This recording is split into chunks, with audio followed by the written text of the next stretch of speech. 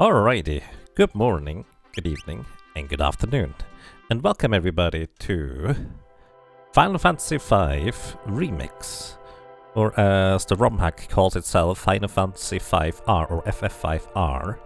And originally, from what I understand, this was a remix project by a Japanese author, and then a separate group of people has managed to make basically a fan translation of this. So considering that, well, a group of people put in the effort to literally just put a fan translation here, which they did credit the original RPGE translation quite a bit for taking a large portion of the scripting and stuff and font. So I figured this could be quite interesting. Maybe. There are certain things that I feel like maybe not best designed, but at the same time, I honestly have no idea who the target audience is for this kind of Romhack. The one thing that I do know about it, and that is in the readme, is the steal command has been changed, in that there is now one common steal, one rare steal, and another rare steal. The second rare steal being what the monster can drop as a rare drop, so to speak. So instead of having to hope for a rare drop from an enemy, you can technically just steal it, and you can steal until they have nothing left anymore. So that actually could also be quite helpful, I suppose.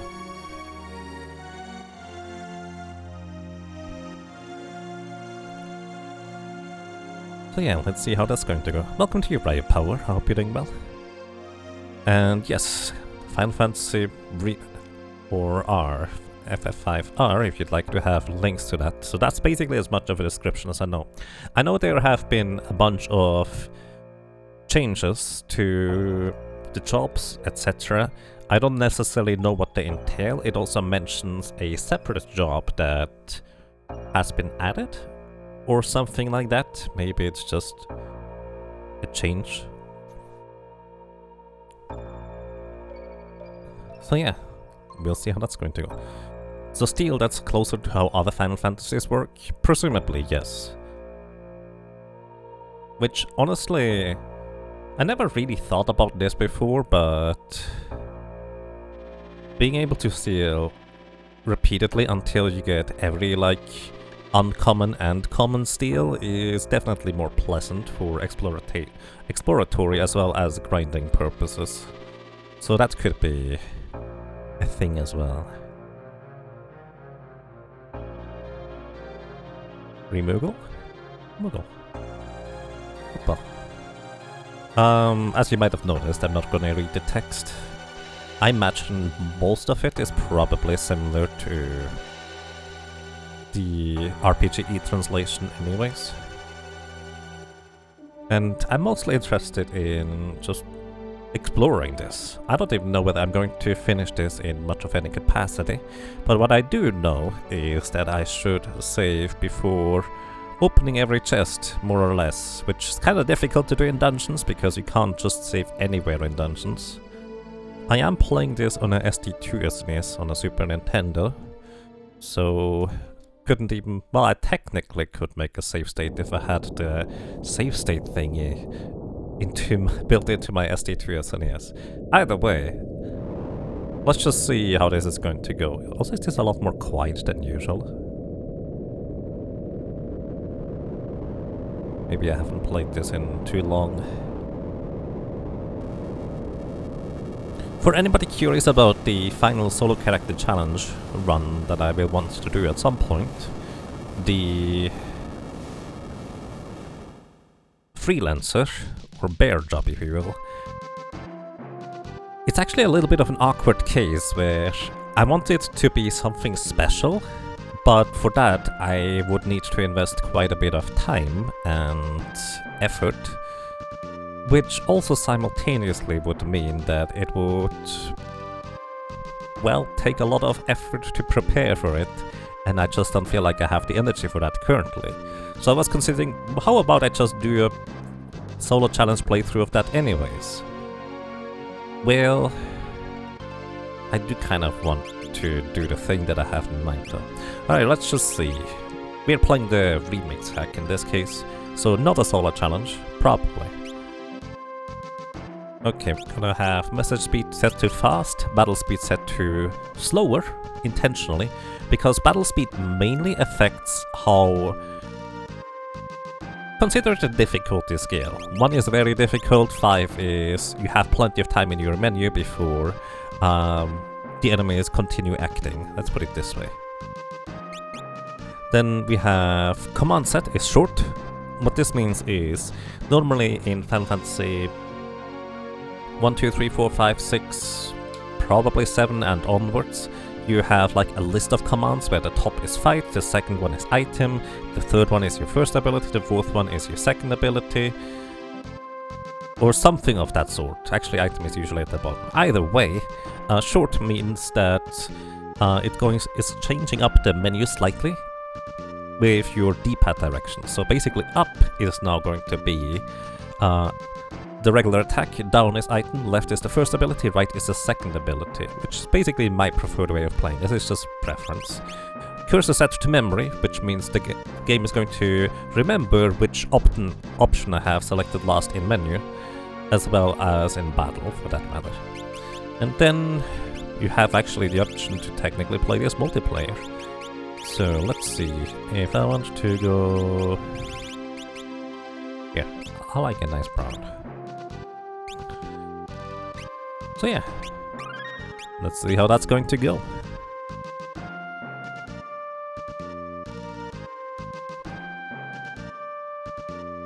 Alrighty, Boko, wait here. So, and since I did playtest this just a little bit in order to make sure that everything works, I actually know that there is a chest encounter where the Phoenix down is normally all the way on the right side already, and it's an enemy I've actually never seen before this. So I'm kind of 64 damage, that's a lot. I suppose they changed the damage formulas. Either way, I would guess that there's a chance that I should come back later with a thief in order to steal from that chest encounter. I don't know how unique or rare it is, but at the same time I'm not going to be a completionist. I'm just gonna see how strong the thing is, because I would like to have the Phoenix down. Alrighty, let's have the traditional moth as our main protagonist. And let's see how that's going to go. You start with 3 potions if I'm not mistaken. Each potion heals only 50, normally anyways. Unless they changed that up. Actually, I'm pretty sure they didn't actually.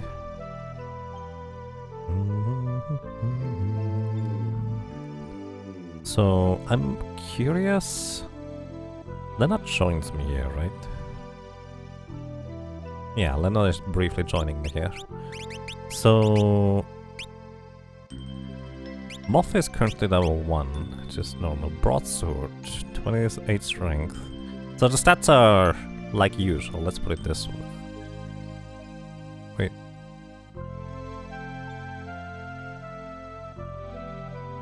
Yeah, they're like usual. +1 agility and +1 magic power. +3 vitality, +4 strength and butts. She has a knife. I'm actually curious, how much attack power does this have? 7, which I think is standard for a knife. It is the weakest weapon in the game, for that matter. Let's see what's over here real quick, because this might already knock me out right here, for all I know. Is this the one where daggers and speed formula, etc. have been fixed? I actually don't know. It might be. Might not be. So we... we have a... egg? With Gilgamesh music? Do I even wanna be here? Eggman? I feel like I should just wait and see. So we can deal damage... Oh, okay. Was one shot, 28 damage with a dagger.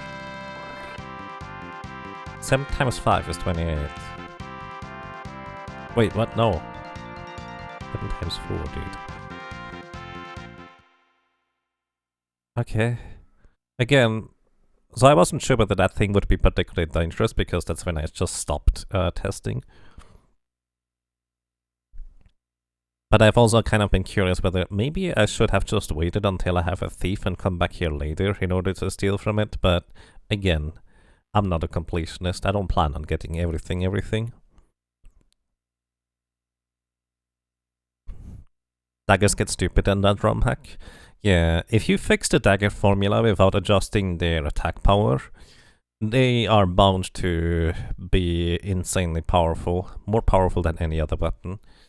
Because the original intent for the Dagger formula is that they scale equally off of strength as well as agility, which means they have two separate multipliers that they benefit from that are additive to each other, whereas weapons like the sword only scale off of strength and strength alone, so to speak. No music? Is that normal? I'm very confused. Either way, they scale off of strength and strength alone and nothing else, which is potentially quite useful too. Because, well, actually, it's always going to be weaker than if a weapon scales off of strength and agility, unless the sword has an inherently higher attack power. Which, generally speaking, swords have higher attack power baseline, but because they do not get a secondary multiplier, which, by the way, even if your agility is weak, like a knight does not have particularly good agility, it is still going to add, on average, a lot more damage to your weapon, so even a knight actually greatly benefits from using daggers instead of using two-handed swords.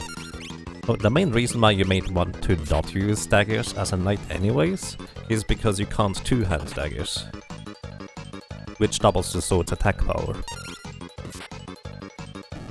So yeah, but if you're a mystic knight, then daggers is pretty much the way to go. On top of that, daggers also reduce the enemy's evasion by half. Which, well, I don't actually know whether that's gonna be the case in this remix here. No idea. The damage numbers are definitely quite different than what I'm used to, because we deal 60 to 64 damage currently, with an attack power of 15, which doesn't make a whole lot of sense, unless the goblins have defense. 60 to 64, it's divisible by 4. That's 15. Well, 60 is 15. So I guess... wait, no, that does make sense. Well... oh, no, it's fine. I forgot about the variance.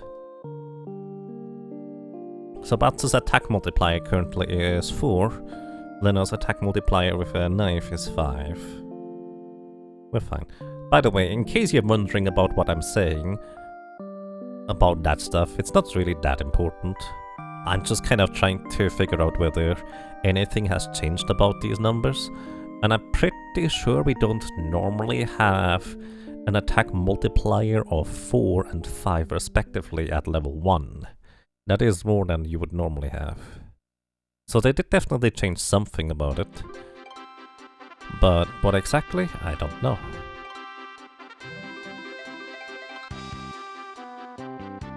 Curious would be, the Brave Blade technically be able to be the weakest weapon in the game if you run from battles enough to dunk its power enough? Or does it have a cap? No, that's pretty much what can happen. The Brave Blade can have exactly 1 attack power, I think. I think the cap is 1 attack power. I'm not entirely sure whether it can go to 0. But that is exactly how that works. I don't plan on getting the Brave Blade, so I'm just gonna run away from everything anyways. So, and because there's random encounters in chests, I never know whether stuff is going to be dangerous or not. Also worth noting, Galuf does not have a weapon at the beginning. Steel bats are pretty standard enemies this early on. They have 18 health, I think. Wait, my damage numbers are normal now. You deal double damage against goblins for some reason?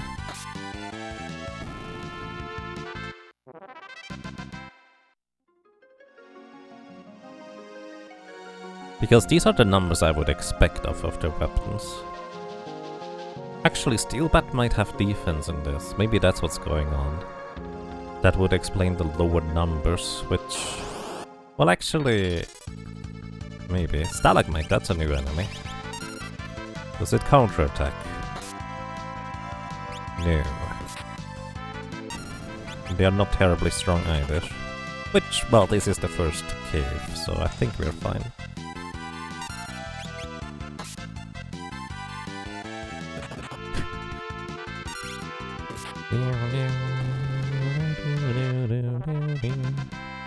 Okay, we gain some levels and... Let's see.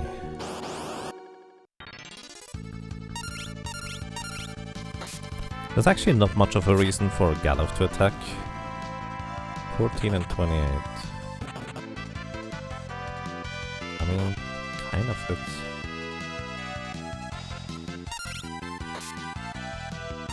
Because I highly doubt Gallof's attack actually makes any difference. I do kind of want to heal Lena here.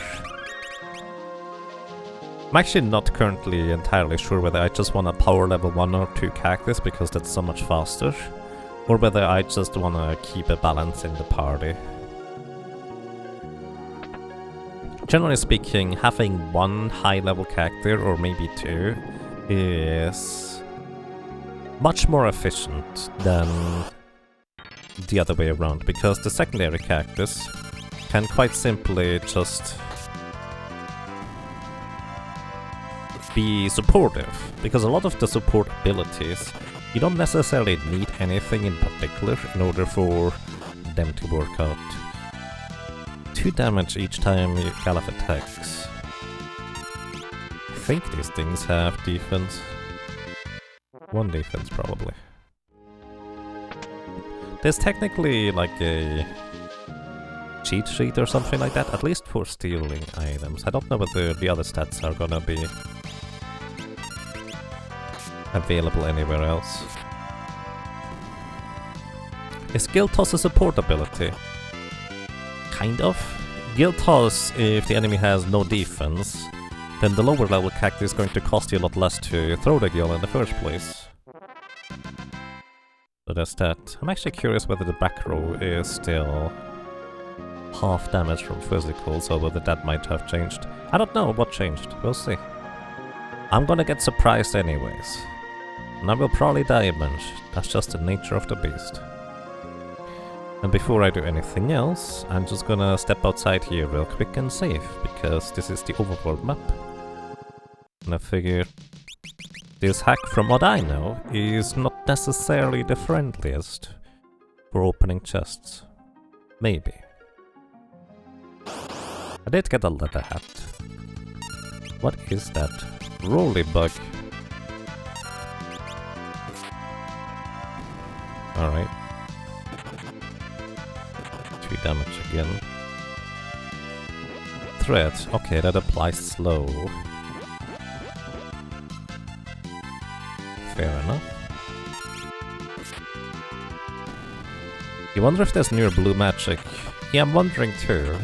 Maybe you can learn Thread now, which would be kind of overpowered. Then again, that's kind of the name of the game for a blue mage anyways. Gain some levels, and I guess that's fine. You can't open chests here yet, can you? You can technically come back a little bit later to open these chests. I kind of tried to probably open up all the chests just to see whether there's any more encounters that we can well encounter.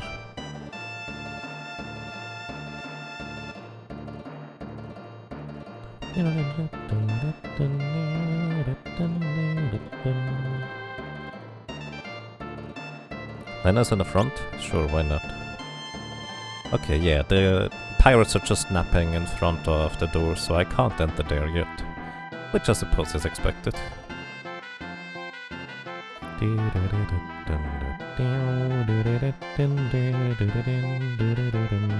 By the way, I can technically do... Hang on.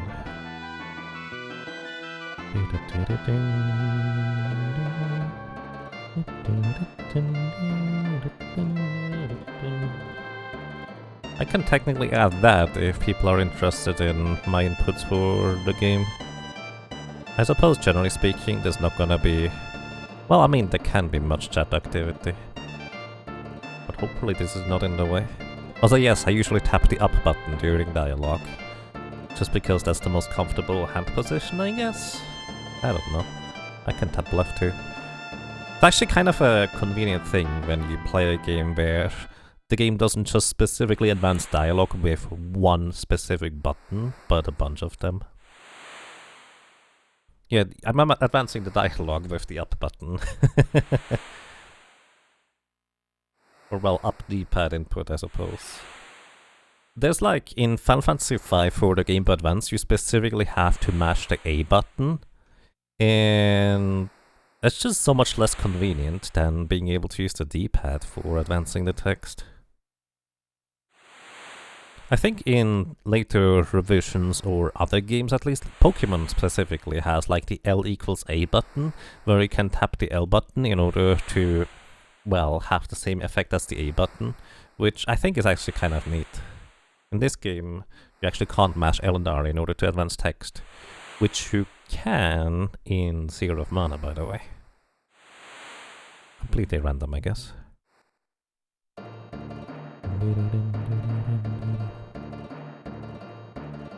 Then again, Zero of Mana also had rebindable buttons,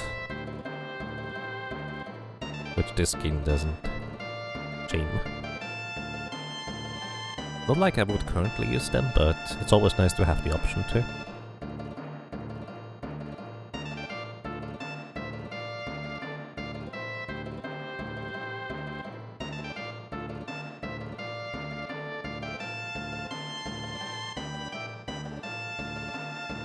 I think that's too far to the right.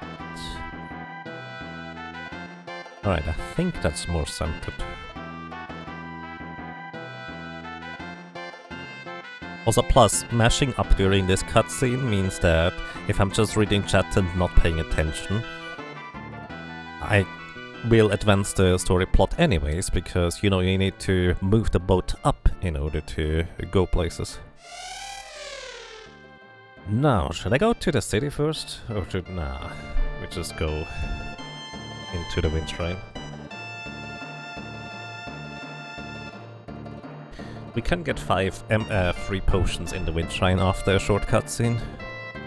The main reason why I would want to go to the city first is just to buy potions. Then again, maybe I will want to save my money for other stuff this time around. Usually I just stock up on like 80 or 90 potions, because that is very convenient to have for the early game. No. I fly myself, thank you very much. Speaking of flying in ships, I'd like to play Skies of Arcadia again sometime.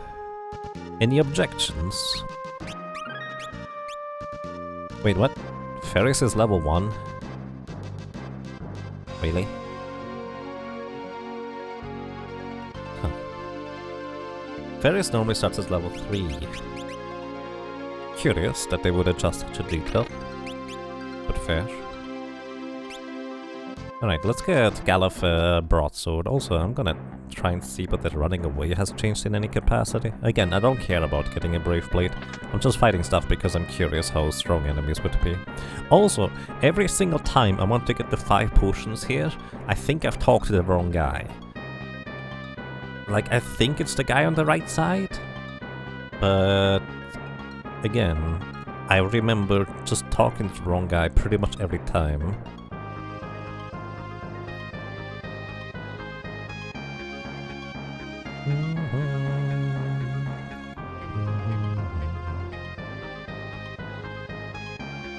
Nope, it's the guy on the left. See, I just do it wrong. That's fine.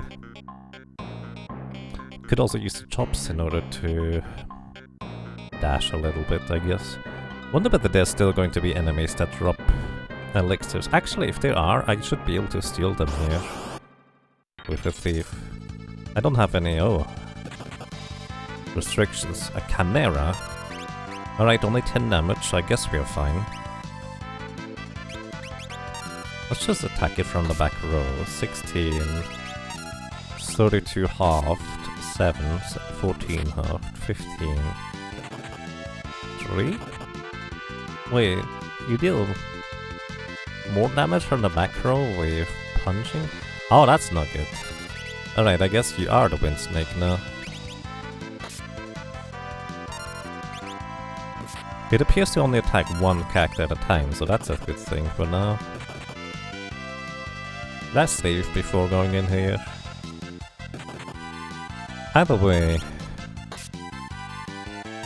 chances are decent that this is indeed the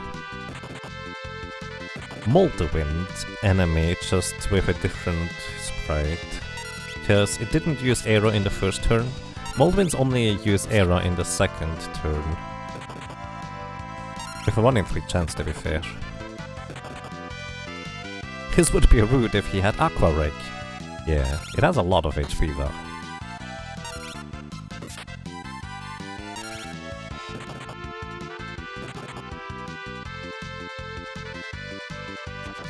Okay, one more down. And these two don't really have much in the way of fighting things. Wait, before we open this chest, let's go and save. And go and downstairs in order to revive my characters. Because there's a free thing.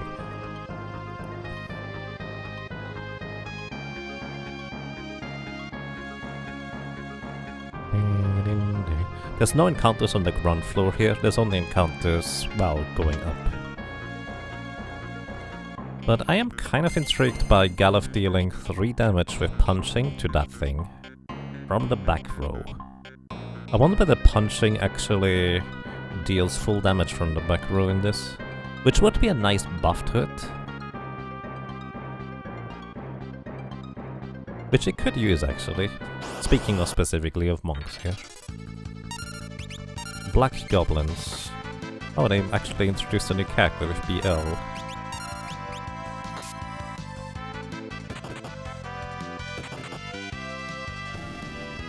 Wait, did they? Maybe that's just normal.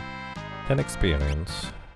And leather shoes, that should be the rare drop, 1 in 16.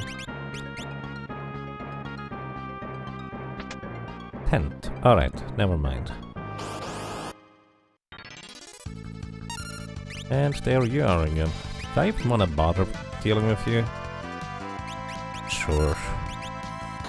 Let's see, 34 damage, this is way better from the front row. 6. Alright, never mind, punches are still normal. I guess the enemies in the previous area just had defense in that case. Also, he can use arrow in the first turn.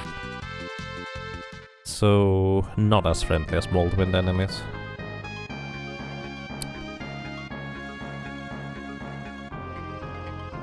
But hey, we have a source of blue magic arrow, so not terrible. Just inconvenient that we don't have enough HP to survive that yet. The damage is normal, in case you're curious. That is standard damage for arrow on characters with basically no magic defense. So I'm curious whether...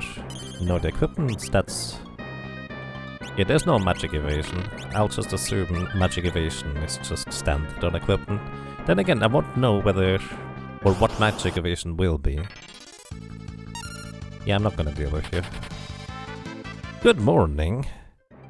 4:50 in the morning here. Hey, that's about when I woke up. Welcome, I hope you have a nice day. So... just equipping the leather hat, because why not?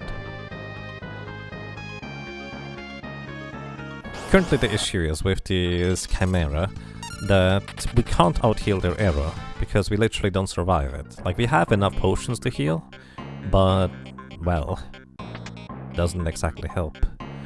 But here, a broadsword, not even have to fight an enemy for it. Let's just see what the boss has in store for us. Maybe that's changed, maybe that's the same.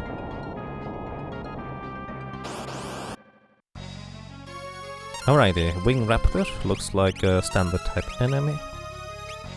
I'm gonna give you the broadsword. You have the knife. 30, 32, 62.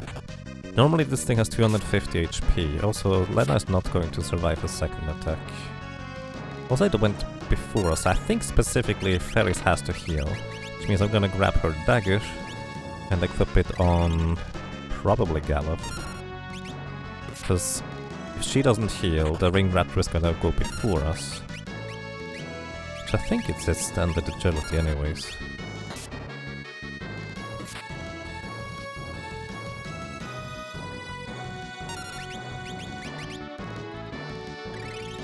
So 2 physical attacks.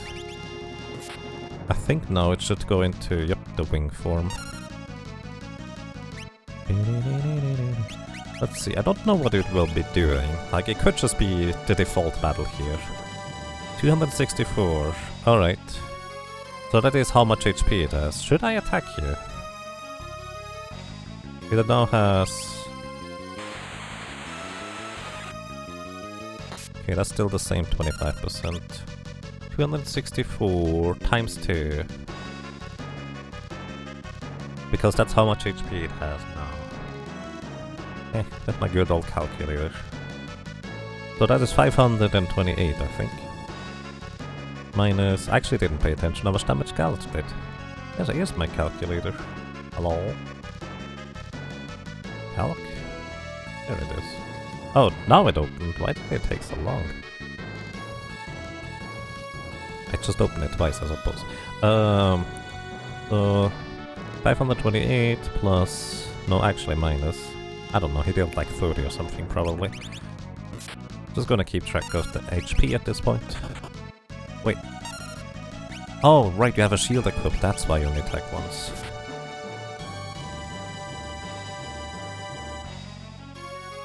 Breath Wing again, 25%. We do not survive another attack on Ferris. That is very inconvenient. Then again, if he's gonna go for the same cycle again, we will have time to heal in between. And we have to attack now.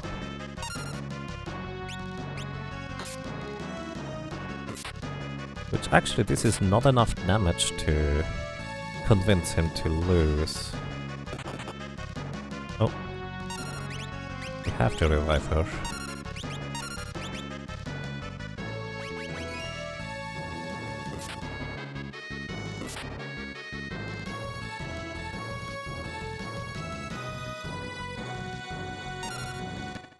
Right, where's my... Okay. Good to know. So basically, because he's... Well, I suppose it's not a guarantee that he's going to cast a White Wind like that. But I'll just assume he does. Maybe you can actually attack into his wings and he is going to open up instead. Let's just try to be slightly more aggressive here.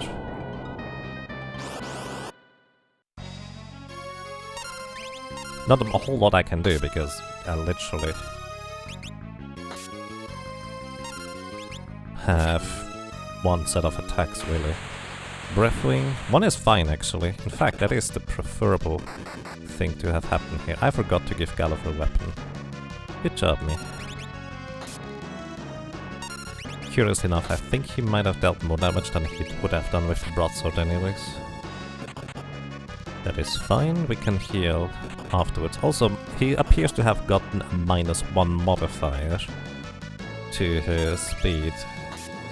So we're actually slightly faster with everybody except Gallop this time, whereas Butts very slightly out-ranges his attacks. So we dealt 268 damage. You attacking is pointless, you just heal. I am curious whether I actually deal damage with Ferris though. No, he has too much defense. Attack when its wings are close and it'll respond with its claws. Yeah, that's the standard. 44. Bam. Okay, we're gonna lose this one again. I'm just curious how much it's gonna heal. 232. So it has exactly 500 HP, double from what the original has. Alrighty. Good to know.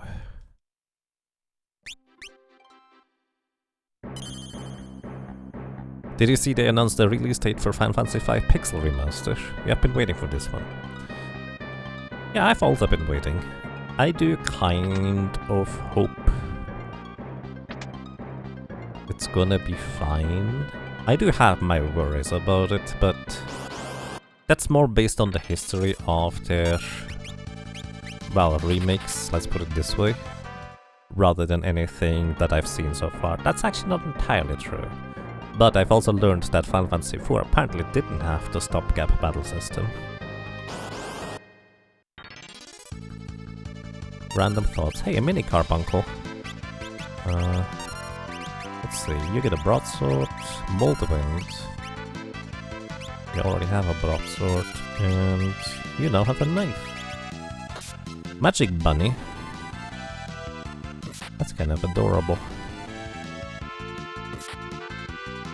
And apparently it doesn't have enough HP to survive. 15 experience for everybody.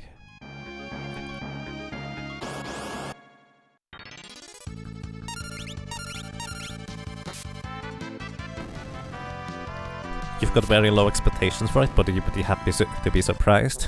Yeah, same here. Like, basically, I'm trying to have minimal expectations, but I would be super happy to, well, actually receive something that I would, generally speaking, consider as to be very neat. I'm hopeful.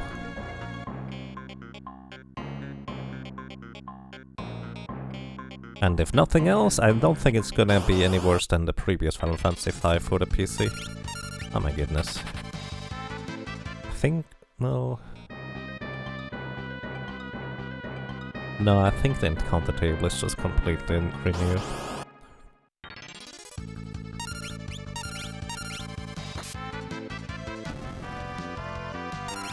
Thank you for playing Planescape Torment. The story is great and massive. Yes, it is. I agree on both of those. And, well, I'm glad you enjoy watching it.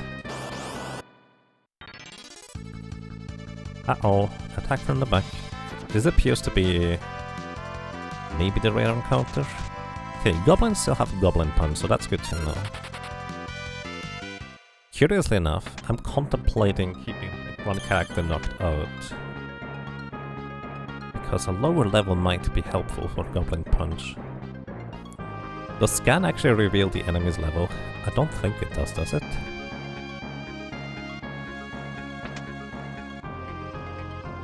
The previous two? What's the one before the Steam version?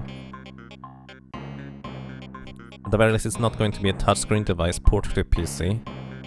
Yeah, I mean, to be fair, nothing inherently against ports from a iOS device to PC, but you do kind of need to adjust the UI quite a bit in order to have a good user experience in the end. Which, well... The GBA one? No, the GBA one is amazing, actually. Well, in my opinion. Everybody has their own opinion, obviously. In my opinion, the GBA version is effectively the definitive version of this game currently. So we need to deal more than 250 damage before it closes its wings. Wait, did Galuf attack before you did? You did? Huh. Fascinating. 222 damage. One more round of attacks is actually going to be just enough to put him past the threshold that we need it to be. And we also got the attacks lucky enough that we don't need to worry too much about anything else. Right. Everybody just heal themselves. Except Lena, you don't need to heal. Well, I guess you can heal others. I probably wanna have Galuf just wait.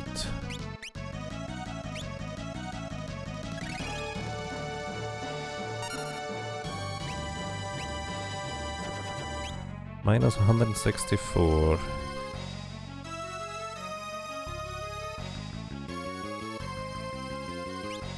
Alright, let's go. Breath Wing. Oh wait, Ferris doesn't have that much maximum HP. That's fair.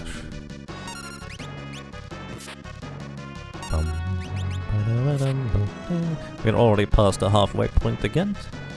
And basically the way White Wind works is it heals for exactly how much HP as you have, so to speak.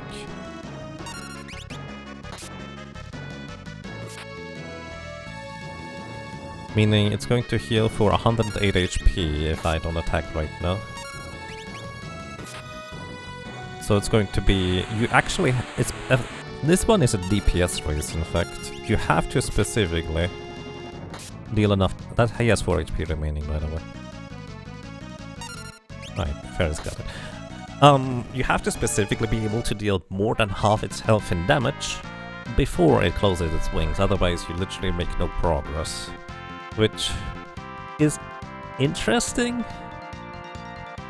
but it also kind of forces you to grind a bit. In fact, this would be a huge issue for solo character challenge runs.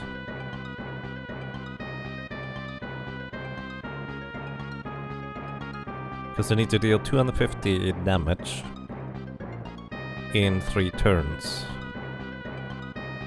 That's a lot of grinding, dude. Actually, let's just go upstairs. I'm gonna come back inside here anyway, so I'm not gonna open the chest on the right side just in case it has a random encounter in it.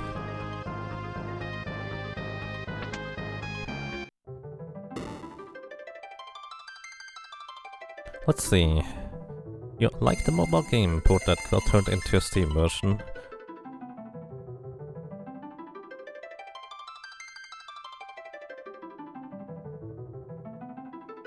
It does have the GBA content, the Pixel Remaster one. I really like, honestly, previous Steam version, I really like the art for enemies they had in that game. Like, those look really, really good, those sprites.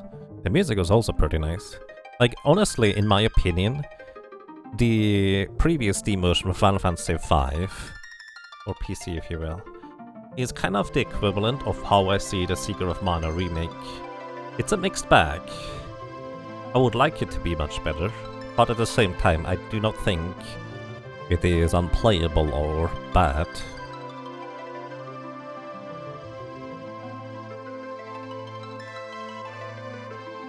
But yeah, the sprites for that version, for enemies specifically, look really, really good.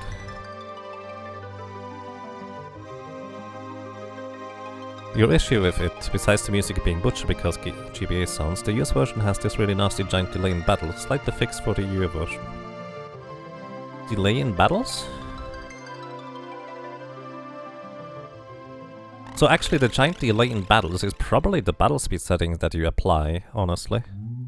Because there is literally no delay in battles for the US version if you have specific settings. You might have actually just accidentally have done different battle settings for those. Or maybe the default are different.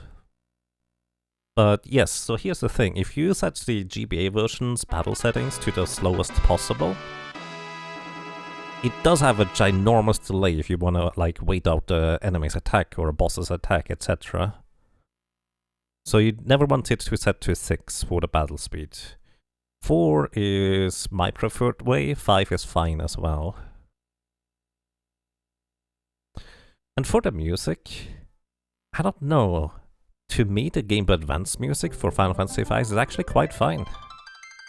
I know a lot of people just kind of keep mentioning that the GBA music is just not that great, but I never really noticed that personally.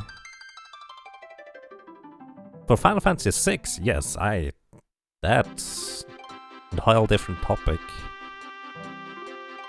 But yeah.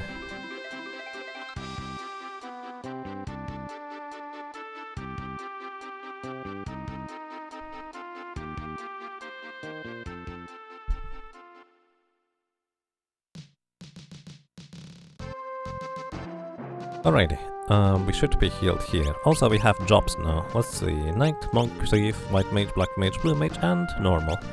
Pretty much as expected.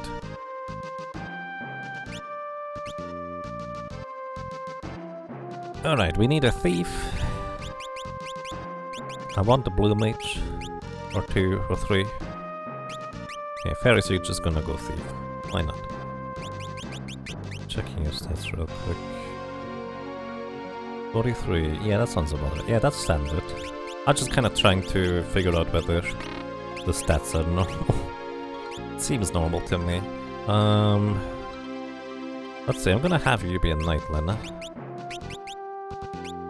I would like to have at least one... Actually, I'm just gonna go with 2 blue mages for now. This is fine. There's no... Well, actually there might be a weapon, I guess. But let's just go back in. I wanna learn arrow. So we wanna knock down one of the chimeras. And there is a chest that I didn't pick up. Again, I don't know whether it will contain anything. I just heard that the game is not necessarily fair. Or well, the Romhack. Let's actually see real quick. Couldn't steal. 40% chance unless they changed it. You don't have any blue magic yet. 48. Yeah, that sounds about right. Wait, you have Breathwing? Really?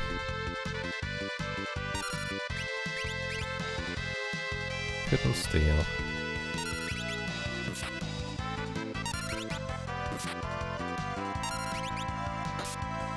So that's 2 rounds of attack from everybody. Goblin Punch! Normally they're level 5. Couldn't steal. They might have adjusted the steal numbers, or it's just chance. Alrighty. 3 rounds of attack plus 1 is required in order for me to knock out the Chimera. We learned Goblin Punch. That's actually pretty neat. So Goblin Punch should allow me to sit in the back row and deal full damage from the back row. As if I were to regularly attack with a weapon.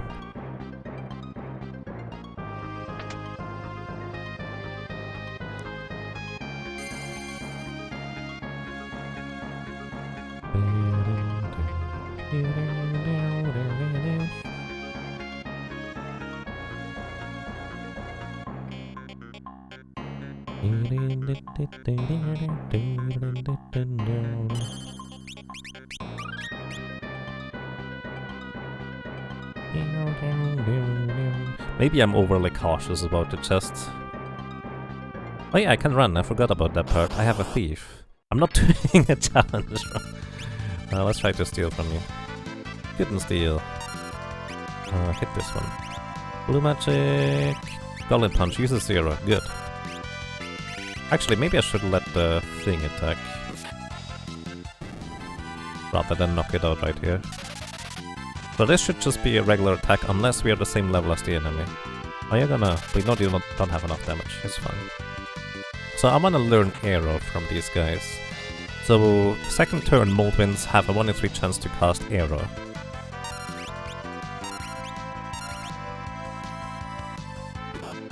Didn't cast arrow. And I'm just gonna continuously try to steal with Ferris as we just wait.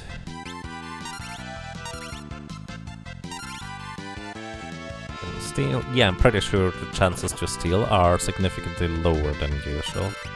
Maybe I should try to get everybody to half steal.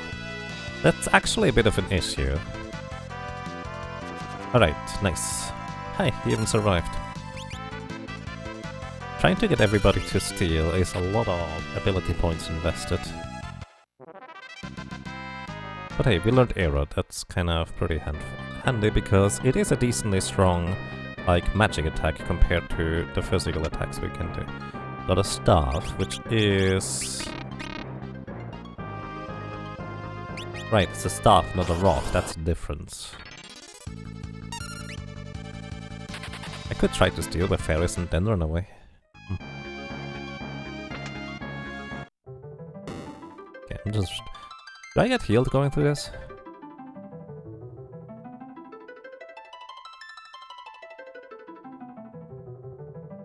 I know you get teleported outside again, but I actually don't know whether you get healed again. You do? Huh. Neat.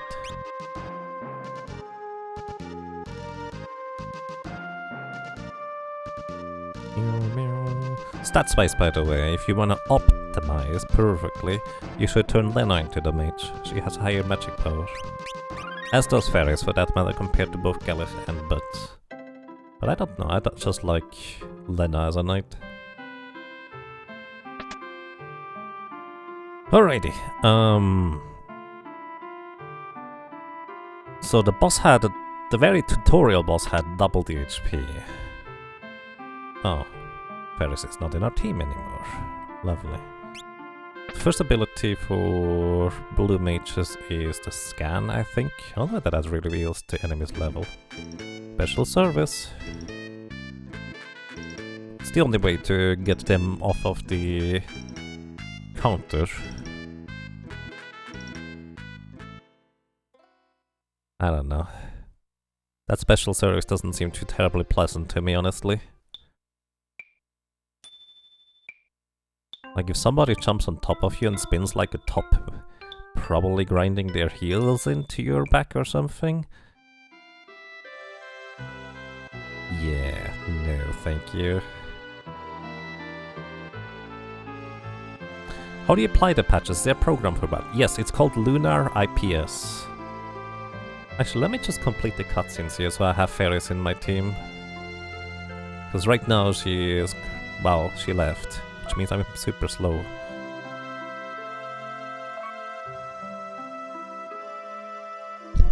So if you follow the first link, the romhacking.net, it does actually have the patcher thingy by itself in order to apply the patches.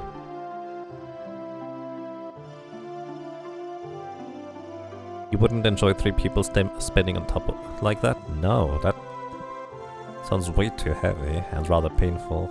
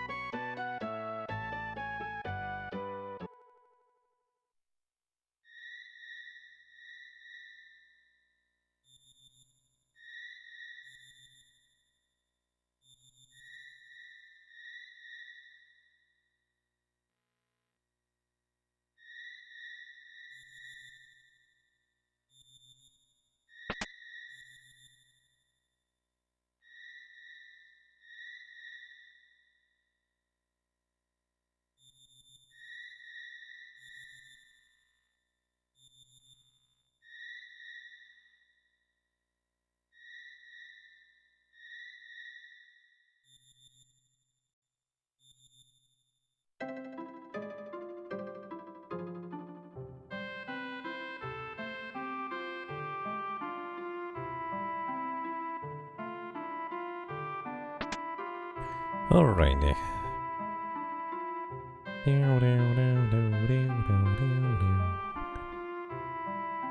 Let's get fairies in our party, and then we see whether the chest goblin is something that is not a goblin.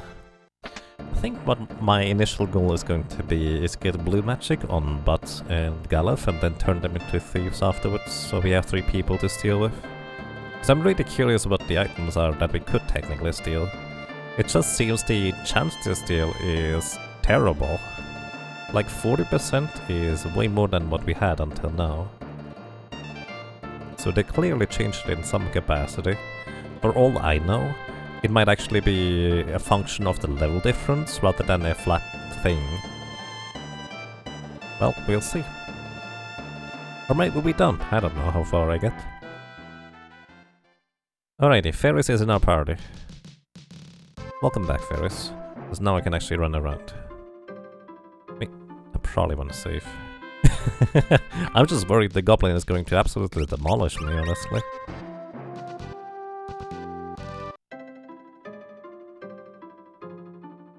Let's see. Hi, I'm a beginner. I would like to steal the stuff you have here. A phoenix down, a potion, an ether which is worth 750 gold, and 100 gold. Or gil, I guess. Monster in a box.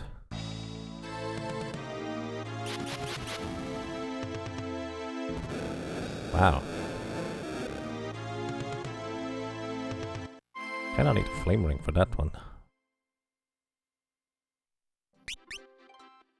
Not a goblin anymore.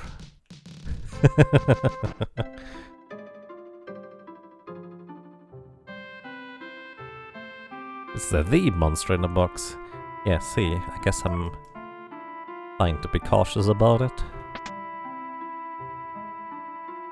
Do you have anything standard? We might be a little bit on the level for the monster in the box. Yeah, just a little. Hi, Might Magic. Wait, you have a different sprite. I think. This is not a standard sprite, is it? It looks pretty cute though. Alright, scan. Cure, bolt, ice, fire. Just in case we need to switch to mages. So we have all the spells for now. I probably plan on getting all the spells either way. So there should be a phoenix down over here. Number 3. I can't actually buy any. So they are actually even more valuable than usual. Leather shoes. Somebody gets 1 more defense as an accessory item. Do you have any interesting weapons? Hello. Gold sword. Gold sword doesn't exist in the original.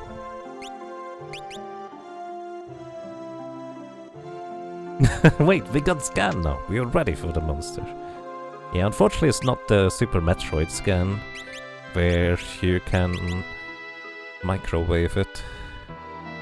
Then again, we would need Plasma Beam for that first anyways. That was Kaiser from Final Fantasy VI, yeah. Specifically, I think from the Game Boy Advance version, right? Because I don't think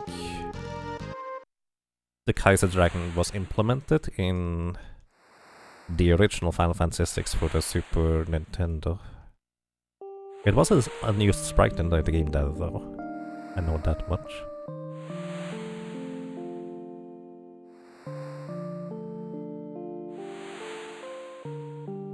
You'd need X-ray, plasma and charge if you want to microwave some shrimp. Wait, you need charge too? Oh yeah, you need to charge, that's right. That's charge. Like, I was thinking of the speed booster actually, instead of charge. The Gold Dragon sprite model. It looks really good, honestly. Like, I really like that sprite.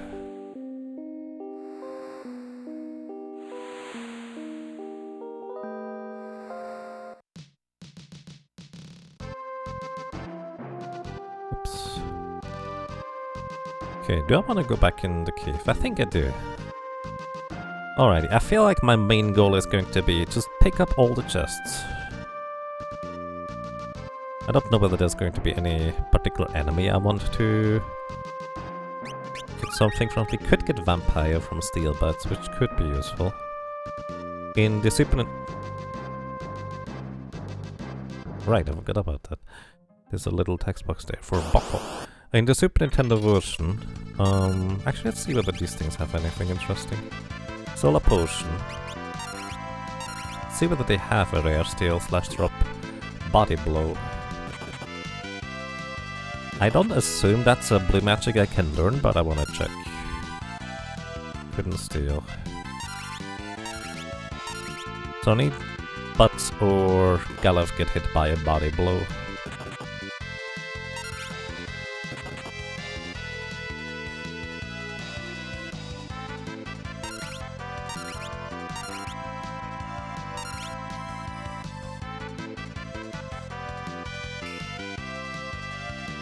here. There we go. Now we're gonna try and finish them off, I guess.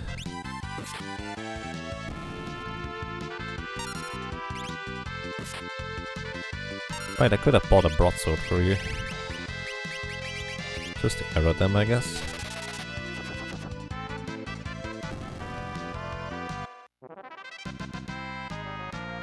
Okay, we did not learn body blow.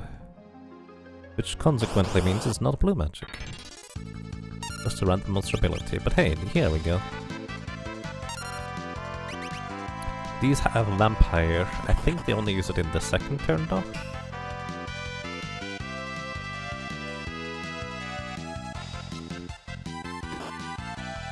Claw is not... There it is. Alright, that works. And hello! Welcome to you, Krasar. I hope you're doing well. Maybe I should put butts in the front row. I'm mainly just too lazy to select Goblin Punch because it's a slower animation.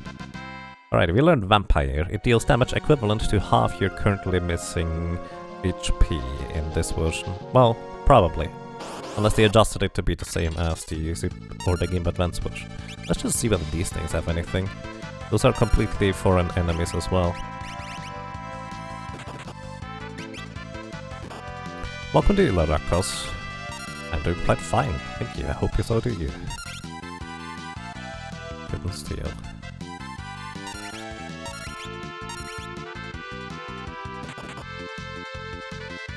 Yeah, stealing is definitely a lot less than 40% chance. Soft, huh, alright. There's 150 gold if you need to buy them. Consequently... 75 if we sell them.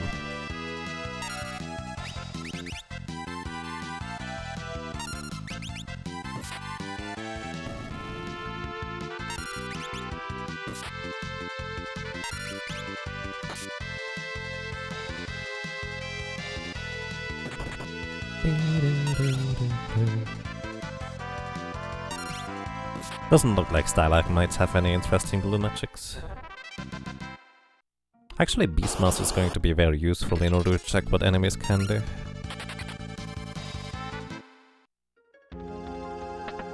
That was the two-step encounter.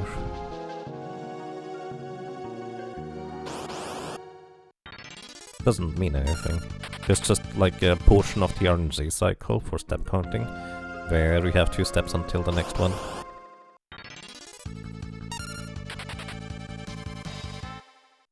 Not really anything else I can glean from that. Alright, I don't remember where the...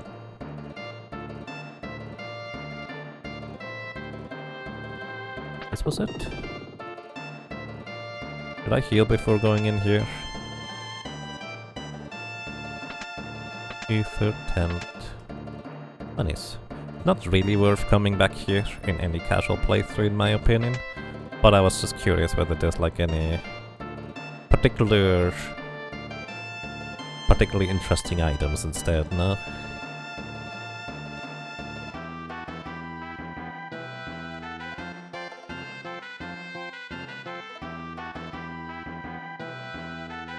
I don't think there's any items in these boxes. Then again, I don't usually come here, so there might have been.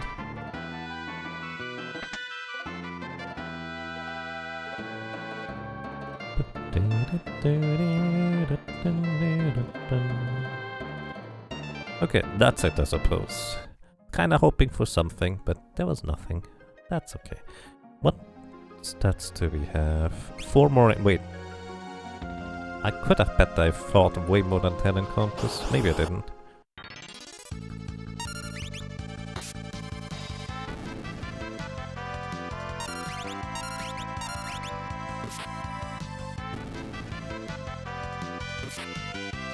Hello and welcome. Leave it to me. I'll make it extra crispy.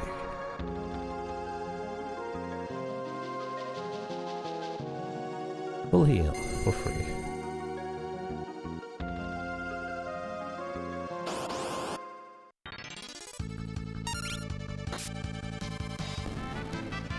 Two more encounters to be level 1 Blue Mage. which I think is Scam.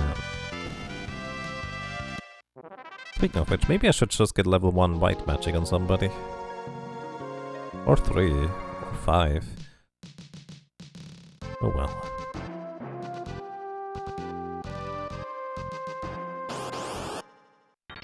Oh, wait, there should... There's encounters here?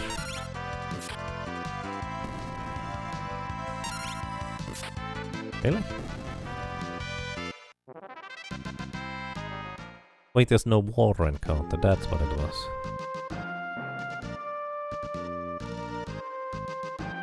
Alright, let's open the door.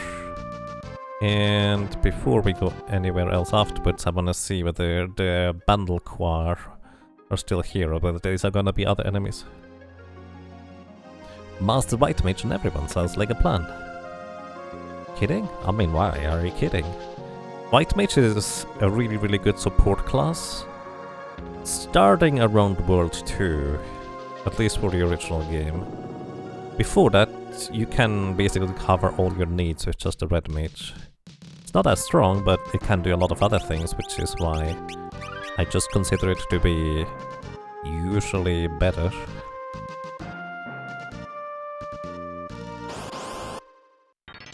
But starting World 2, you get... Oh, Chocobo.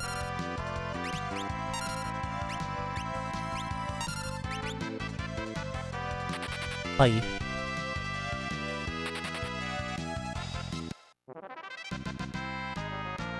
We gained some chop levels.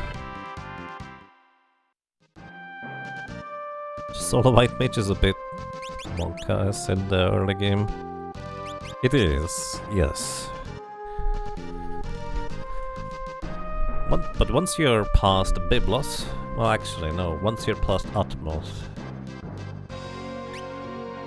it's easy.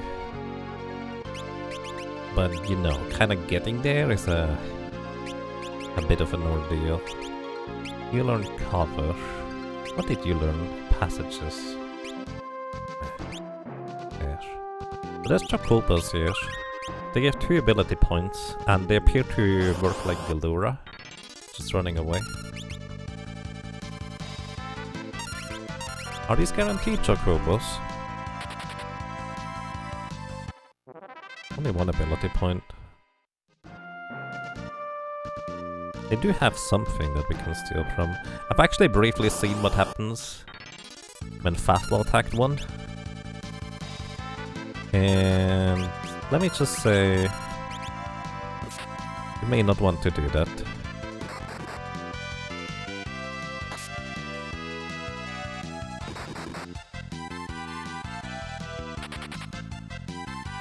Yeah. Very unhealthy. I actually do kind of want a new weapon for Galuf. How much money do we have? 1153.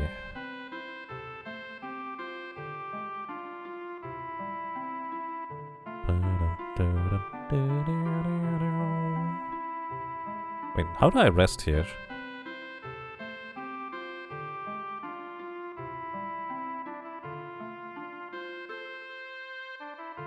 This is quite a wild hack, it is. Oh, there's the inn. For some reason I thought the tavern was the inn, but no, it's not. I don't use this inn ever, basically. Which is why I didn't know where it was. Let me sell the ether. How many 10s do we have? 3, this is fine. I'm just gonna stock up on potions like usual. This is fine. Galuf has arrow. He does not necessarily need to have a better weapon.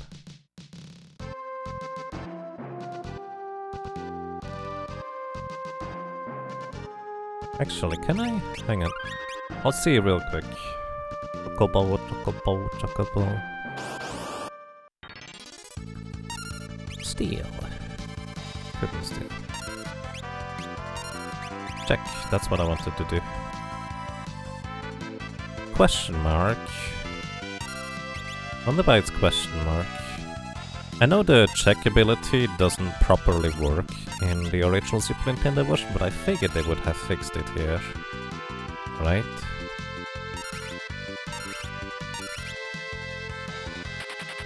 Goodbye. Maybe not. Oh well, let's go. So normally in the canal here, you have actually enemies that exclusively attack specifically Lena and Ferris, never Butts or Galuf by themselves anyways.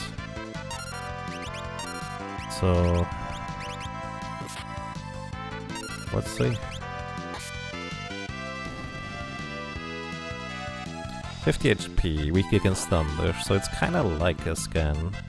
But it doesn't tell me the level of these. Which is... less than ideal. Because I definitely should have Galuf check and Butt scan. Would make more sense.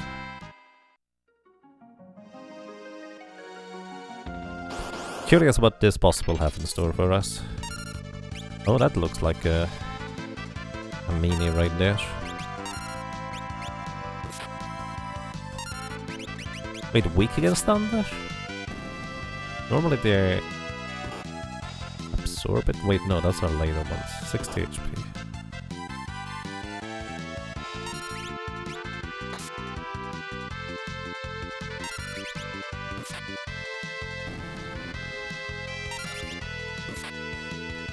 You're not gonna deal enough damage.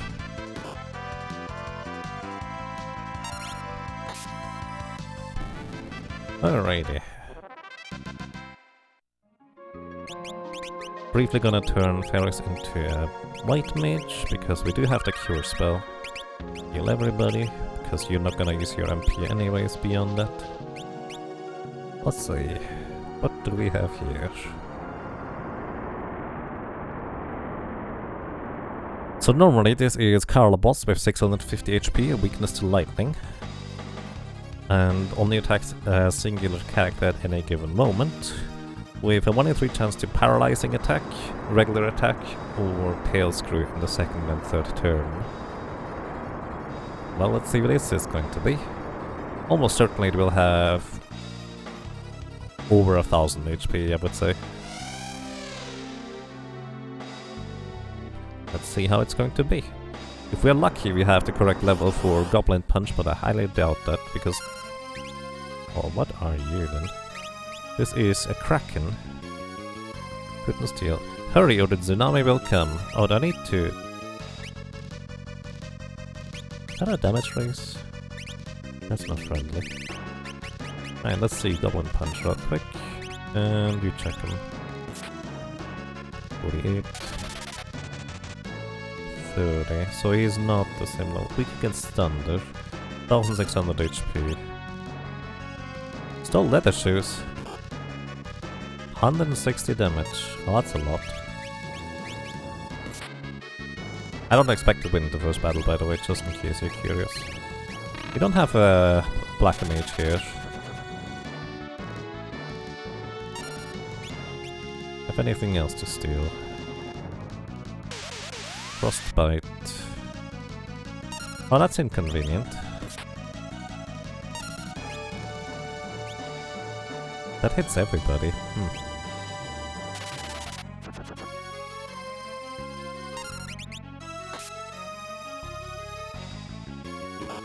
It lags again. I'm just curious whether... what the tsunami actually does.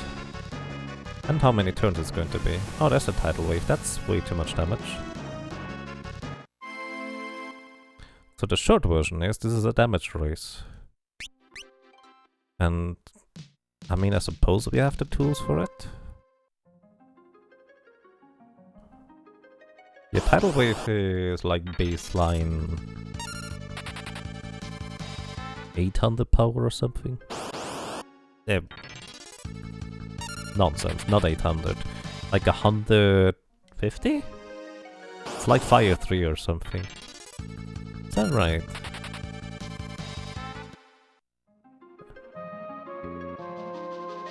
It's a summoner spell, isn't it? By the way, I mean, the easy idea for this one would be everybody in the back row, so we only take half damage from that.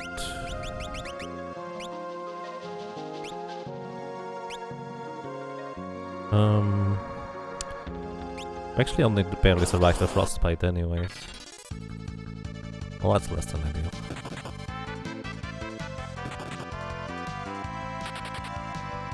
Do you have any plans for the release of the Pixel Remaster? Not really plans. I'll probably play it.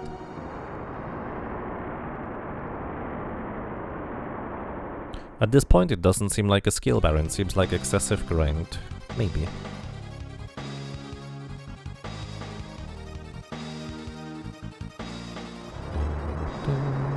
This already seems like a bad hack. Maybe. It feels like currently it is falling in the traditional pitfalls of trying to make things difficult, but not considering whether the difficulty is actually particularly enjoyable or interesting. Like, it makes them quote-unquote difficult instead of difficult. Alrighty, let's see. We have Bolt. We have Bolt. 128. Yeah, that's actually enough damage. This should be fine. 150. Now just hold down the A button and probably win eventually. 150. 8 legs. As long as he doesn't... Oh, that's a paralyzing attack. Actually didn't know that. He didn't paralyze me last time, did he? We are more than halfway through already. Okay, then I'm down. Less than ideal, but still okay for now. She was paralyzed anyways.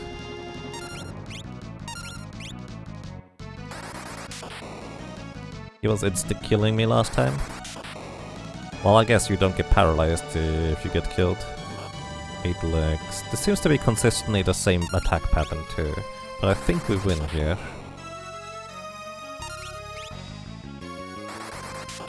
This is 1704 damage. And if I'm not mistaken, the check revealed he had 1600 HP. No one survived 8 legs before, it was doing 160. I see. Fair enough.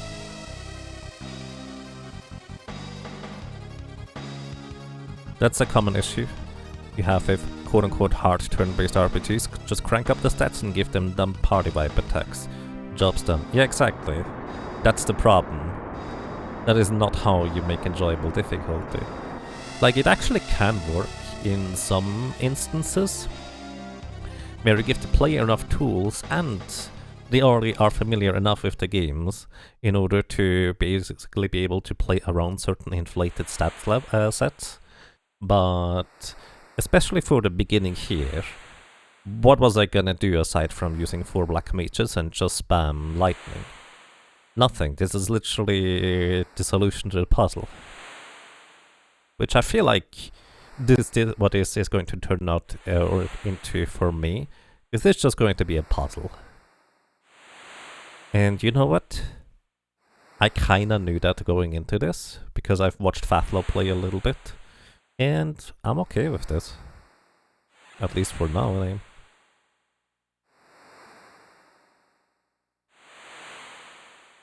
That's why I enjoy Entry and Odyssey. It can kick your butt, but it gives you so many tools to counter things. That's all neat. Now I'm just hoping that the chests along the way don't contain any particularly strong monsters. You do get fully healed before waking up here, so we are fine, but we don't get a save point until halfway through the ship graveyard. Then again, it's not like the boss was particularly difficult to beat. Alrighty, back to my previous jobs. So, just gonna have you knight. Gonna have you thievery. Gonna have you blue magery.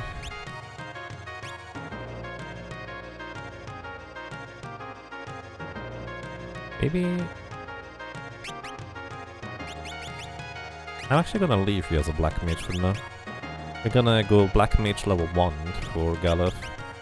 It gives him a bit more options. Works for me. Let's see what we have here. Those look fancy. Skeletons. Couldn't steal. I was just gonna run away from enemies for now. Normally the skeletons are weak to fire.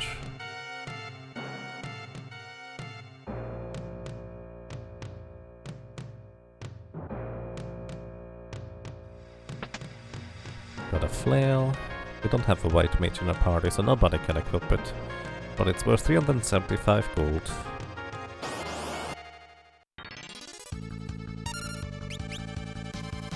Steal. Oh yeah, everybody's in the back row still. Whoops.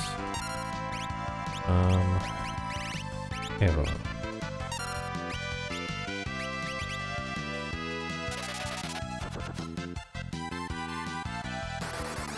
They have more HP than before. I think they have 60 HP in the original.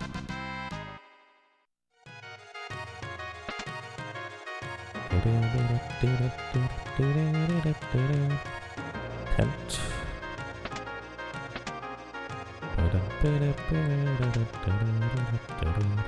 Alright, we're going to dip into the water. Might get a little bit cold, but we're fine. Alright, sure. I should steal from the other one. Carcursors have an elixir drop, normally anyways. Speaking of which... Carcursors are immune to fire. Weak to lightning though.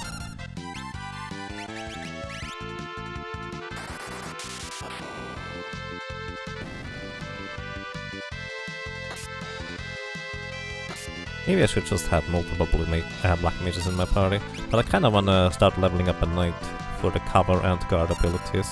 Then again, I will mainly want to use a knight for its innate abilities, so maybe I should just kinda do it backwards. Give Lena other things to work with instead.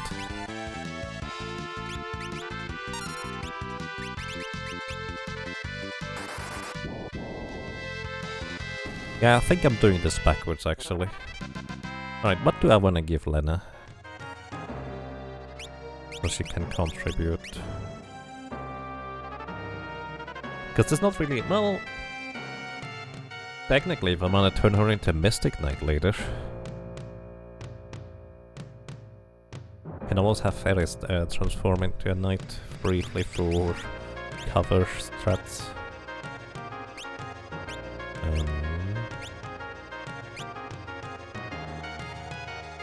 Healing for you? I mean, I suppose that's not the worst thing to have for now. And... actually, I'm gonna do the same thing here. I'm gonna give you Black Magic level 1, maybe 2 for sleep. Actually, let's go level 2 with both Galef and Butts, because I know at least that's gonna be useful. This is why I... well, this is part of why I don't usually do like casual playthroughs of Final Fantasy V. There's so many options. Way too many.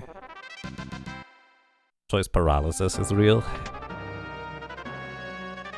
Because I always think of synergies.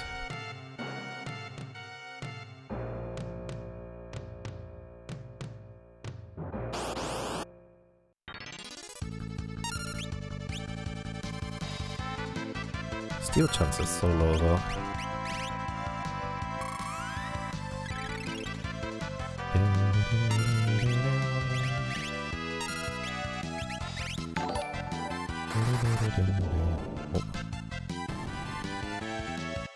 The raid reaches a zenith. Hello, and welcome everybody, I hope you're doing well.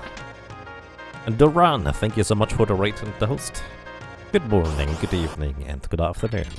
I hope you have the most pleasant day so far. And welcome. Now you're neat. We did it, Zenith percent done. Nice. Congratulations. I think these are weak to lightning. Hello, welcome to you, Duran. How are you doing today? And congratulations, I suppose. If anybody likes Terraria, make sure to check out the run, because there is plenty of Terraria to be found over there, at least currently. Which, by the way, Terraria is a really nice game.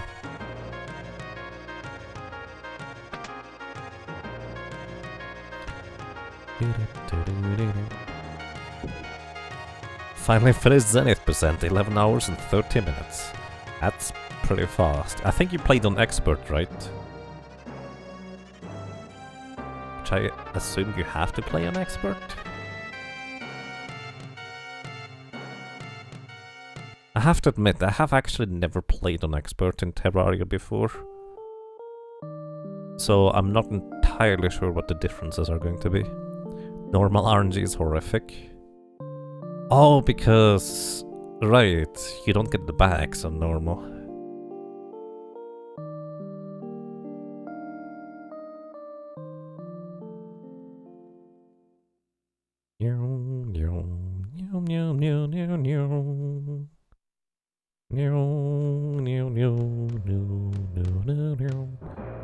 Expert has the perfect balance in your opinion? Side balance? That's fair. Alrighty. Oh, by the way, maybe a quick introduction to people who don't know what this game is. This is Final Fantasy V for the Super Nintendo. Specifically, this is a fan translation, because the original was only in Japanese, and this is a remix Romhack, which I don't actually know what that exactly entails. There's probably going to be a bunch of stuff that I've never seen or encountered before. Traditionally, I am very familiar with Final Fantasy V, to say the very least. So, beyond that, I actually have absolutely no concept on what is going to await me here, so to speak. So, no idea. So far we haven't gotten a single rare drop, by the way, I just want to point that out. Which is a 1 in 16 chance, which isn't that high, but considering how many enemies, generally speaking, have a rare drop, it's actually unlikely that I didn't get a single one until now. Wait, that's not true, I did get leather shoes. So I did get a rare drop. I just forgot about it. Antidote, antidote, Phoenix Stone.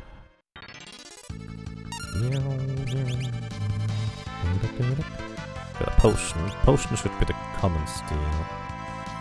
What does scan do in comparison? Level. Oh, you see the level. Oh, that could be interesting. Weak against wind and thunder. Wait, you're weak against wind? Curious. So this should be 3 AP as an ability point for this encounter. I didn't know they were weak against wind though. So how much more? It is 13 for Galef, 1 for Butts. So I kind of want to fight a few more encounters here. What are these? Zombie! Probably weak against fire? Hey, we have scan for a reason, I suppose. Level 11, 85 HP, weak against fire, yep.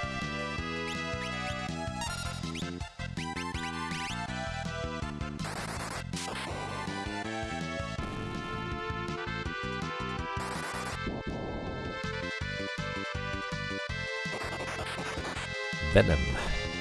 Right. Why would you ever use Venom if bites, poisons, and...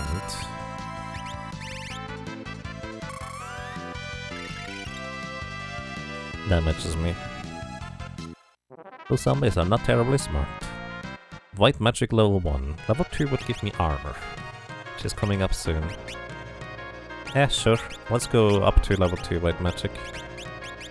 Antidote, antidote. So level 2 white magic, level 2 black magic is a good threshold to reach.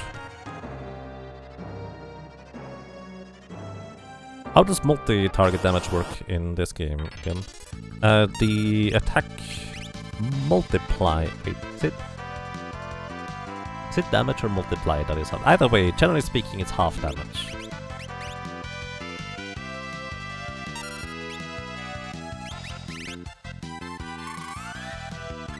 Trying to think. I think it's the attack power that gets halved for multi-targeting.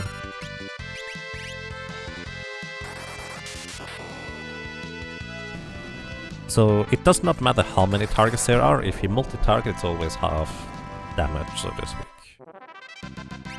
2 ability points from these, not too bad. The zombies probably drop that antidote right there as a rare drop. Couldn't steal. Not much of a point in attacking it here.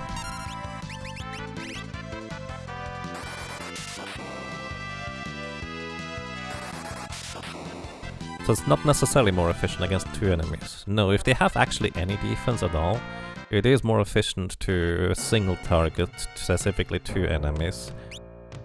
Generally speaking, unless you can one-shot the 2 enemies anyways. Or you're just too lazy to think about it, I guess that works too.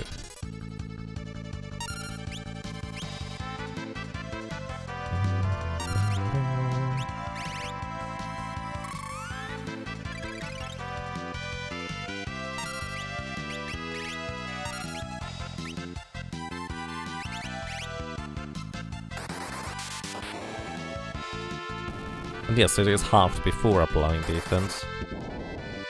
That's the main tricky thing about certain like multi-target encounters like the Black Flames. So I'm curious whether they remove the Black Flame grinding spots. We'll see. So actually, the zombies are replacing the crazy face enemies. They do not appear to be any... whatever the spooky enemies are called. To be fair, these zombies are a lot less terrifying than the face enemies in the original. So... family friendly. Just regular old zombies. Right, that is 11 more AP for butts.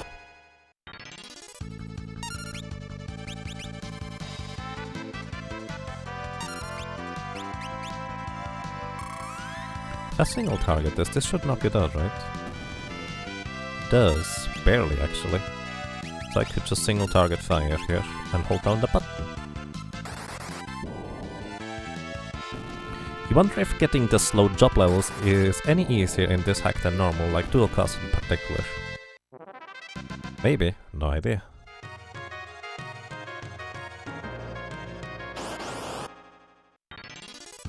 It's the same, but enemies give more ability points and experience. Right, I think this encounter here normally gives only 1 ability point rather than 2. So that is quite different.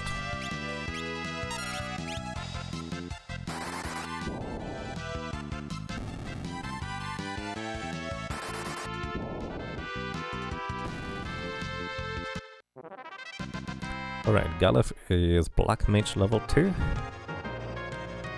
It is 34 level 3. Level 3 would be mainly relevant for the second level magics. I'm fine. Let's go back to Blue Mage with you. Blue Mage with Black Magic. And Lena is... oh, you're already level 1. At this point you might as well go to level 2, I guess.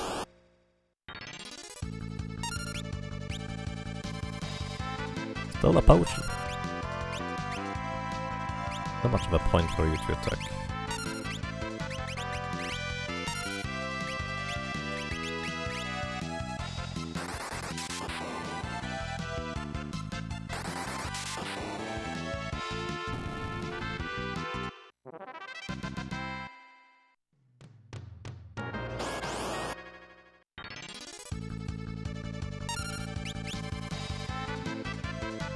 More potions.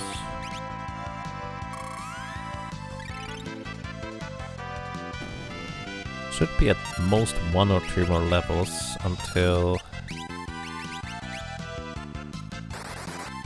we get a magic attack multiplier.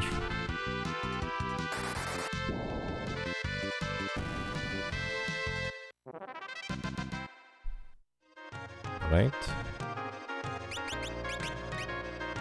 Well, actually, it doesn't matter for here. 56 times 7 divided by 256.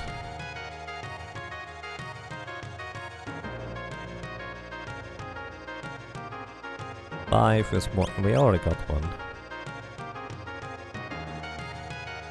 5. Would need 10. Level 10 would be the next magic multiplier, probably.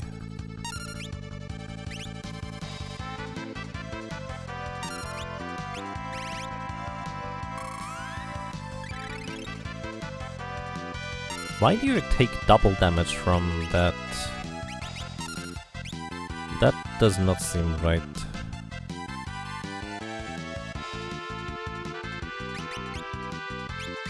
Like honestly, the Undead Rusk takes double damage from Cure? Which is very strange. The reason why I say it's strange is because there's no enemy in the game that actually takes more damage from healing magic. They always try take neutral damage.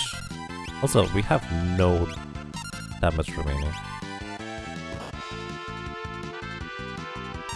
You know what that means? We throw some potions at it.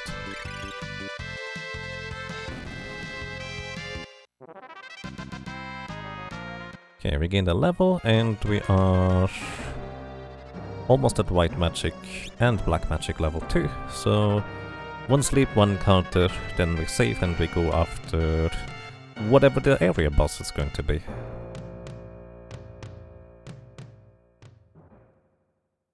You're curious how I play with no job restrictions after so many single job and 4-job fiesta runs? Well, normally I would just kind of arbitrarily decide to play some of the less played / weaker jobs, probably anyways. But considering this is presumably a Romhack with intentional difficulty in mind, I may want to optimize anyways? I don't know. Kind of my first thought. Probably should try to optimize a little bit at least. Card cursor takes no... Yeah, that's curious. None of the enemies in the original game would take double damage. Very interesting. So this is gonna be level 2 white magic as well as level 2 black magic.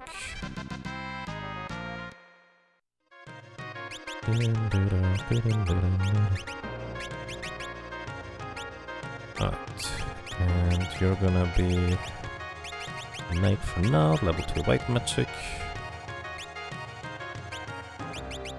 Wait, who has my... Oh, you have the shield. Ah, that's fine. Okay, let's go. Do I have any builds I plan to aim for? No, not really. Like, I have certain synergies in mind in terms of what I could do. But I'm more living in the moment, if you will. I know white magic and black magic level 2 are going to be very relevant in the next section. So that's just the only thing I'm thinking about currently. So I get level 2 black mage and white mage. Specifically, I want blue magic because blue magic is incredibly powerful, however. And in comparison to a lot of other abilities, costs not too much or too many ability points in order to get blue magic on a non-blue mage. So that's kind of the main thought process there. Except maybe a red mage. I like red mages. I will probably use a red mage instead of a white mage. For at least the beginning. And hey, you did revamp some classes, so for all I know, it's entirely possible that red mage is stronger than usual. Or weaker. I don't know. Red mage is competent in World 1 in vanilla, like in the original game. It is always going to be weaker than the pure classes, that one's for sure, but you don't really need a white mage in the original game for the first section of the game. A red mage is perfectly suitable. Because you can learn all the white magic spells on a red mage until World 2, and that's when, well, you're gonna be lagging behind a little bit on that end.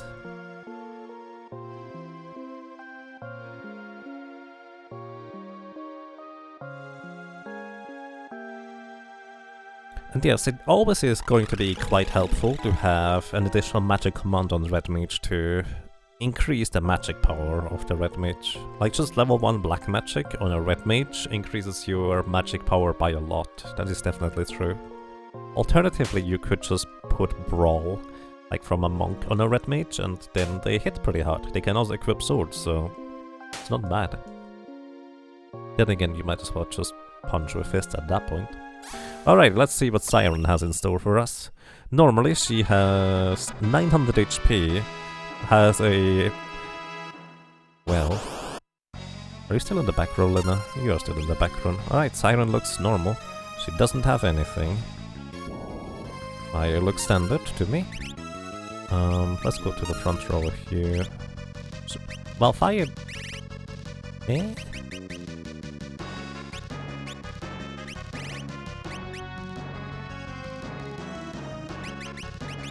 Let's see. Normally she has a bit of magic evasion, so this might not hit. But she was only level 2 originally. What's your weapon? Broadsword. Let's see. 30, okay, it is the standard vampire here. 45. Oh wait, she doesn't have anything, I knew that. Nice. Okay. You have a knife. That's not good. Let's scan for now. Level 2. So you see, she is still level 2 and has more than double HP. Under 50% in order more in order to be precise. Okay, let's get your sword away. That was her second spell. After the next one, she's gonna transform, probably.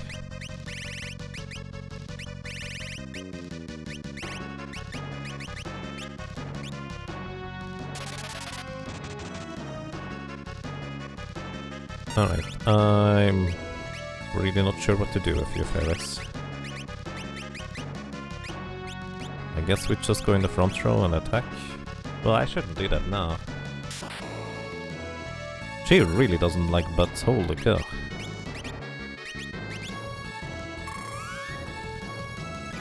I think, aside from HP, she is rather unchanged. I'm actually gonna wait until she transforms here. Because in the second form she normally has no magic defense, so this is going to deal more damage now. 110, yeah, that's actually a very good damage. She should be weak to fire in this form though. And you know what, just because I'm curious. Doesn't have anything. So because this is technically a different monster, it was possible that she actually has something to steal here. But she doesn't, so... Let's see, scan. Weak against fire. Right, I could use fire instead. That would arguably be better. 68. She's pretty much the same as original, actually. Forgot about the fire part for some reason. Like, I didn't forget that she's weak to fire, it's more that I forget that I have fire. Slight difference. So, cure. 25, so she's not weak to cure. I just put Ferris in the back row, there's no reason for her to be in the front.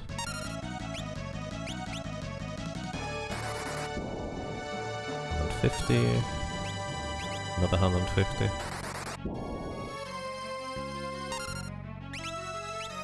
Okay, cure, gallop. We have 2 antidote items, so Ferris can just throw one of them. I mean, she could, but simultaneously. The poison is not particularly strong, it's 1/16 of your maximum health. We don't have particularly high maximum health yet, so...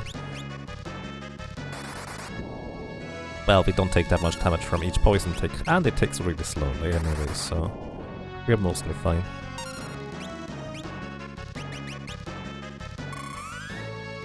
So after this next set, actually no, she's going to transform now. 50 more damage. There it is. Transformation complete. Let's just see real quick. I assume this basically doesn't deal much damage at all. 5. Well, I was correct.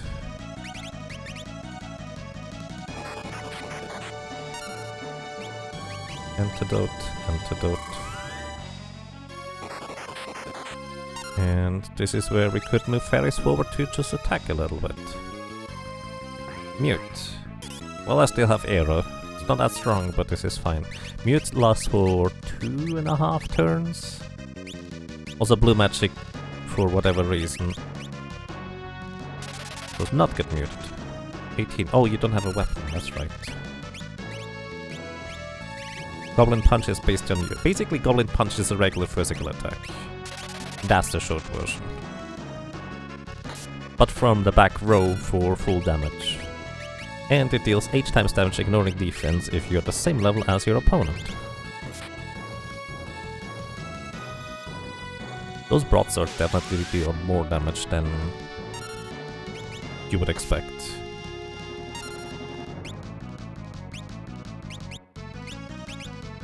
Well, than I would expect. I still didn't equip the knife.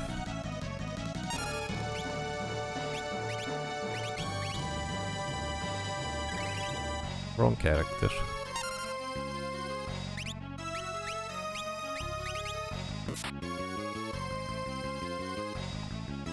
Sleep. Alright, you can't be sleeping here. Wake up. Yes, that's the way you wake up a character. You just punch them. Alright, and you're just gonna wait until she transforms.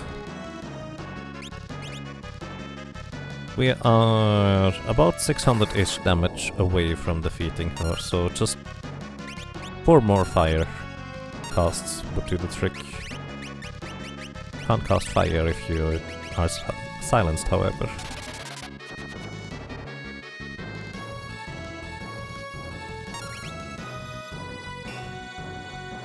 Also, by the way, Guard completely negates all physical damage.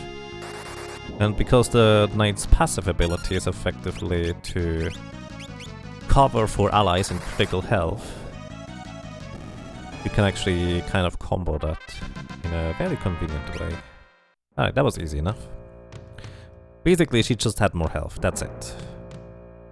Which is a fair design decision, because you literally can't access any shop or go back in any capacity.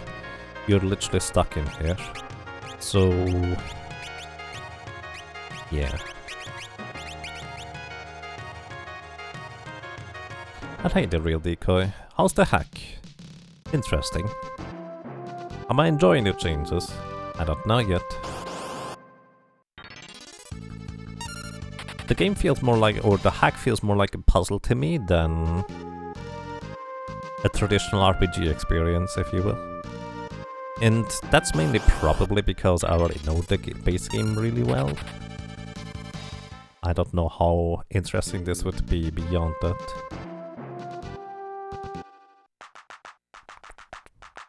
Right,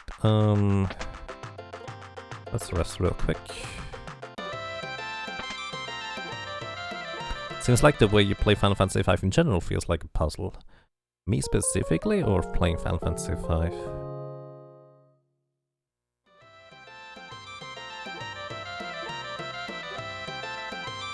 The thing about it is, I would not enjoy or like Final Fantasy V nearly as much if I didn't have as much in-depth knowledge about it. That's kind of the short version right there. Okay, Phoenix Stones are still 1,000 gold each. Let's get some restorative items for now. Not too many, but just in case we need them, I guess.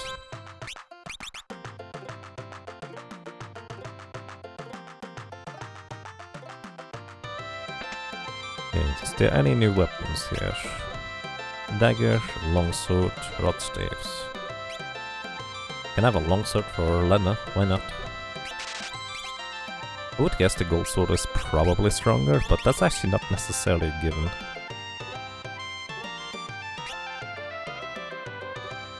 Okay. This translation, by the way, adds a few more symbols in order to more characterize specifically like light armor, medium armor, and heavy armor. Alright. I want a bronze shield? It is 15% chance to block a physical attack. Sure, why not? I do have 3 people who can wear shields. Yellow already has a thing anyways. However, maybe I should have waited until buying spells, because we get sleep and armor here, I think. And mute. Ah, it's called save. Sure. So protect or save in this case reduces the physical damage you take by half. It's actually incredibly powerful as a buff on your character. Pretty cheap to cast. The only downside is it's single target and you can't multi-target it outside of a combo spell that is not available until way late in the game, which is actually blue magic rather than white magic. Which is called Mighty Guard in the original fan translation. Big Guard or something along these lines.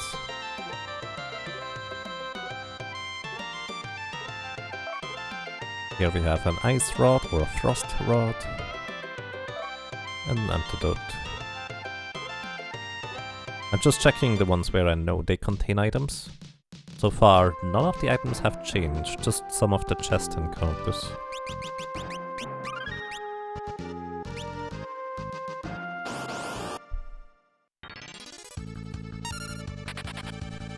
Maybe I should just steal from these guys and then run away.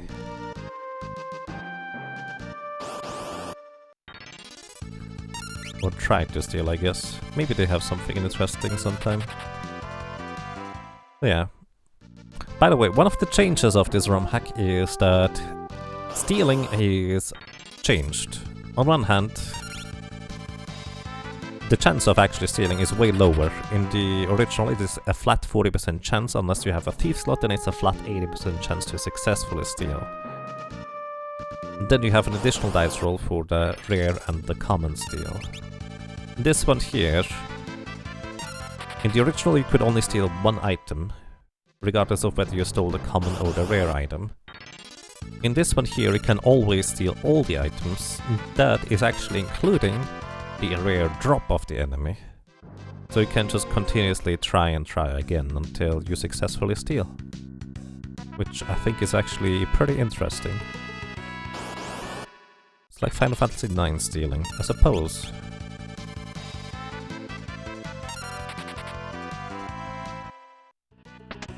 I should play through Final Fantasy IX again sometime, I really like that game. Then again, oh, what's that? A rock garter and a firefly. Never seen a firefly before. Then again, I should play through Final Fantasy X sometime.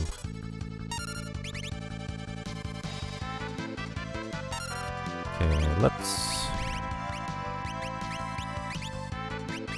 see whether we can put them to sleep. The chance to sleep them shouldn't be that great. Okay, the firefly is asleep. Level 12, 90 HP, weak against cold.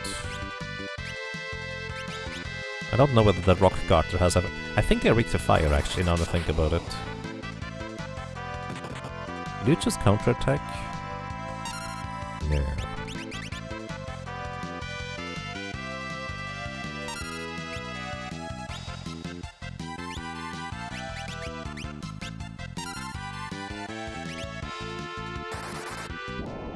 Yeah, they're weak to fire. Most slug type enemies are in this game. Alrighty, and what I'm gonna do now is I'm just curious what this enemy might have, so I'm gonna do exactly what I kind of planned at some point to do anyways. I'm just gonna put everybody in my party to sleep as well, because in Final Fantasy V, unless they changed it, which they might have, the sleep status lasts forever until a character gets hit by a physical attack. So what I'm gonna do is I put everybody except specifically Ferris to sleep, then I just hold down the A button, and I'm gonna take a quick break. If I steal anything of particular interest, let me know, because I'm not gonna be here for like 2 or 3 minutes. So quick break, everybody. Gonna get some coffee. Need to actually put something on the button though. There we go. Be right back.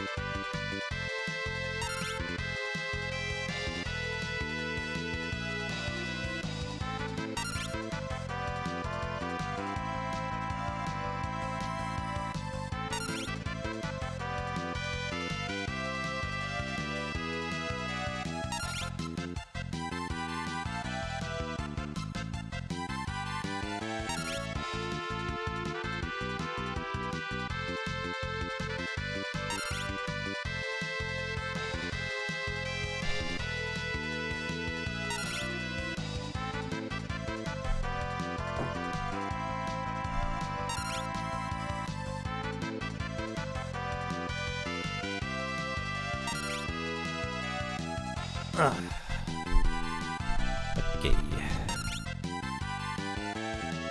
I'm back. Hello. Did we steal anything interesting? I see it still has something to steal. I just don't know what it is. I wonder how the steal chance is calculated though. Nope, couldn't steal. Alright. Well, I'm actually just gonna wait here until we steal. Maybe. I might get bored at some point, but... Hello everybody, how are you doing today?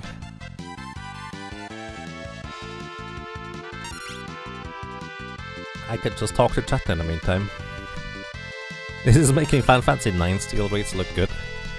I wonder whether it literally just uses the Final Fantasy 9 steal rate mechanic. Today is good? Nice.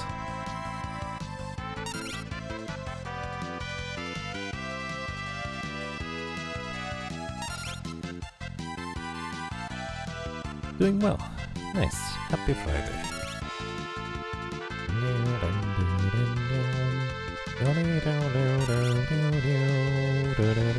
Was I just realized? Hang on. Gonna reset the capture real quick. Bonk. Ah, no, that's actually how it... Oh, I remember. This is something I used to do. I set the cropping to Final Fantasy 5 ratio. Then again, I actually of prefer a little black border around it personally. But it's not like consistent around. Plus the little black border at the bottom is actually part of the game. Hey, a potion! Outside of the field of view. Pretty common. Alright, it literally just had a potion. That's it. Alright, Lena. Let's go. So if I were to guess, this thing has a rare drop of a potion, and that's just the probability of getting the rare drop from an enemy. That's a lot of damage Lena does there with a longsword. That many attempts for a potion? Yep, apparently. Let's put you in the front row. Soft. Right, the other chest was the Phoenix down. Probably. I didn't actually pay attention.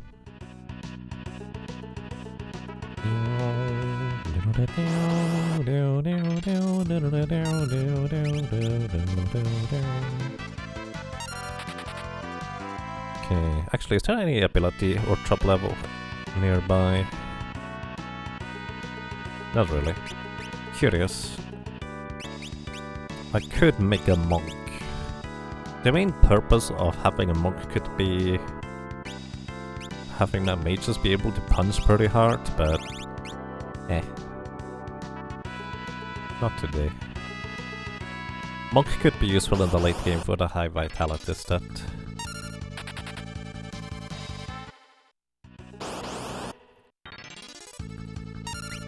Fireflies. I don't know about you, but those fireflies look a lot less friendly than the regular ones. And I'm poisoned. Because I accidentally stepped into a flower. Note to self, don't step into flowers. Very, very unhealthy. Alright. Let's see.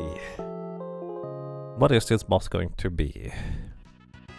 I probably shouldn't leave fairies as a thief. But let's just see what's gonna happen. Maybe I need to have a specialized team set up like we had against the very first real boss as well. Do you prefer the GBA or SNES version? You like the SNES sound? Let's put it this way.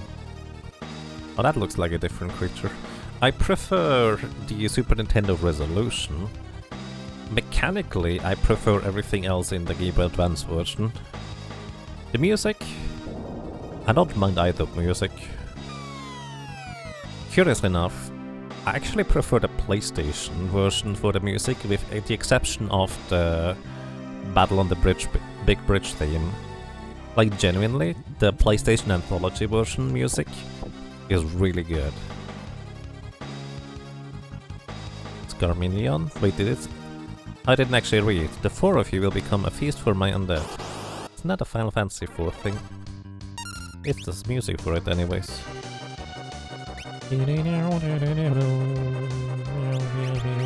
Steel. Hi potion. Oh, that's neat.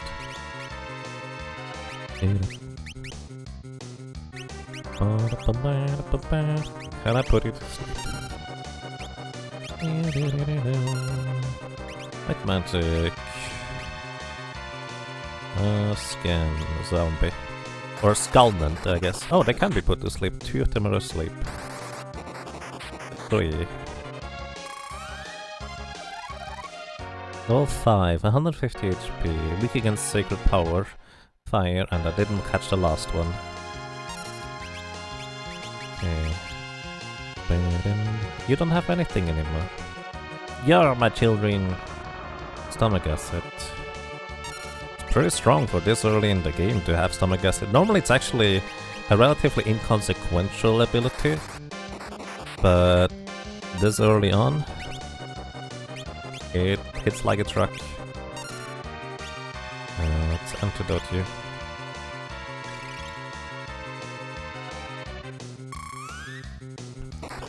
So basically the zombie only attacked after he told them to attack, so I'm kinda curious whether...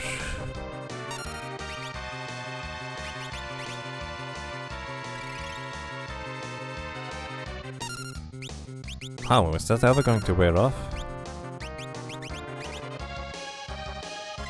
I'm kind of curious whether he actually has his own attacks or whether he's basically like the lieutenant who only sends his minions to attack you. You actually have nothing to do anymore. Go, my children. Your children are asleep, dude.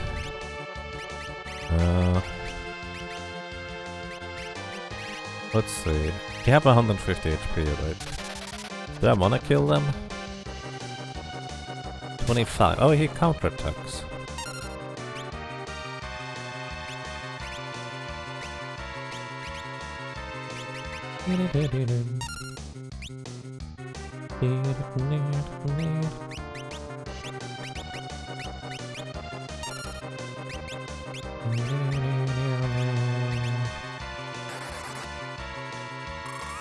So the thing is, one of the biggest problems about Final Fantasy V is its feedback.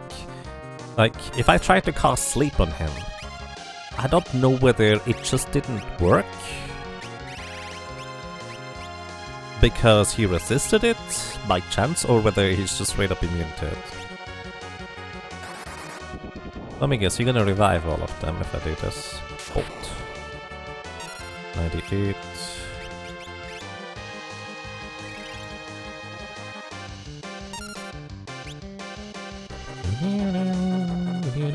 He doesn't attack on his own volition though. Do you react to Goblin Punch?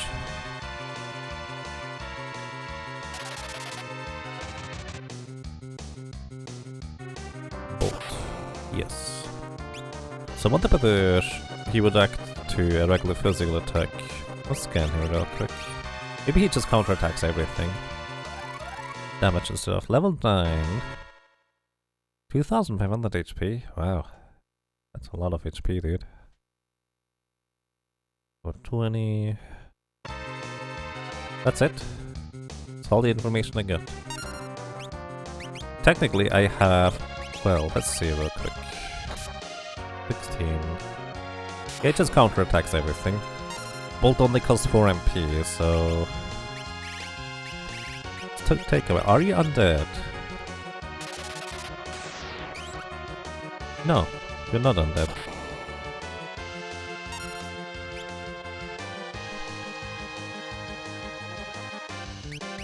What's this vampire cost? I can cast it 25 times.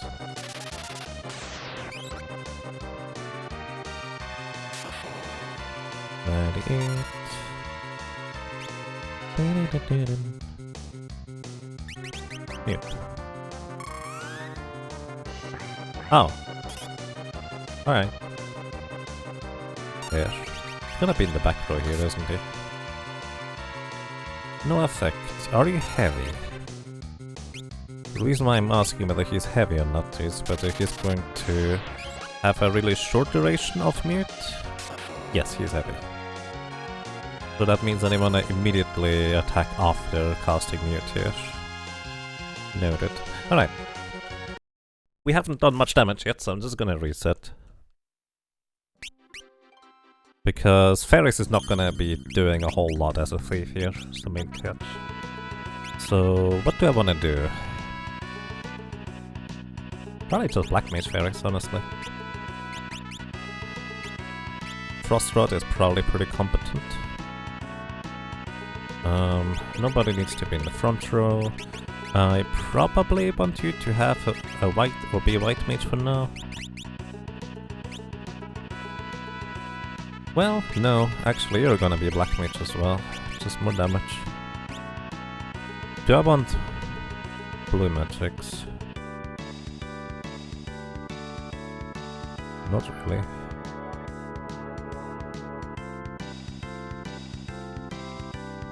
That could still come in handy. Alright. So first order of operation, we're just gonna put all of the zombies to sleep so they will never do anything anymore. Then we'll kill probably all of the zombies. Except for one or so. Actually, this is something I probably should test real quick, whether he just revives his minions.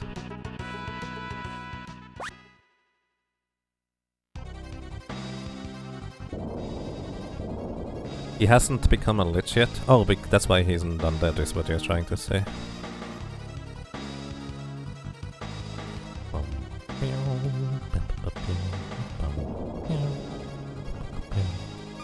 But 2500 HP is a lot for this point in the game, just saying.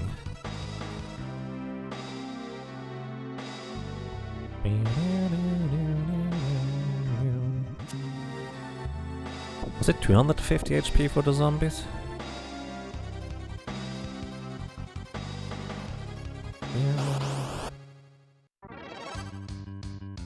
So first of all, black magic, sleep. Black magic, sleep. So I highly doubt that you managed to put all of them to sleep immediately. Only one? The same one, really. Probability does not suggest that. Wow, neither does it this. She just put all of them to sleep. Well done, Lena. Go, my children. Your children are asleep, dude. Can't tell because they are sluggish anyways. Ha, because they're zombies. Yeah. We want to have Lena go first. Like, I just assume he revives them because he is a necromancer, right? Right, we're gonna mute. And then we fire all of them. Right, I think they were weak to fire. 15 damage.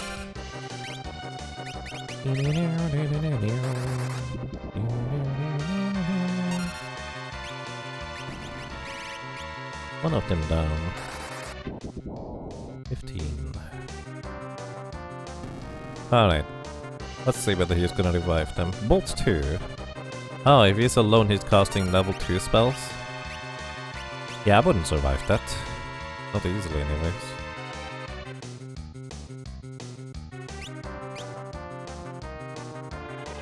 Maybe I wanna keep the zombies alive just for that. Mute.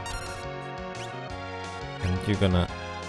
He's not weak to anything in particular, but you have a Frost Rod, which improves your ice damage by 50%.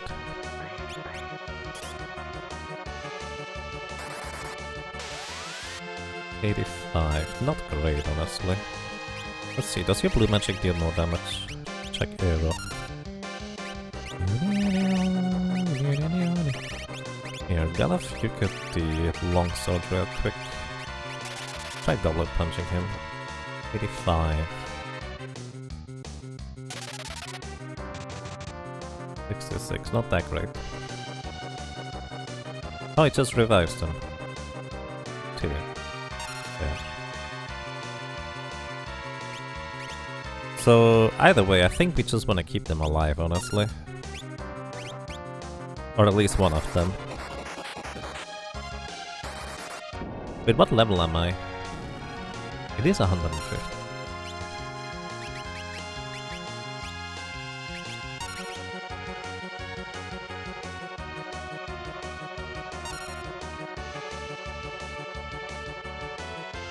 Can somebody check real quick what level I have on my characters?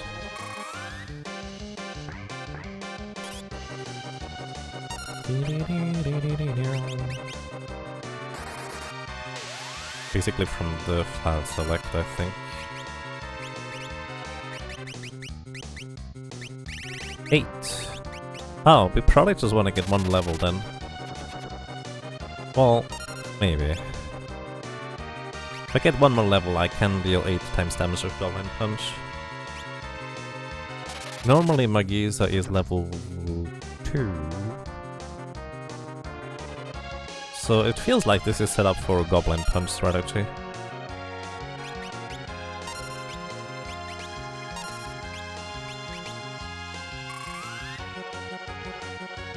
Oh, did you miss? That's not good.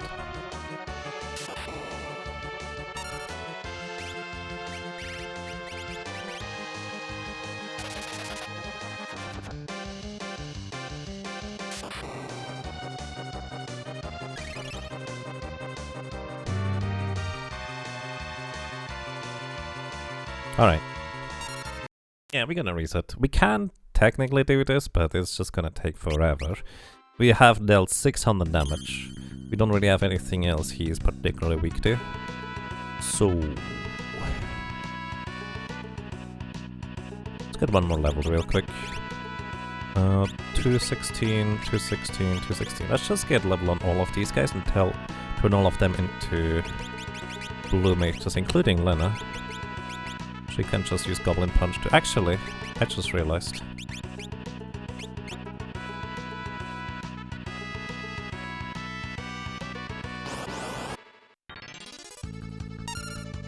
Really? If these are the real moss fungus, we're dead. Well, at least some of us are. Let's see. Uses our camera early. Oh, all of them are asleep now.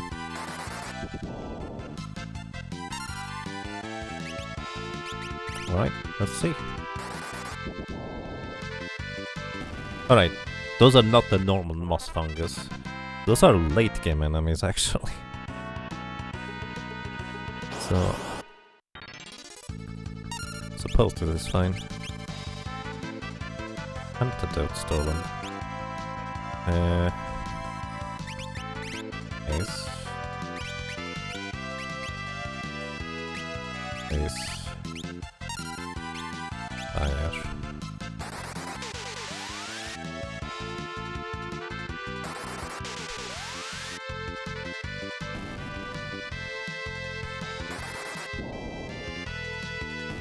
Oh yeah, I forgot. Blocks actually have interesting common and rare steals. The rare steal is a high potion. The common steal is...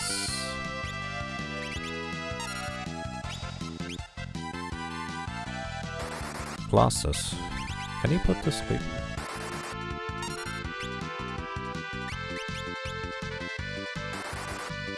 Also, they can cast blind. Flash.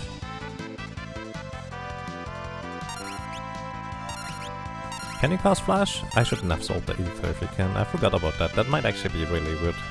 Yeah, he needs an MP though. Do we have an ether? No. Alright. I'll need to come back later, I guess. Yeah, I don't have ethers right now.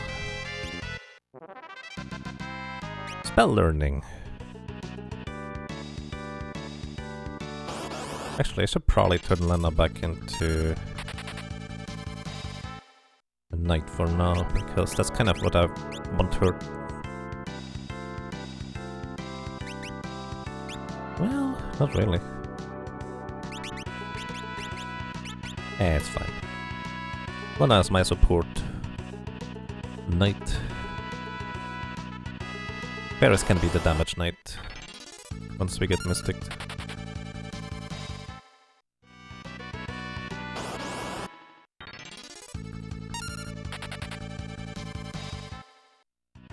Yeah, might actually be worth getting flash, honestly. I should have killed these guys. That's an easy encounter. We need a little bit more experience anyways.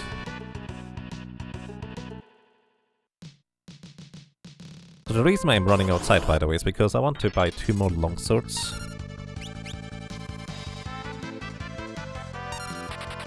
In order to give these to my other 2 blue mages. This might be a little bit overkill, but well, longswords are the strongest weapons we can equip on a blue mage currently. And for the purposes of Goblin Punch, swords are strictly better than daggers because they have higher attack power. Because that's the only thing that Goblin Punch takes into account. So let's see. How much money do we have? Plenty. 2 more longswords. And I'm gonna buy an ether here. I do definitely want to learn. Oh, I would buy an ether here, but I can't. There are none here. Oh, that's a shame.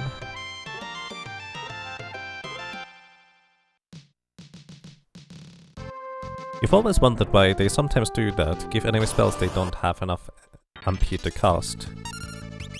Well, I feel like, just kind of game design wise, there is a multitude of reasons. One, it kind of makes you think as to, wait, why do they have that? As in, you ask that exact question. So it makes you start thinking about these spells in particular. Which, considering that I think Blue Mage was a new thing in Final Fantasy V in particular, which didn't exist previously, it kind of incentivizes you to think, wait, maybe this is something that is actually useful to me if I get hit by it. So you might just kind of consider, alrighty, if I want to learn Flash, maybe I should have a Blue Mage. You get hit by this, maybe it's actually going to be useful, which, in fact, Flash is very useful if you can learn it. The catch right now is I don't have any ethers. I sold all of them because you don't normally need them.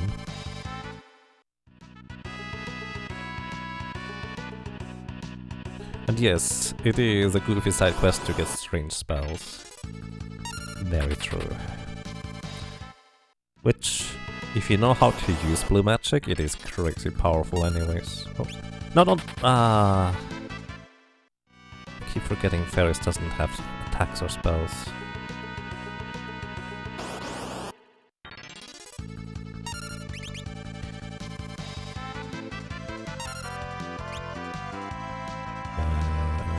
Nice.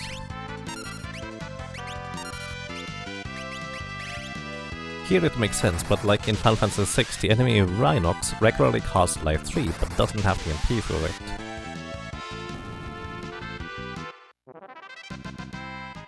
I mean, can't you have Gao learn Rhinox abilities? So consequently, at least in theory,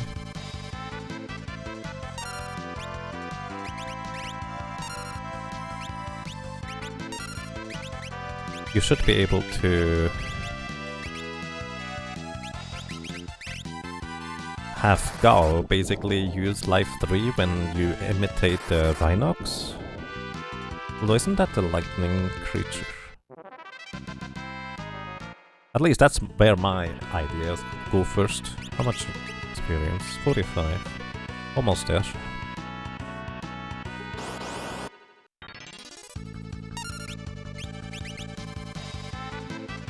Couldn't steal. Alright, bolt for these guys.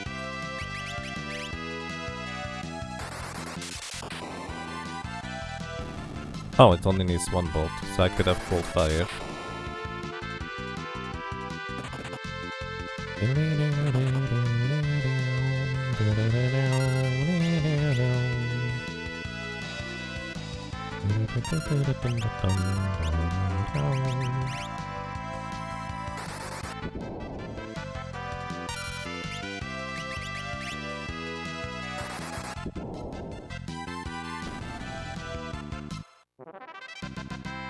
Alright, we have 3 cactus at next level, so we're gonna gear over now for you to be a black mage or white magic.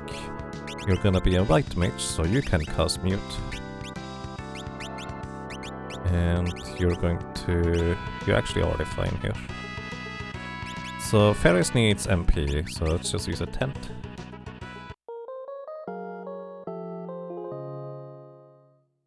So you wish Rage used that line of thinking all the time. Actually, I have no idea how exactly Rage works in that sense.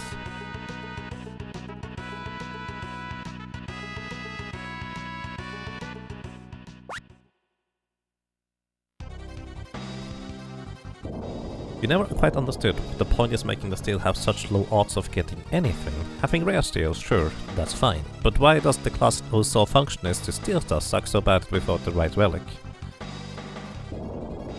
I mean, at least for the original Final Fantasy V, having an enemy with a rare steel but no common steel is actually preferable if you want the rare steel, because otherwise, getting the rare steel, if there is also common steel, you will usually get the common steel, then you can no longer steal. So makes it even more awkward because you keep needing to reset the encounter. Alright.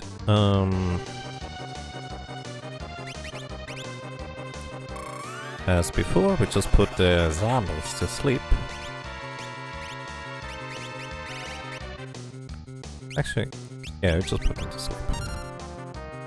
Alright, which one do we go to sleep? 2. And then we just fire the last one. Boom. Alright, that is all the zombies dealt with. I probably wanna just remove 2 of them still. Yo, my children! They don't hear you, they're sleeping, buddy. Probably should have let them rest before engaging enemies in combat. Oh, Lena actually gained the magic multiplier. Oh, why is Lena a black mage? Lena needs to be a blue mage. Sorry. This is not Magisa. I think that is an excellent observation.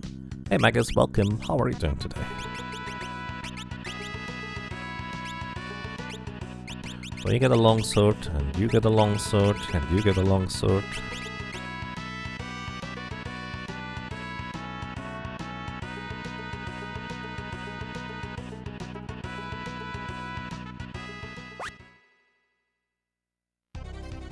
Everybody gets a long sword, yep. You'll take Final Fantasy 5 Thieves over 3 ones at any rate. Honestly, if you know the concept of Final Fantasy 5 for stealing, I think it is quite acceptable. Because the successful chance to steal is 40% baseline, which isn't terrible.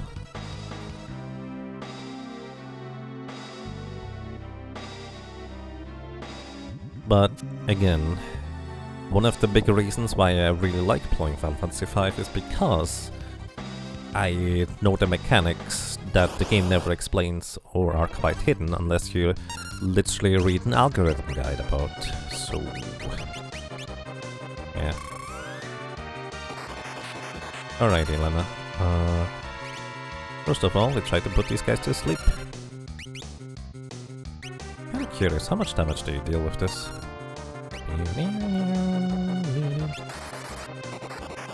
2 are asleep. Alright, let's kill the front one. Or try to anyway. 75, half. And I think Felix doesn't deal... Well, actually, no. She's not a black mage, so her magic power is not 1 higher multiplier yet. Jeez. That's so much damage.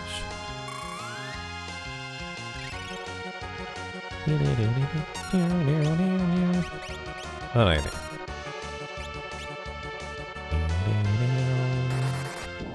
I'm going to briefly wait until...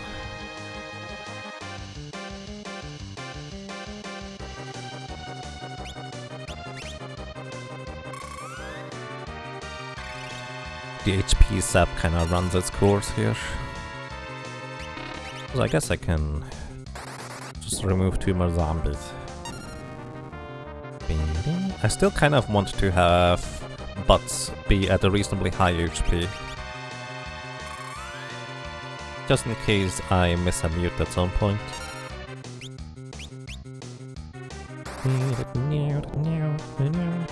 Alrighty, so Scarminion. From what we learned through analyzing him, he has 2500 HP, but also simultaneously he's level 9, and we have Goblin Punch, which deals 8 times damage ignoring defense, based on weapon damage. So this should be pretty good. He does counterattack.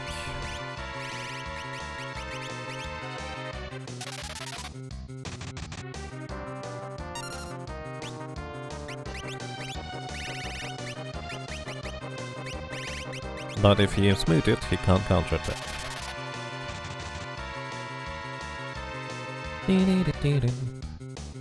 He is still considered heavy because meat does not last particularly long, so just kinda still wanna reinstate it immediately.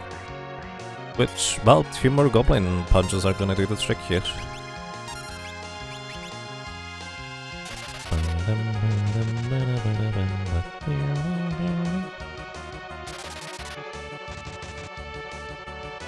Bonk. And we have one more skull nut. Bonk.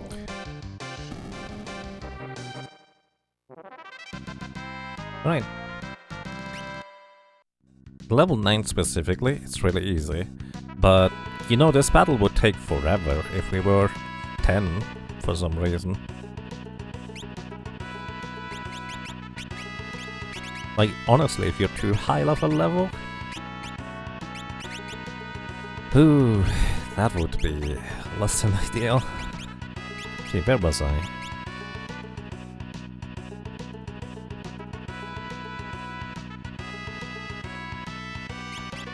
Maybe I should just have you as a thief as well for now. I don't have a plan. I do not have a plan. You blue mage, just fine.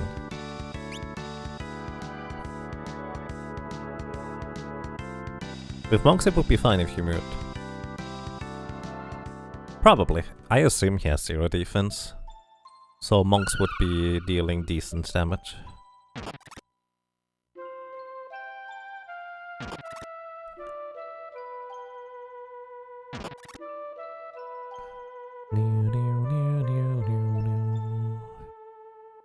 Like, I would think that monks with focus deal between 100 and 150 damage per punch, with an 8% chance to crit.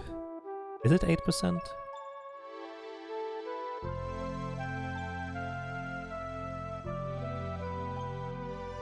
No true form Scarm at this point.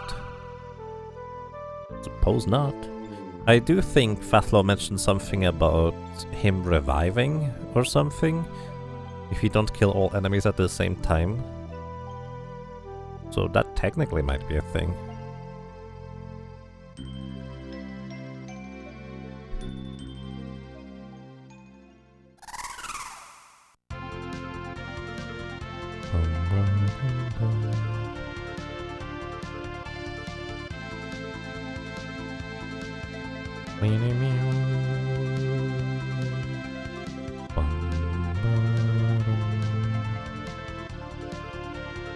You did hear an extra enemy die when he died. Oh, I didn't pay that much attention.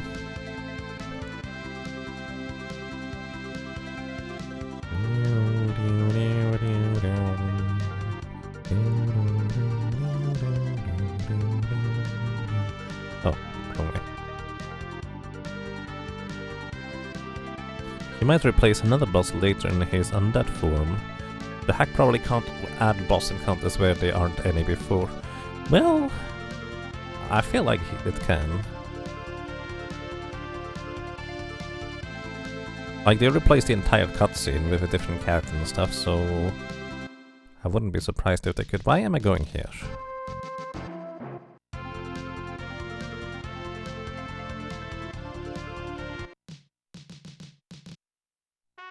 Hello. You're alright. Actually, I'm a little bit worried about chest encounters, so I'm actually gonna go outside and save before I go in high.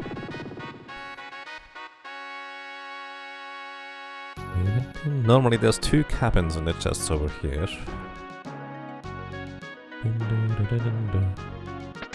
There's a cabin and another one. I think the only chest content differences I've seen is the first Phoenix Down chest somehow having an Eggman in it. And then the Goblin chest in the beginner's house having a Kaiser Dragon instead. Did you beat Scarminion? Yes. Wasn't too difficult if you know Goblin Punch.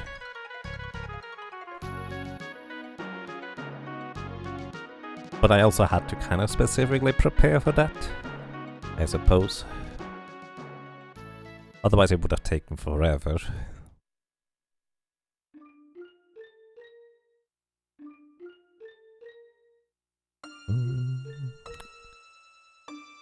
I mean, bosses are just kind of scripts, so as long as there's enough space on the ROM, they should be able to add enemy encounters without too much trouble.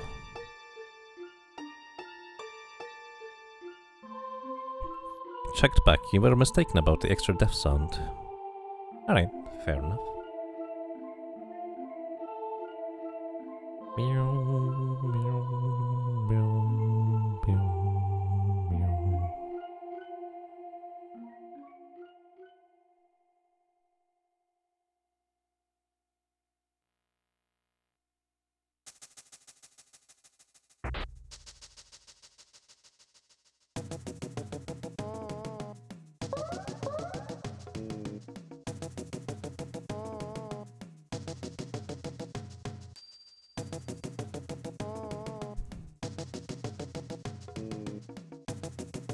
There's a limited number of formation slots available.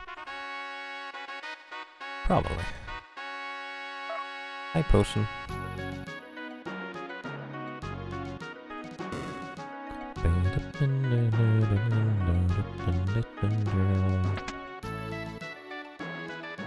I'm so tempted to go outside and save before opening the chest on the left side, but it'll be fun.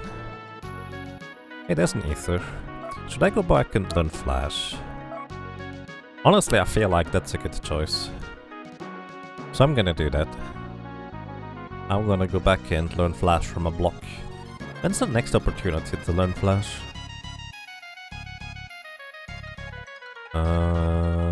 I think it's not until way later.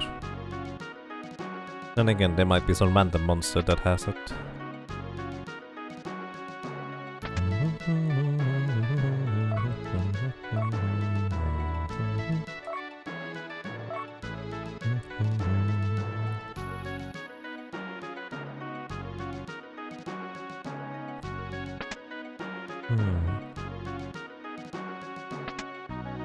There's nothing on the left side traditionally.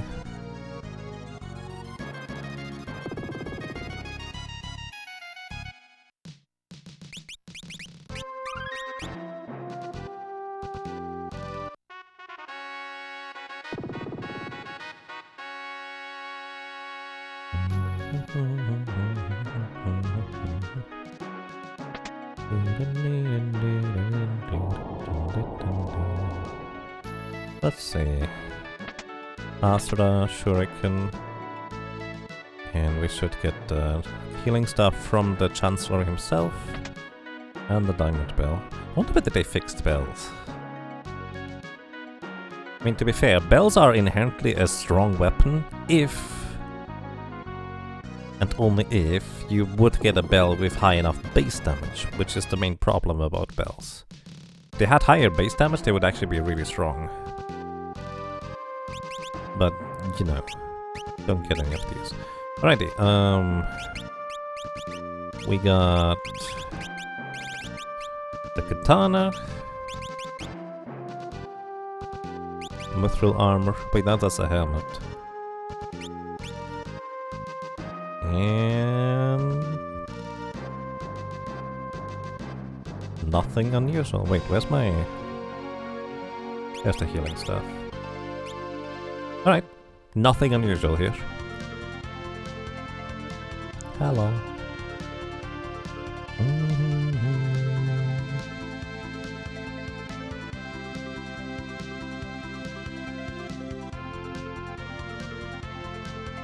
I mean, it would be a bit of a hack, but I'm sure it could technically do it in order to extend the encounter table.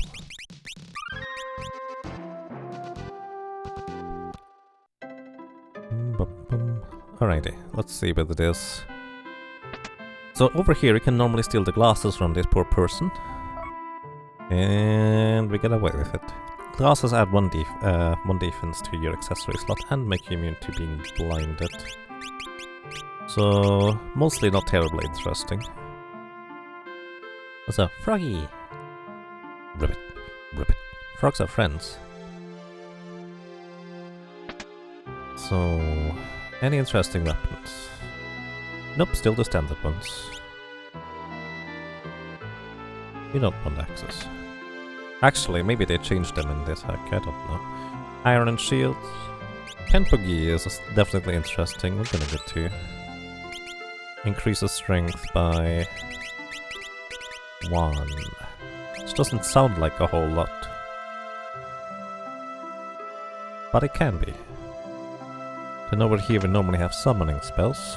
Hello. And time magic spells. Slow, region, void, haste. Not sure if I'm gonna bother using the summon spells from here, but time magic spells are crazy powerful. Hi, do you have anything to say? Near the tower there are wild chocobos. If you startle one, it'll kick you, so be careful. I see, they replaced Galuras with chocobos. Gotcha.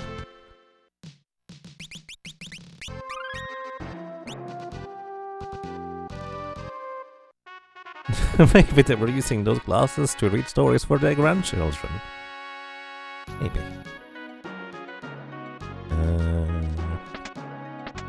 Oh, it's 2 PM. I'm supposed to wake up. Thanks, phone. Alright, B1. Normally there's Garki Mouse down here. Do I even want to bother trying to fight these? Still Garki Mouse. You do not have...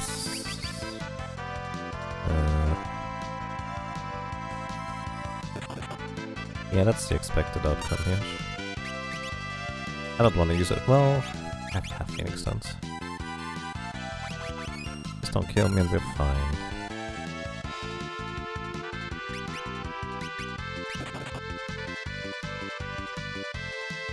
Well, the only character with flee in my party is Ferris. But this guarantees being able to run away as long as you can run away from an encounter. Preemptive strike.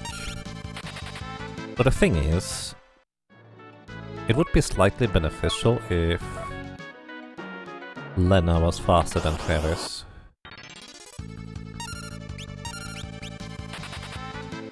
That way I get to try and steal and then run away. In hindsight, I should have made my slowest character to flee first. But yeah, we have an elf cape in here, so this is just pretty much standard from what I can tell. Well, I think... do they have any steals in the original? The Garki Monsters? I don't recall. Either way, the elf cape is amazing as an accessory. It's the first really good accessory that you can get. It gives you... wait, cutscene. It gives you 1 magic power, 1 agility, which can be pretty good by itself. But on top of that, it also gives you a 1 in 3 chance to just completely block any physical damage taken from a regular physical attack. Emphasis on regular physical attack. It doesn't do anything to like special ability physical attacks stuff.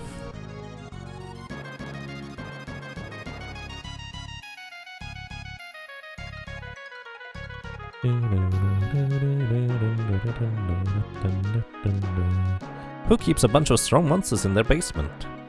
I don't think they intentionally keep them there, if I were to guess. Or maybe they do. You know, there was a 2000 gold down there, so maybe the intention of storing the gold down there is that the monsters eat the people that try to steal from them. You know, that's kind of why you have a chest mimic as a house pet. So if an intruder tries to steal from you, the chest mimic gets a snack instead. Did I see the big chocobo? I saw a small chocobo. Well, a regular one anyways. I haven't seen a big one yet.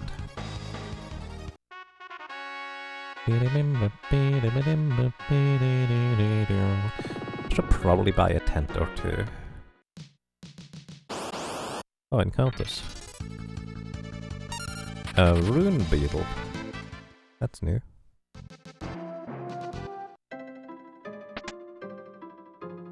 Hello.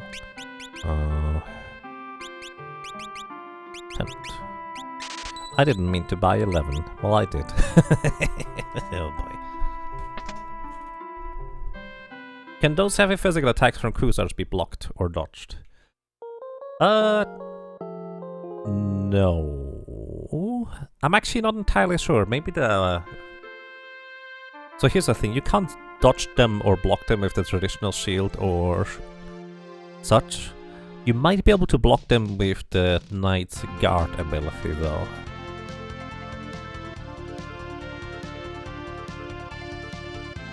That might be an option.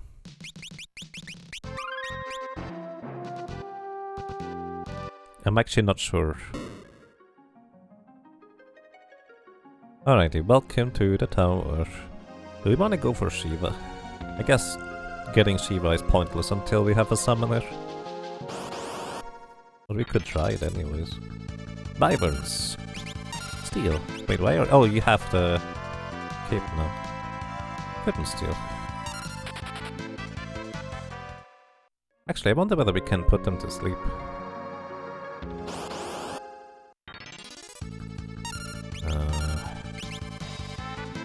Couldn't steal, because normally you can steal mithril daggers from these wyverns here, as a common steal even, not even a rare steal. And it improves your attack power of a thief, or actually, pretty much any melee character by a lot. Why are there crystals here? Couldn't steal. We got a longsword from a crystal. Demi-crystal. Wyverns, yep.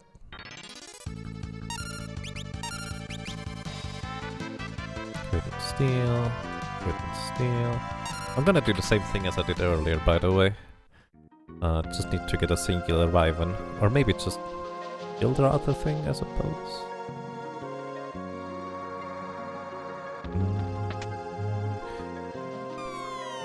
Final Fantasy 5 remix is tough, I believe it.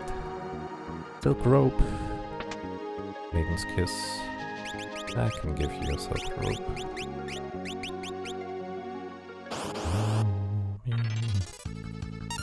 Sure. Couldn't steal. Hey, there's a mithril dagger. I wonder whether they have anything else. Sleep. Sleep. Feels more like a 10% chance to steal from them baseline. Let's see whether they have anything else here. They do not have anything else. Fair enough. I'm okay with this.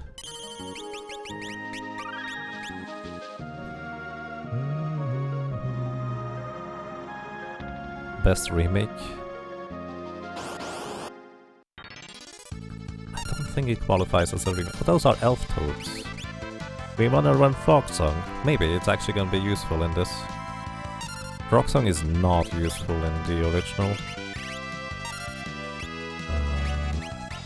Are we weak to Bolt? Oh, all of them are asleep now. Good night, you're not weak to Bolt.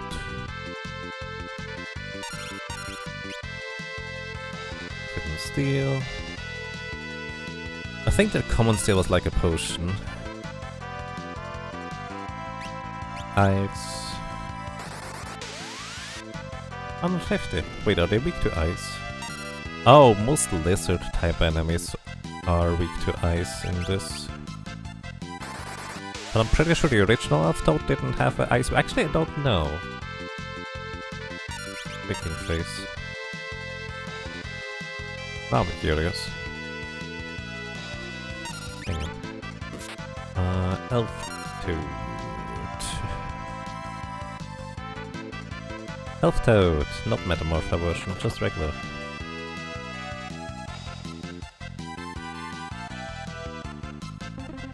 Wrong character. Froggy!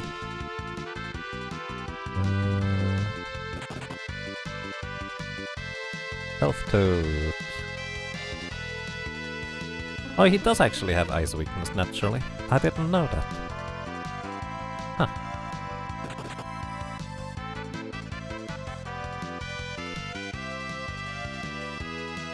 Ribbit. There we go.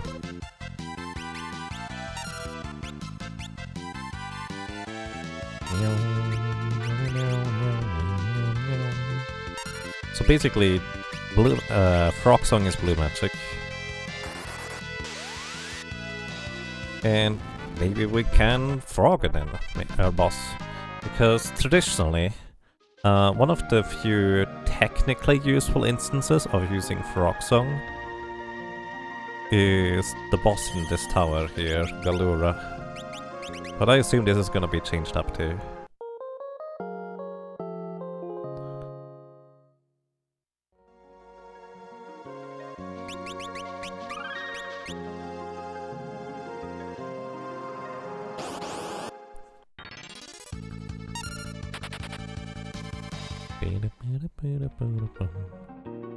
Probably should turn fairies into something else, or some other job for the boss in particular. Steal. Steal. Couldn't steal. Couldn't steal. Then again, we do have a mithril dagger. But knights are better with mithril daggers anyways.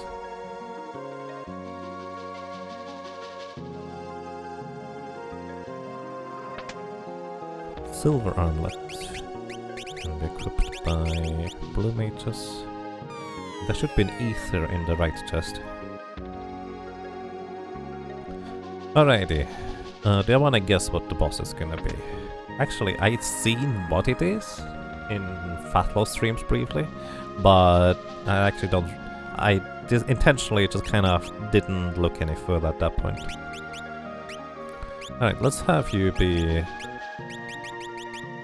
a knight for now. Ken Boogie, Mithril Helmet, Bronze Shield, Mithril Dagger. Sure, why not? Bronze Row, why not? Fully healed.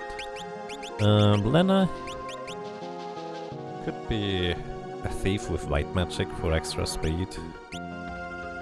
Or a blue mage with stuff.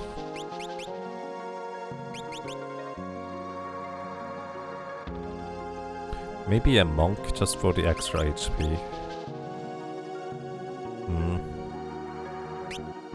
Or black mage.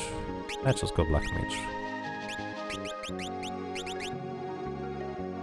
With an elf key for you, you have the frost rod, that's fine. And 2 blue mages with black magic. Alright, let's see. That looks like a different enemy here. Kind of expected a chocobo. Don't touch the crystal. You'd oppose the great Cognazo of water. It seems Ysibo became a paladin before he arrived here. Why? Stand guard.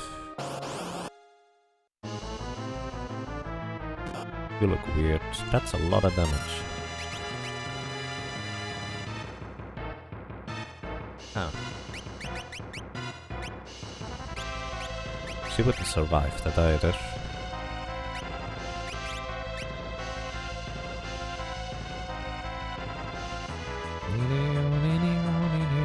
Let's see, how much damage do you take from an attack?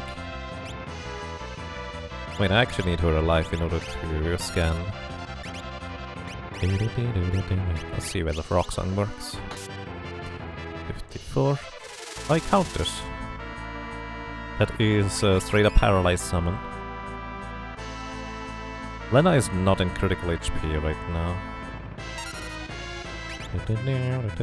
What does happen if I attack you physically here?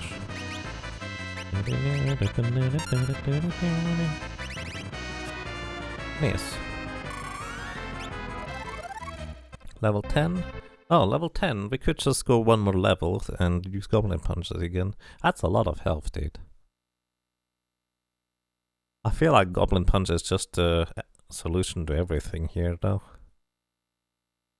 Any weaknesses? He's weak to lightning. There. So, nice. Oh. 160. Goblin Punch would still be way stronger. Oh, but his water is gone now. So if I... hang on.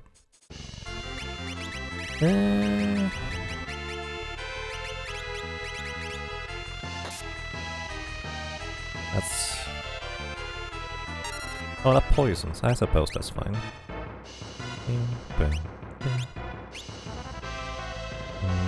How much damage do you do with Goblin Punch on yourself with a knife?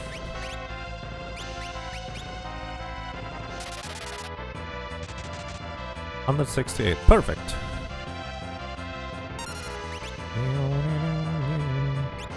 I got...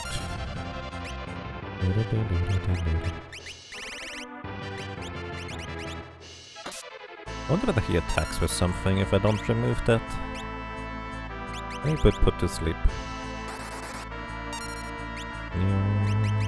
You might resist it, or it might just not work, I don't know. Goblin Punch yourself. Oh, right, I didn't equip the knife on you. Haha! Haste? Oh boy. That's not good. Tidal wave. Okay, that's not good. Fry and Zap are only for arty. Wow. Tidal wave is DPS check. Well, it kinda was in the previous one, but you did get a like text box warning. So I will guess that he only tidal waves if... Oh, nice, another metal dagger. So I will guess that he only tidal waves if you leave the water on him. The water did disappear after I lightninged.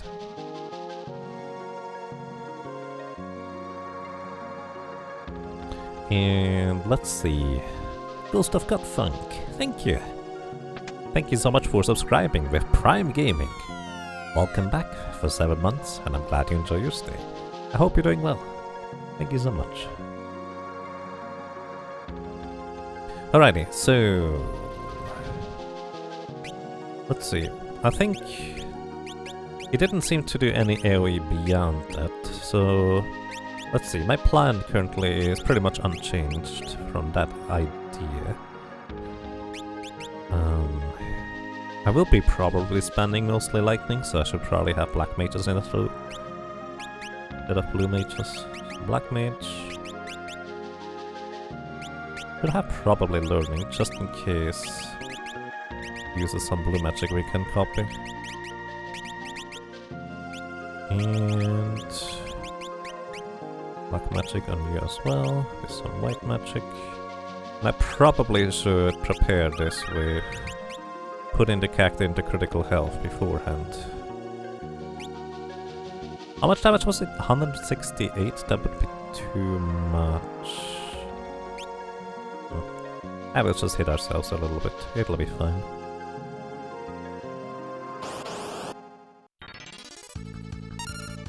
Right. Let's see. I think these are weak to ice. I'm actually not sure. Nope, they're not weak to ice, but you do have an ice rod, so probably still fine. 54. That would be too much damage on her, just slightly. Try to knock out one of them. But a soul. Which... Oh, they're weak to lightning. Which is kind of French for no soul.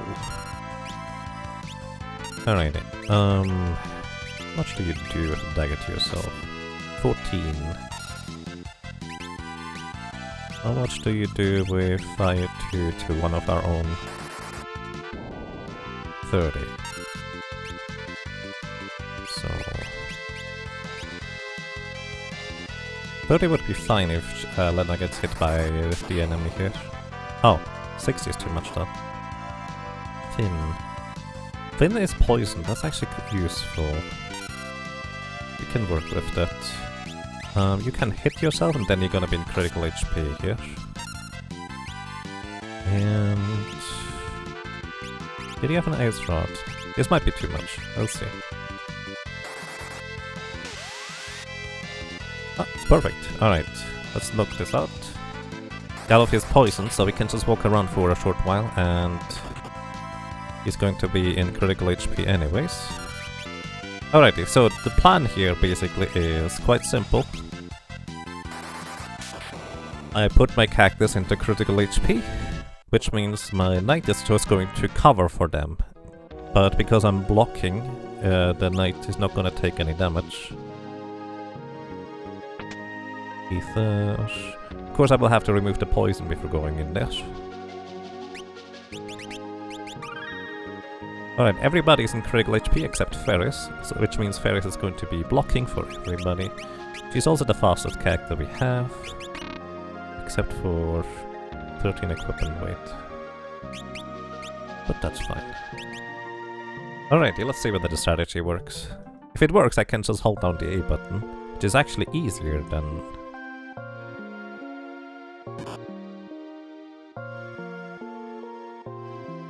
Galura. But there might be a catch to this for all I know. Slow.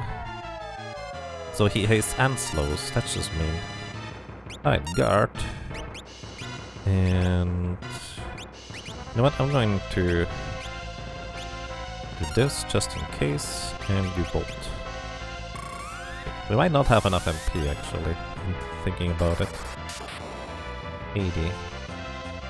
Isn't he weak to lightning? Wait.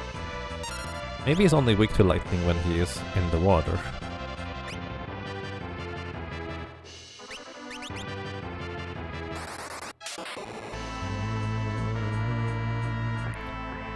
Yeah, pretty sure he's only weak to lightning when he's in the water. He has no magic defense anyways.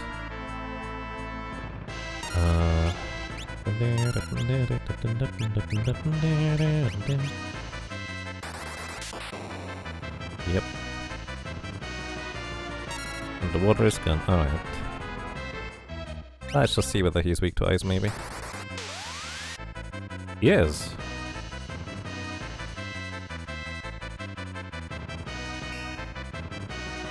Okay, Fair is poisoned, but it really doesn't matter.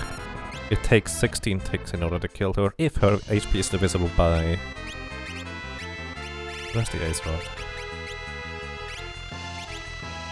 If her HP is divisible by 16, which it isn't.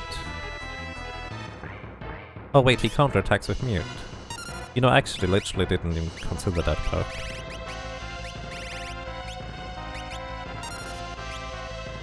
Frost Rod.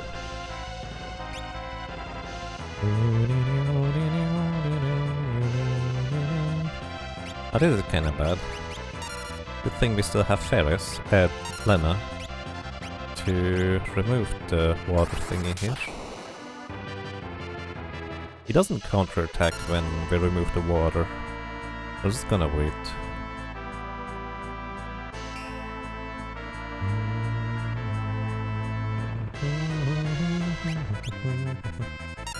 Just in case he would mute everybody. Because that would be, of course, significantly less than ideal.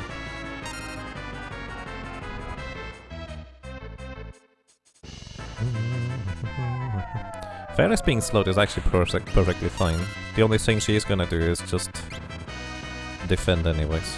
Alright, the others are now awake. Or well, no longer muted. It's useful. Oh, Butts has the Frost Rod, doesn't he? Aced himself, that's not good, because now I actually need to always have a turn available in order to remove the water.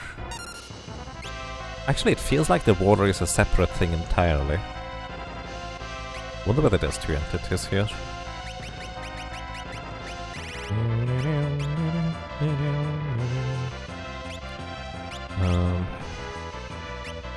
Yes.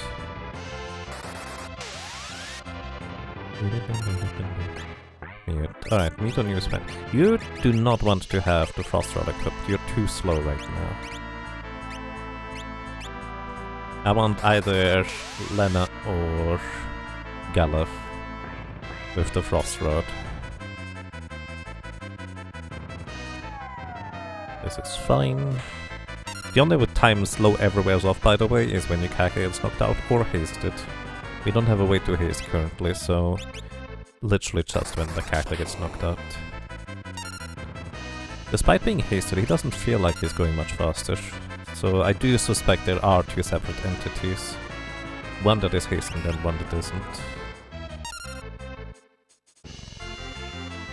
Gonna wait until the water comes around. We're, by the way, well over halfway into his HP now. But still kinda slow. Alright, you get the Frost Rod now. We could break it. He's weak to it.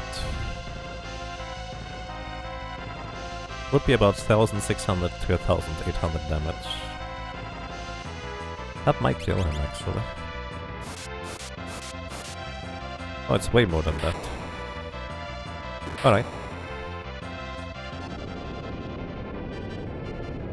I was completely off. That's probably Red Mage numbers that I was thinking of. Or maybe Blue Mage. Nuked. I mean, the game is not playing fair, so why should I? If you break a elemental rod, it will cast the third level of that elemental spell. Third level actually is a level 5 spell. So 5 or 6, technically. It is, to give you a frame of reference, Ice as a spell has 15 attack power. Ice 2 as a spell has 45 or 50, I think it's 50. And Ice 3 as a spell has 185 attack power. So the ramp up is insane. So being able to just break that elemental rod in order to, you know, remove it is just way too strong for this point in the game. But at the same time I kind of feel like that might be required. Or expected is maybe a better word to put it. We'll see. Okay, back to Thief.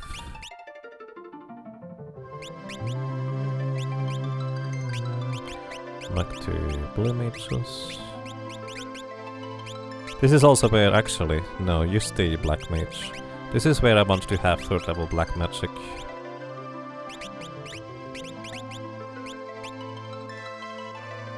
Alright, here we get Mystic Knight, which is a really good job. Time Mage, which is also crazy good. Berserker. What about the Berserkers any good here? Red Mage and Summoner. Summoner is crazy good.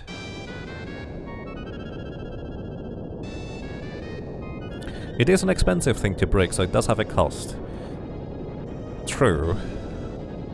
It's not without cost, to say the least. Buy Crystal. Berserker is a meme.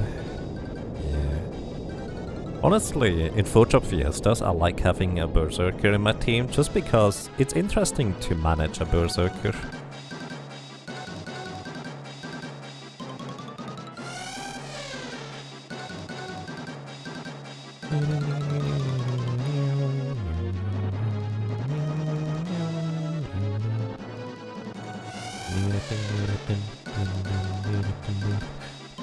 But just kind of as a heads up, this is not the type of Romhack you necessarily want to do a Photoshop Fiesta with. Wonder whether a solo character challenge would be reasonable to do. Like, you would have to grind a lot, like a lot. Purely because you have to deal over 250 damage in 3 turns at the beginning of the game in order to get past the tutorial boss. Which is a lot. It's, at least for the beginning here, it's possible, certainly. I just don't necessarily think it's reasonable. Like, unless they changed it, you can actually farm Frost Rods from the area where Shiva is from. Bye, Sildra. Like, I wouldn't go for a solo single chop challenge, like literally just one character, but any chop available would be my idea. Then again, you don't have a chop before tutorial boss. Okay, anything else I wanna do? Let's just see what's in Karnak.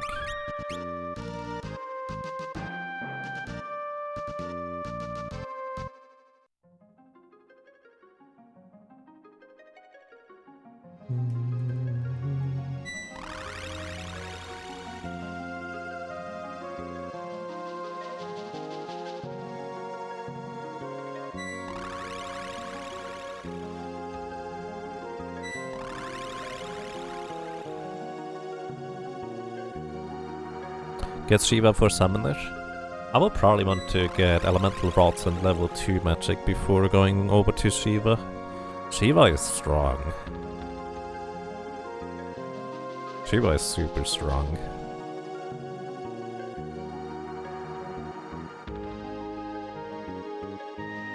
Would basically be our best way to deal frost damage though.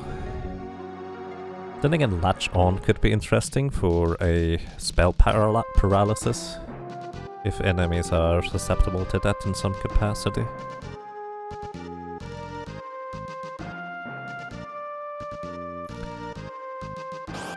Do we still have wolves? We do. And we still one-shot them. We normally have potions to steal. Black magic, fire. Fire. Oh, they are no longer weak to fire. Actually, that's not true. They are weak to fire. Wait. Oh, wait, no. No, black mages at this level should one-shot them. Wait, maybe. Maybe not. Maybe that's the next level threshold. No, no, they're still weak to fire. Never mind. I just used to solo character numbers, which is usually like level 13, 14 here.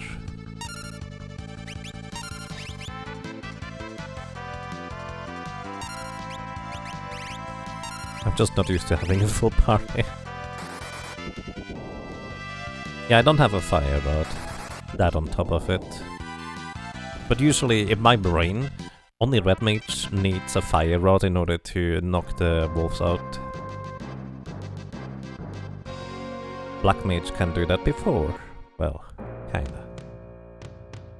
Alright. Let's see.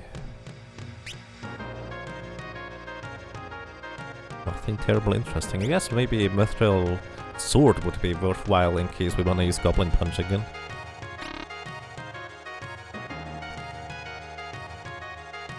Yeah, Goblin Punch is actually very crazy strong in this so far. In fact, I feel like that's the intended way to beat the boss before whatever that water thingy was.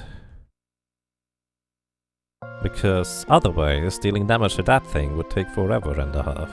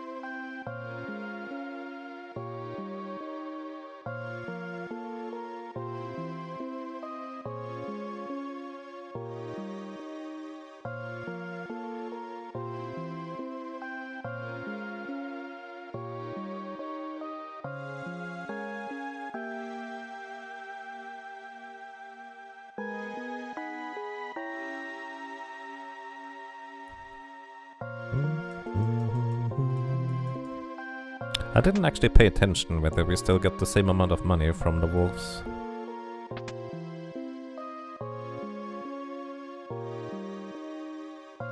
Because one other pitfall or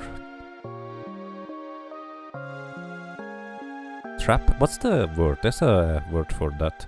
One of the other things that often the hard quote-unquote Romhacks fall into is that they remove every kind of traditional and, let's say, convenient way of grinding, leveling, or acquiring money in any capacity.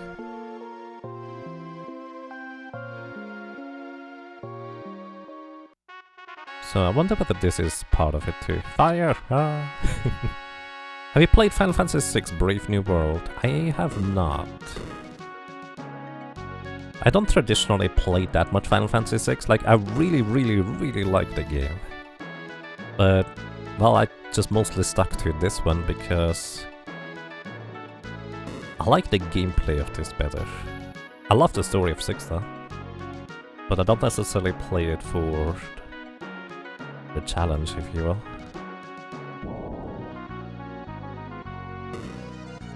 BMW?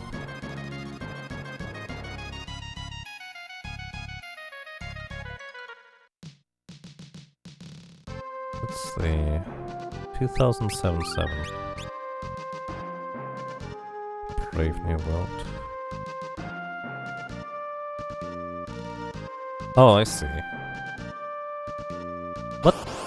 What I've heard of Brave New World before as a concept. What does Brave New World do differently compared to the original?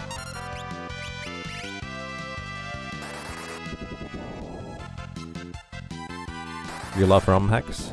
They can be really good. Some of them are questionable, but here's one thing I would like to say. Some Romhacks are not good, but at the same time, I still think these Romhacks are worthwhile, because it gives people an opportunity to try and get into game making or modding themselves in some capacity. It gives them experience. Maybe that particular Romhack might not have turned out too well, but I absolutely respect the effort and, well, experience that comes from it. And maybe in the future, that bad Romhack will kind of turn into something amazing in some capacity, because the creator has learned a lot from it. So basically, in a similar sense, how I also appreciate quote-unquote bad games, somebody still put effort and time into it, and hopefully they learned a lot, so they will be better in the future. Okay, these are actually the standard numbers for the wolves, so nothing different. Vanilla's too easy? I'll believe it. Have you ever done Photoshop Fiesta for Final Fantasy V, Brazilian guy? Because Photoshop Fiesta for this game is really, really good. Let's see,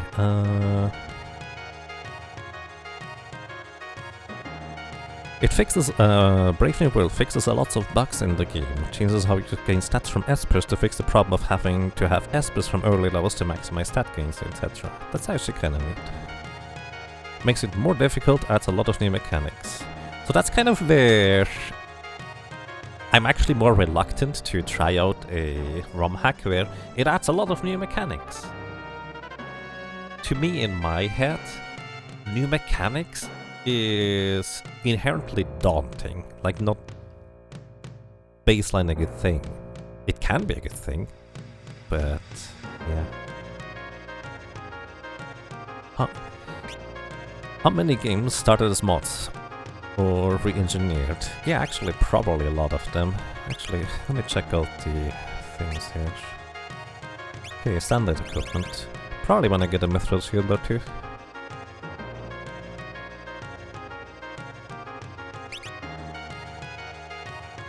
But before that, let's just get 2 flame rods.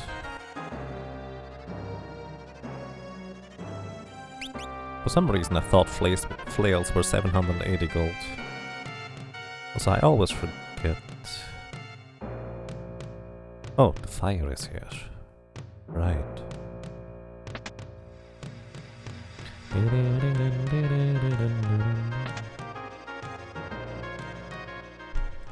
Dota and Counter-Strike are pretty famous ones. True. There's also the more recently released game that was a mod of Skyrim, which I'm actually very strongly considering playing on stream sometime. The Forgotten City? Something like that. I actually forget what its name is. Let's see. I actually really like how the NPCs look. We have a black mage, we have a white mage, and another one. That's really cute attention to detail. I like that a lot. Venom! I like Venom. We do want the level 2 spells. Demi, stop. Right, we can have time mages, which reminds me. I think I'm gonna turn... Well... No, Lena is gonna learn time magic. So Lena, I kind of want to have my tank support character, basically a cleric.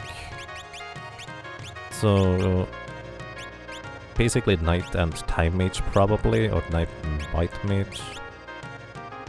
Just gonna have her be White Mage for, or Time Mage for now.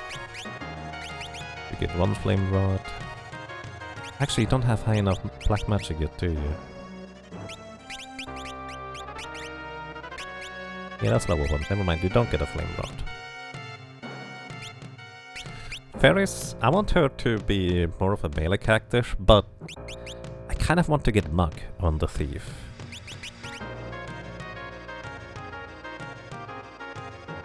Then again, I also kind of want to have a thief permanently in my party for random encounters.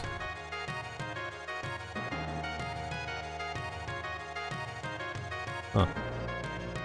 I'll think about it. And you two just get black magic level 3 for now, and then we see what else we get. Maybe one is summoner, one is a white mage plus black mage. Sure, let's go with that. I like how Galuf looks as a white mage actually, so I might just turn him into a white mage for fun. Charm, life, okay, we need minis. Okay, you get a flame rod, and you get a flame rod.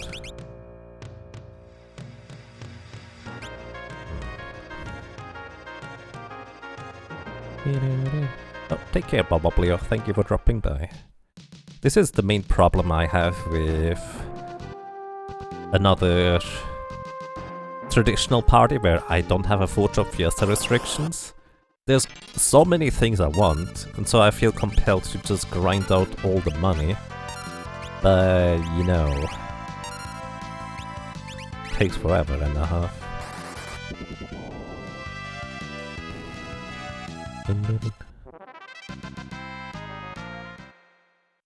Brave New World is one of the best ROM hacks you've seen, hands down.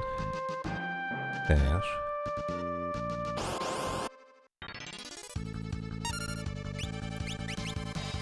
So question, is the Brave New World the one that also overhauls the script and makes it more edgy? Because I have played a Final Fantasy VI ROM hack of that capacity, and it's just really not my cup of tea. I remember there being something like that. Who has the... Oh, nobody. You get the upkeep.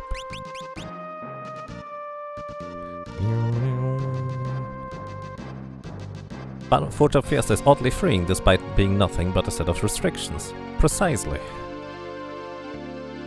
Because now I want time magic, I want white magic, and I want black magic. All of them. It's... less than ideal.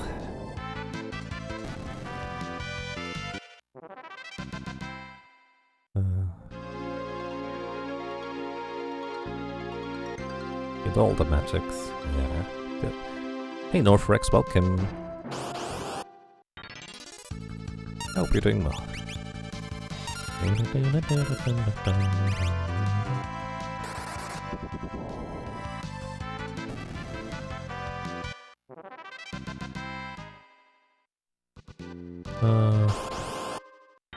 ROTDS. I don't know what that is.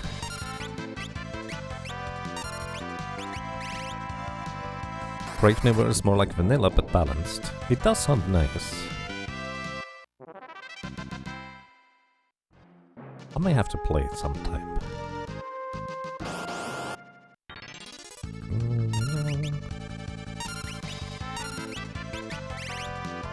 I'm probably just going to empty Moth's MP here and then we just move on. See what else we can do.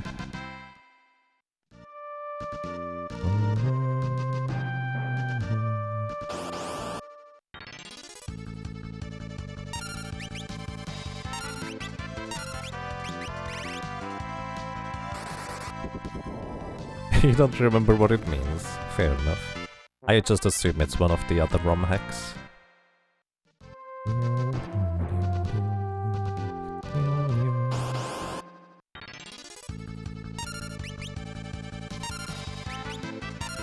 I probably should make a separate save file before defeating the next boss, just in case Karnak escape is like a trap.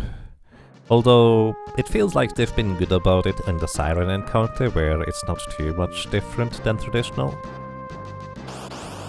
So, it's probably fine.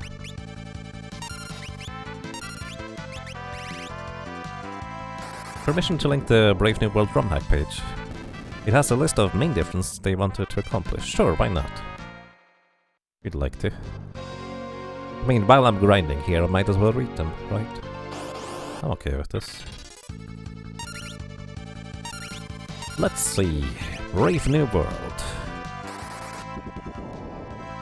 Character-based Esper restrictions, new stats boost, and that promote greater diversity and allow for customized development. Okay, is there a detailed description? Somewhere.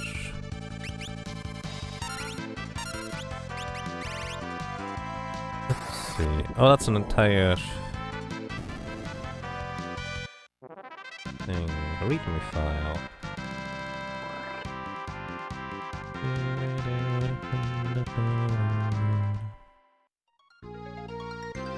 Brave New World is technically brilliant, but could do without the internet memes. Oh, is it the one that I was thinking of then?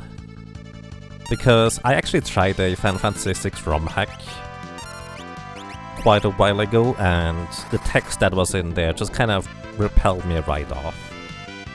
It was just not for me, no matter how good the gameplay was, because I just really adore the original story of the game and how it is told. T edition? For...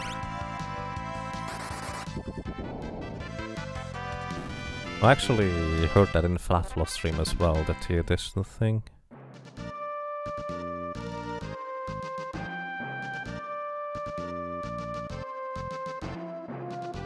I think T edition actually did get a translation, just recently-ish.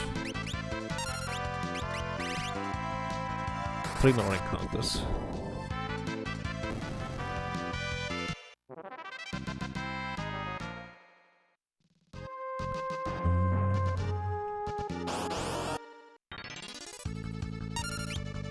That's a lot of stuff in Brave New World. I need to test it briefly.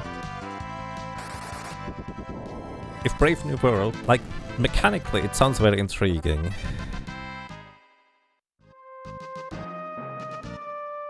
These pixels look insufficiently remastered. I don't know, I'm okay with these pixels. Do not require them to be remastered. Last one.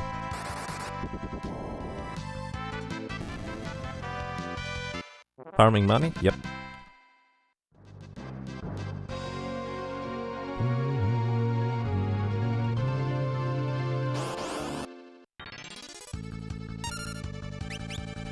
Spell charge is similar to Final Fantasy 4, which is... Oh wait, 4 has spell charges?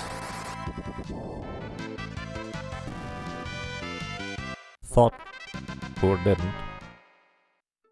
Wasn't 2 the first one to have the MP system? I don't remember. Alrighty, let's get spells. So which spells do I want? I want the elemental spells pretty much guaranteed. Fire, Ice, Bolt. Confusion could be very useful, Life is nice, and Cure 2 is just stronger overall, that's pretty handy. Let me stop, I already have these. So... we also have a Time Mage in Lena in the party now, so we're fine. The chances are pretty high I will be doing quite okay. Now, I don't know what to expect, so we're gonna want to have 3 of each elemental rods, I think. Let's get 2 of each first. Alright, one more. That way we have all 3 spellcasters with elemental rods. We do already have a mithril sword. And knives for that matter. Do we need any armor? Plumed hats are always good. And a mithril shield, perfect, we have 7 monies remaining.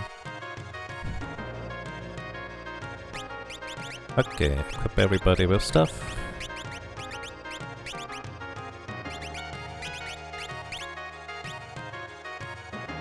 Alrighty, and we briefly sell... Oh yeah, I wanted to go back actually briefly in order to learn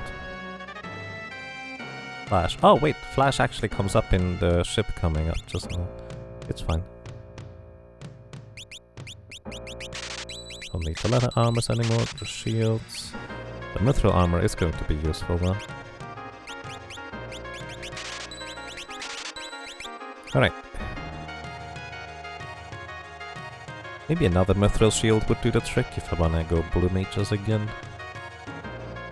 Actually, I do wanna go blue mages again. So I should get 2 more shields. Basically, mithril shields give you a 25% chance to block incoming physical attacks, and any character who can equip a shield is basically just so much more protected. It's really, really good. And you don't get a shield upgrade for quite a long time from here on out, so it's worth investing into a shield, in my opinion. Oh, you don't have enough MP because I didn't go to sleep. You do not have the fire rod, do you? Yeah. Whoops.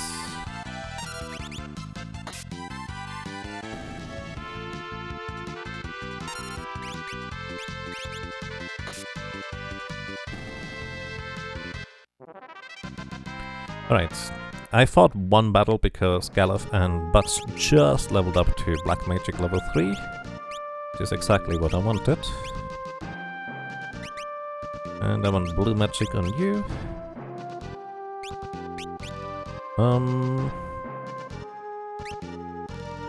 No wait, I wanted to have white magic on you for later.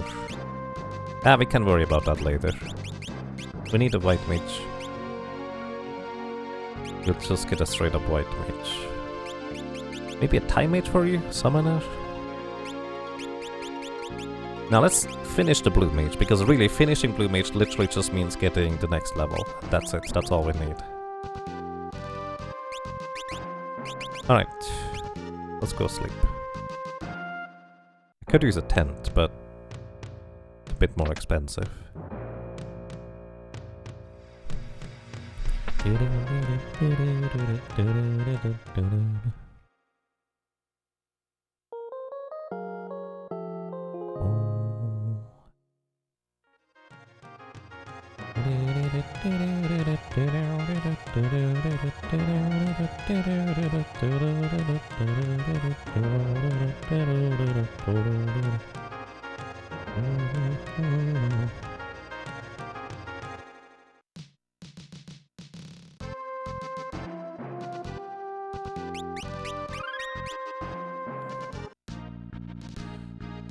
Alrighty.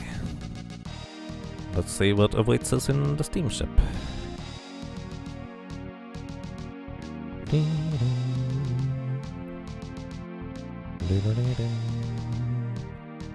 Honestly, so far, the changes have been quite fine for one such as me, but I also know a lot about the original Final Fantasy V. I might be missing mechanics here or there, but generally speaking, it has been reasonably obvious to me on how to deal with things coming up. Crew dust, nice. Couldn't steal.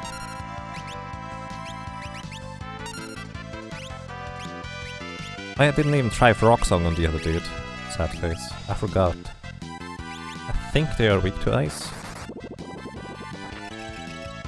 Yes. Here we get an ice rod. Or frost rod, I guess. So here we wait until this guy casts flash. I don't know whether he casts it as a reaction, but I know he can cast flash. What's my favorite change so far? Honestly, nothing has been particularly outstanding, to be honest. Wait. It did blink 4 times, so in theory, at least 4 people got hit. Oh yeah, Galuf got hit, that's good. We have flash now. Blind is a very powerful status effect in Final Fantasy V. Any physical attack, or well, any melee attack from an enemy will have only a 25% chance to actually hit. So it's actually a ridiculously powerful status effect. What the heck is that? Security eye. Scan. Level 18, 300 HP, weak against thunder. Oh, these replace the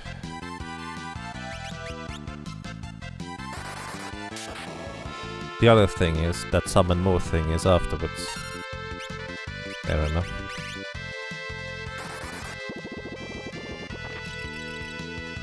Hey Valakar, welcome. How are you doing today? 102 experience for the entire party? I think they buffed the experience gain in here. Maybe. Because I know the original experience gain in here is rather questionable compared to literally just walking around outside in the field.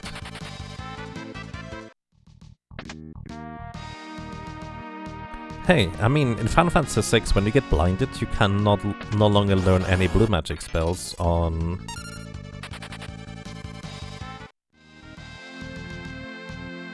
What was his name?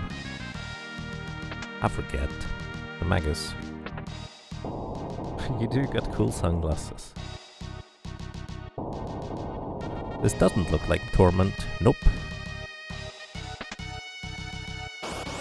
Strago, there we go. Thank you. Right, actually I'm curious. If we knock this thing out, is he going to summon...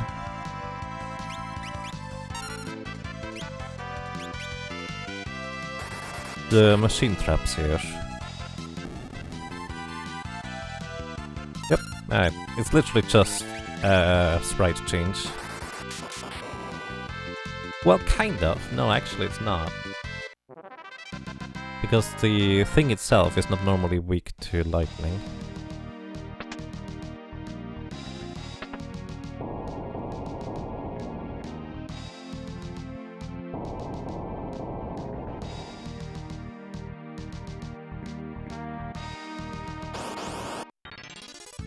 How did the Link to the Past tournament go? Quite fine, thank you. The encounter here is different, however. Normally you would get these creepy undead thingies in here exclusively. What the heck? But these ones are indeed quite different. I think they have a lot stronger theming here, because these are once again probably weak to lightning if I were to guess. Ship guard, 17, weak against thunder, yeah. Those are different. 316 on Gil, 101 experience. Pretty good experience for how quick you can knock them out.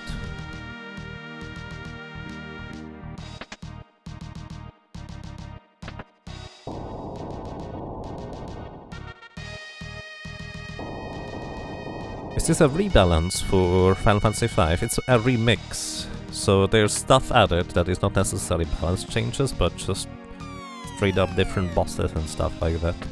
Right, we get a Thief's Glove, which should double our chance to steal, which, considering the chance to steal seems to be significantly lower than in the original, doubling might not be that big of a change. Well, it's normally 40% in the original to successfully steal. Then you get a roll for a rare or a common drop. But it's 80% if you have the Thief's Glove equipped, which is really good to reliably steal the common drops. Green Beret, 1 agility, 1 strength.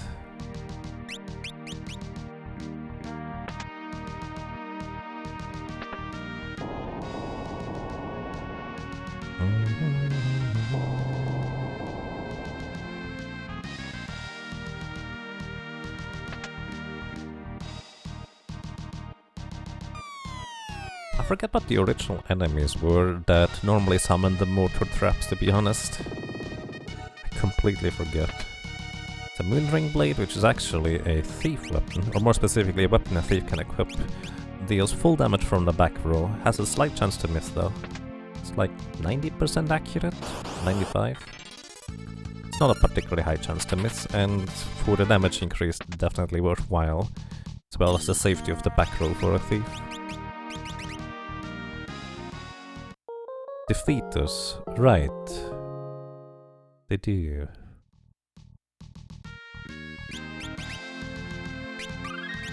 Let's make a separate save file, just in case Karnak escape is something I can't deal with currently. Double is always good. 1 to 2% will help over 1,000 steals. I mean, you're not technically wrong. But practically it might still end up being rather inconvenient to use in comparison. Or not necessarily worthwhile unless you really want something in particular. High potions. Ah, these guys have the high potions now. I like that change actually. I like these enemies better than the original ones, which normally gave you high potions. Alright, now... we just go in there and see what happens. I think we do. Maybe we should have fairies be something else though.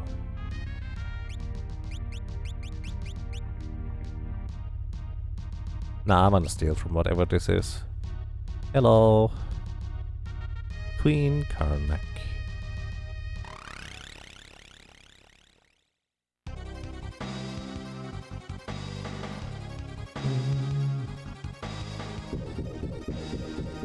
The skill only from certain enemies.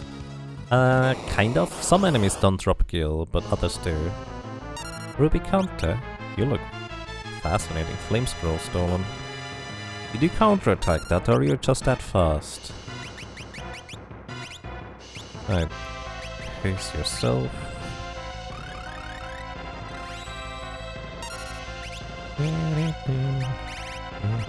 Try to flash. Didn't work, but then again, flash doesn't have a particularly great accuracy. Try venom. I don't know what works or not. Oh, you only have level 2 white magic. Oh, that's very inconvenient. But as a time mage, you can actually equip the healing stuff, so we're still fine. Just no multi-target healing with Q2. Doesn't have anything anymore. Scorch, 355, that's a bit much. He is literally standing in front of his previous sprite. Wait, no. It looks different. 355 damage is way too much, dude. Do you really want me to grind that high? Let's see, but if I have a monk instead...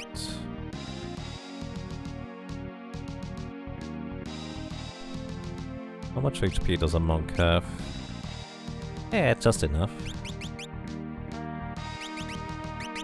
Let's see how that's going to work.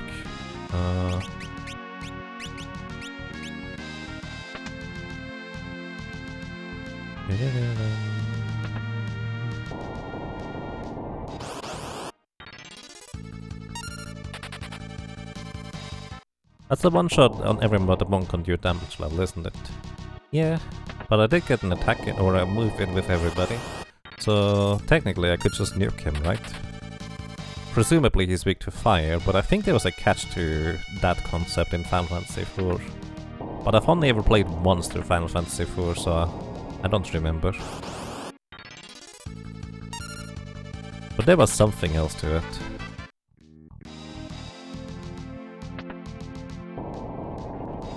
Maybe I should give the Berserker a shot. Could be better in this remix. Then again, none of the other classes so far are meaningfully different. Actually, they're not different at all so far. Anyway, I want to scan him. See what we have in store. It was weak to ice unless he was hiding in his robe. Can't quite recall either. I see. After this we would get bards. Well, soon. Well, I guess not until Crescent Island after the library. But with bards or dragoons we would be able to avoid, like, even spells. So... His robe absorbed all elements, even ice. Critical. Well, that's pretty mean. Kind of need her. Alright. Rock song! Rip it. That didn't work. Let's just try it. You have eyes, right? I like the sprite though. 984 damage.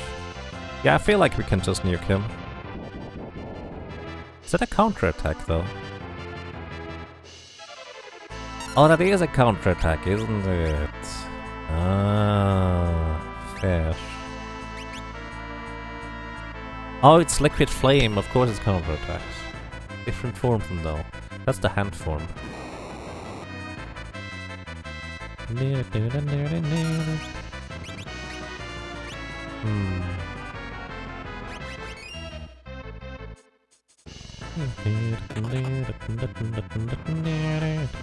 Oh, he changes form by himself.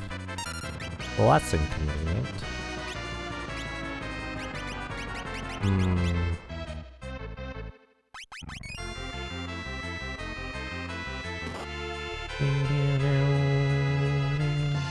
Well, let's just see whether he changes forms when I attack. He does. Well, actually it's flame in this case. Huh.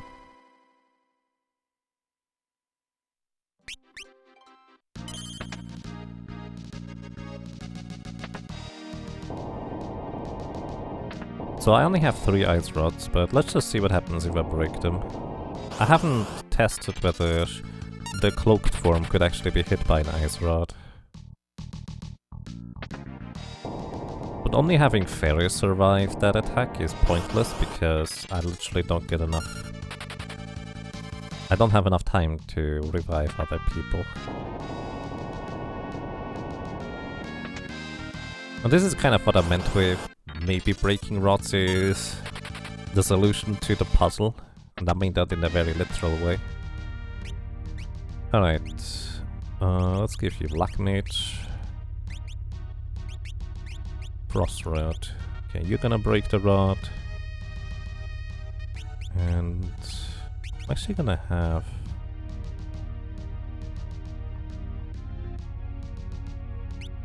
Let not be a monk for now, more HP.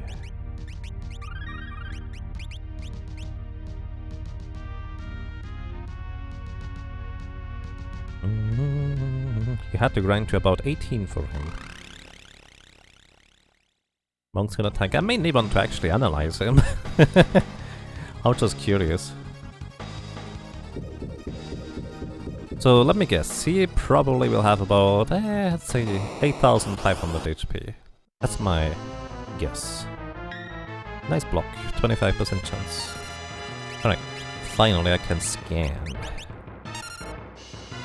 Just briefly wait for the scan. 15. Okay, not that far. Ah, I was wrong. Yes, 11,250 HP. Weak against water and cold. How could we get water? I don't think it's possible to get water damage at this point. We don't have ninjas yet. Maybe he's gonna reappear later. 2,388. Requires 6 rods. Hey, didn't change forms.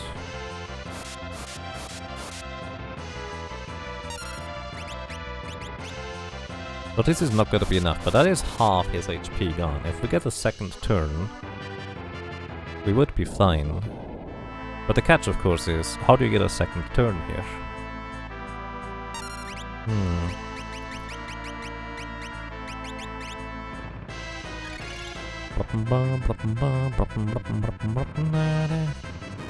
Mission.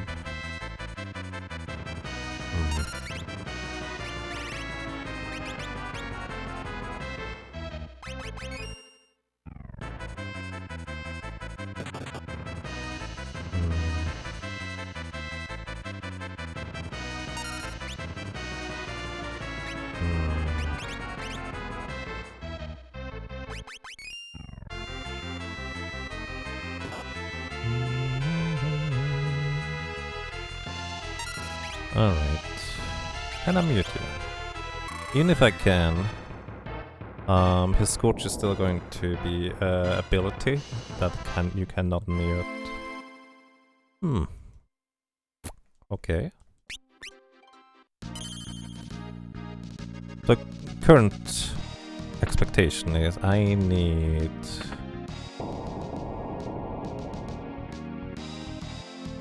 at least 3 more ice rods. Wait, there's an easier way out.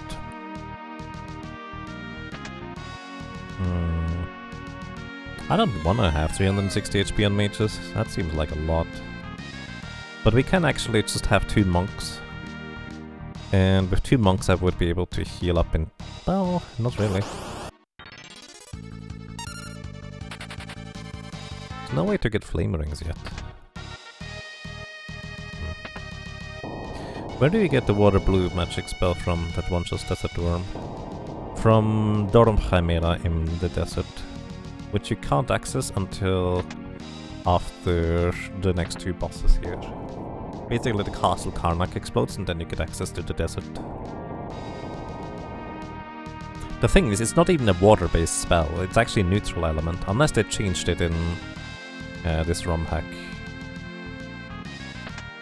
Which they might have. But it's literally neutral damage that deals 8 times damage to desert enemies, rather than desert enemies being particularly weak to water in the first place, which I think they are as well, though.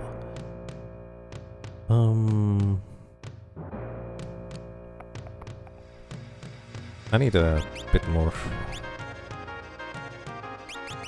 P. Alright, first of all, I'm gonna turn you into a white mage.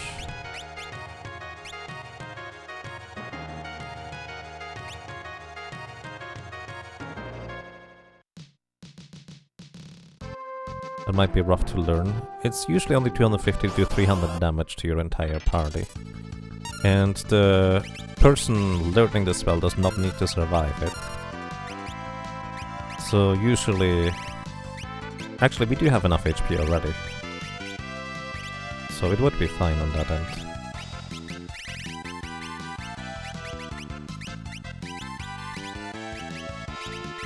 Oh, don't use fire, to use fire on it.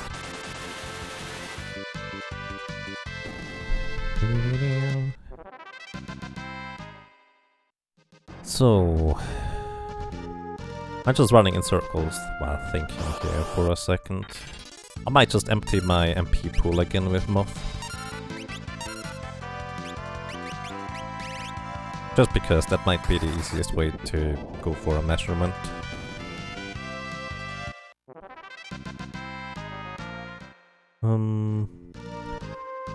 If we get Monk level 3, I think we would technically get like HP plus 10%. But that's not a whole lot of HP realistically. So I don't think that's worthwhile.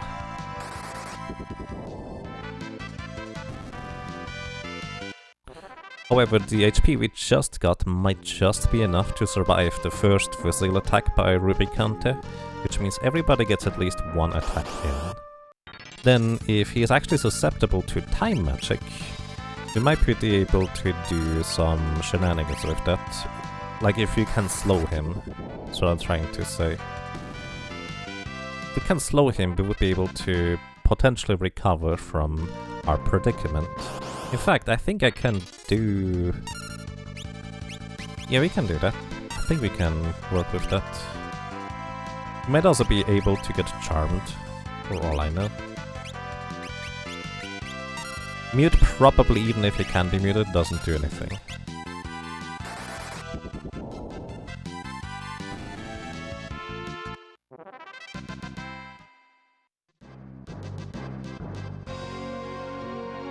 In Vanilla, the boss Rubicon is replacing is affected by gravity spell. Maybe try those for the easy damage? Oh, that's an excellent idea, actually.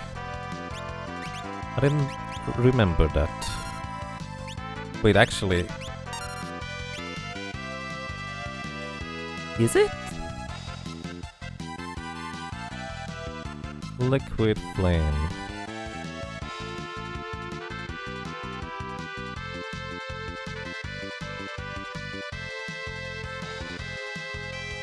Huh, it's not heavy.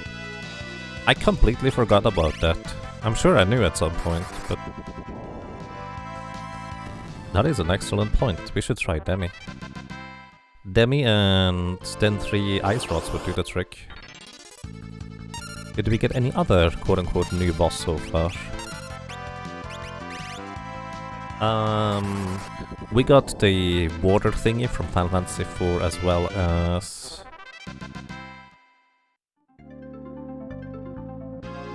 the undead necromancer dude from Final Fantasy IV as well.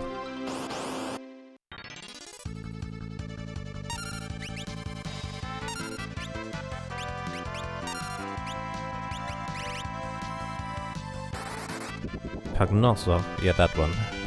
Scarmillion and Cagnoso.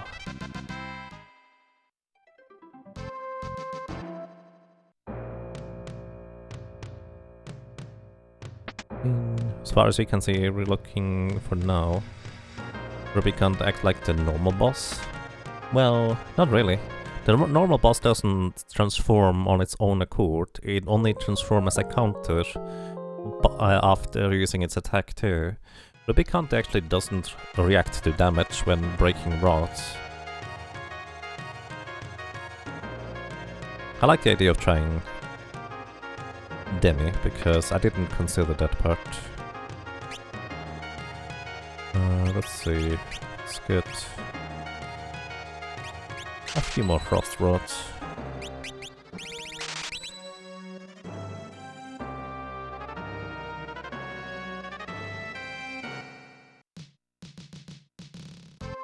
Actually, curious point, I haven't tried Berserkers yet. Always Berserk.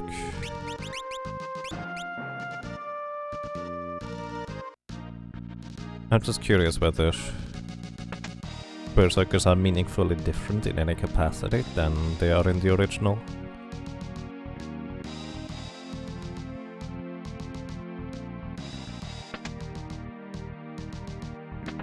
So far I've actually not really seen any changes. Then again, I haven't even tried all the chop classes either.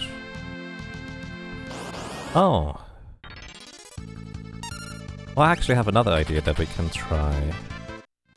But I will want... well, I have Mythal Daggers, it's fine. Yeah, I have another idea. Alright. First of all, we're gonna try Monk, Time Mage, Black Mage, Black Mage. Then if that doesn't work, we'll try different things.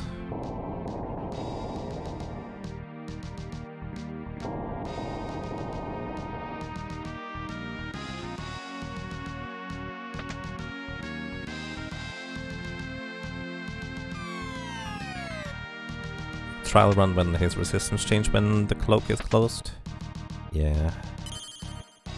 That is actually kind of on top of it. Yeah. New save file, so I don't have to walk outside again in case we change up stuff. Actually, we didn't get into a single encounter where I could have tried the Berserker briefly. That's fine. I just wanted to try the Berserker in a random encounter. And I just kind of forgot to do other stuff. Ah, it's just Berserker. I'm not sure what I expected. Alright, you're actually gonna be a monk with time magic here. You're gonna be a time mage. Actually, before you are time mage, I still wanna get to the end here. Let's just stay a thief for now.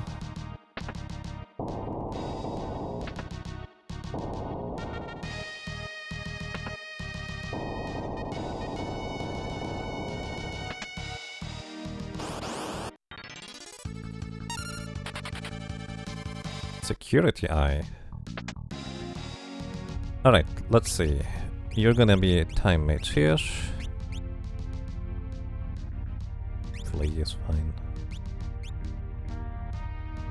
Okay, now, do you wanna heal Lena? He does have time magic.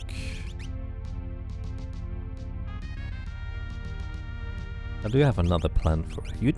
Blue mages have more HP, right? And the shield, so I'm just gonna leave them as blue mages. Frost. Frost. Alright, let's see whether this is going to work. Does Berserker have any useful abilities? Well, a berserker can't be charmed. Or... yeah, that's the main thing, it can't be charmed. Which is interesting. Very, very niche use. But practically not really useful. Critical. Right. Punch! Counterattacks never trigger counterattacks. Alright. First order of operation. Slow. Okay, he can be slowed. This is kind of a big deal. Then... oh, you do not have... oh, that's awkward. Wait, why you only have one high potion? You should have way more. Oh wait, never mind. I only have the one from Tycoon. I lost the one that I stole earlier. Venom didn't work last time.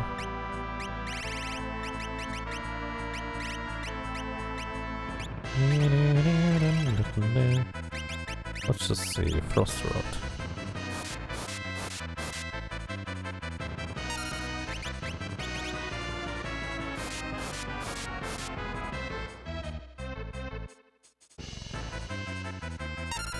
Alright, haste on Lena.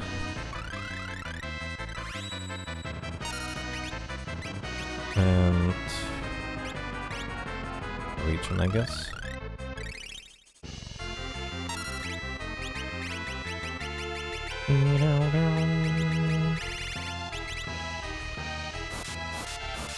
Frost Rod number 3 and 4 coming up here. I need 2 more in order to win.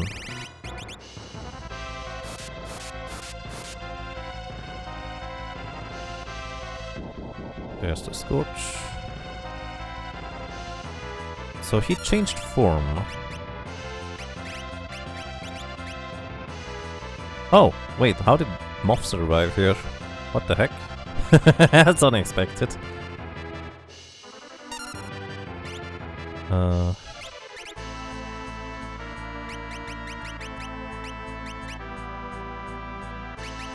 Going to revive Ferris just in case. Lucky low roll the damage, apparently. Alright, we need one more Frost Rod after this. Oh, that's not good.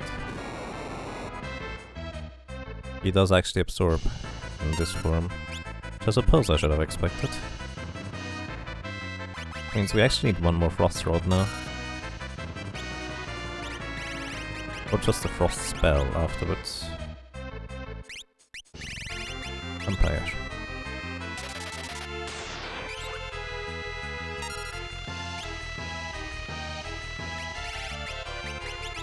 We have an elixir this. No.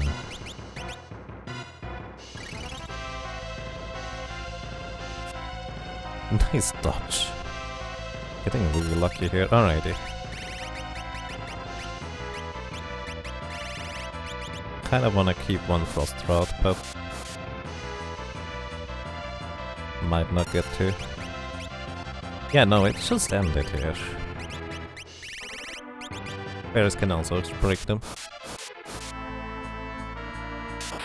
Gallof still has one.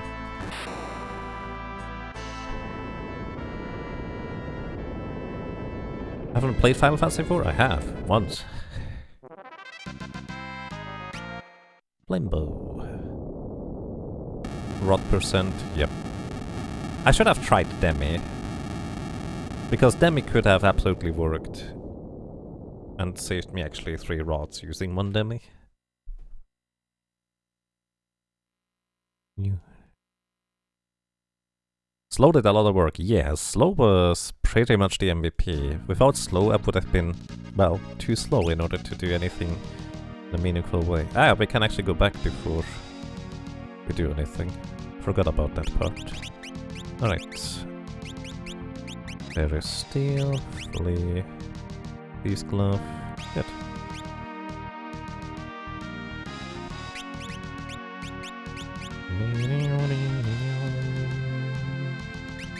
Still need a little bit of white magic.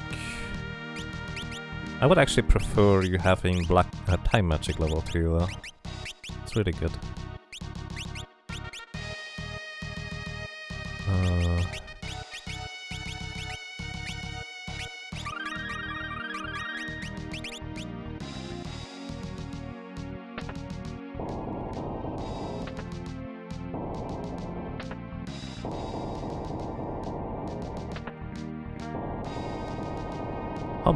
How often do you actually go backwards through this room? Not particularly often. Alright. Just in case the next section would be too rough. Hey Tony, welcome. I'm doing quite alright, thank you. I hope so do you. Steel. Hey potion.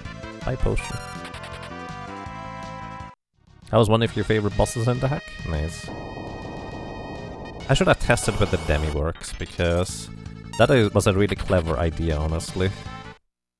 Because it is true, Liquid Flame is actually susceptible to demi, which I tend to forget. It's like... not relevant, because Liquid Flame just doesn't have a sufficient amount of HP for that to be terribly useful. But this guy here did absolutely have enough HP for it to be really useful.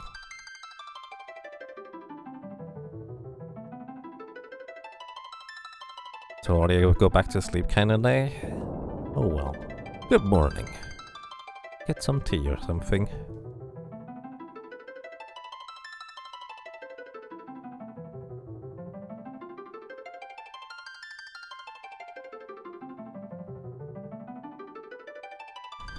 I definitely like the sprite of that one a lot.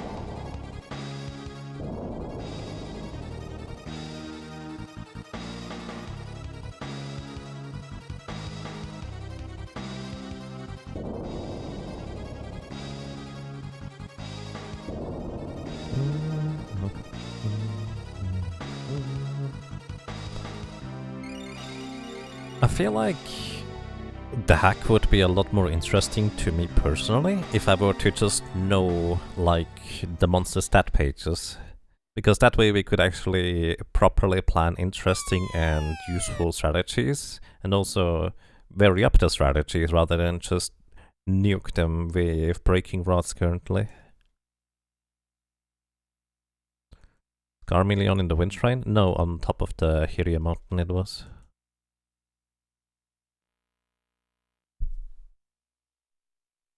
The Wind Shrine still had the Wing Raptor, but it had double the HP, 500, and its first turn during the closed wings phase, it used White Wind, which meant you needed to deal at least 250 damage before it closed its wings, otherwise you would never make any progress. Which... I don't know, I'm not a fan of that one.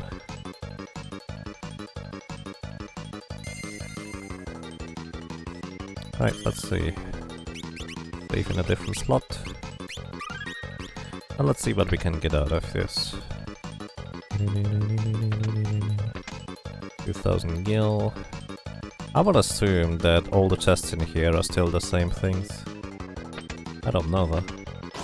Monster in a box. Steel. Hey, elixir.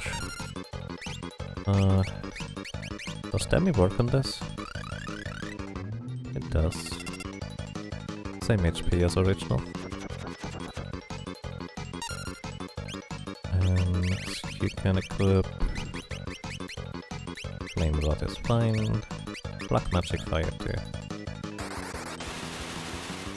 Do you have only 9 minutes completed? Yes, pretty much. Another elixir. Hey Dan, welcome. How are you doing today? This one should be Raven. Or elixirs for me. If I can steal.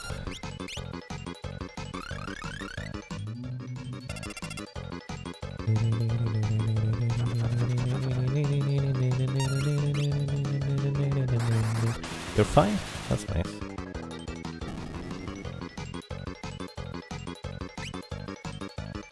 Ribbon. This one should be a ninja throwing item. I think it's a shuriken actually. Or Geigers. Huh. We could technically try to farm elixirs from them, but considering the steal rate is so ridiculously low, I don't feel like it's terribly worthwhile.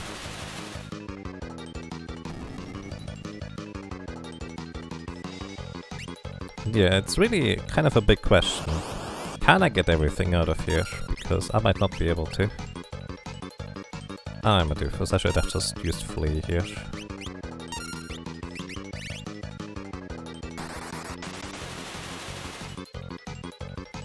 Yeah, we're fine. This looks to be the same stats as original.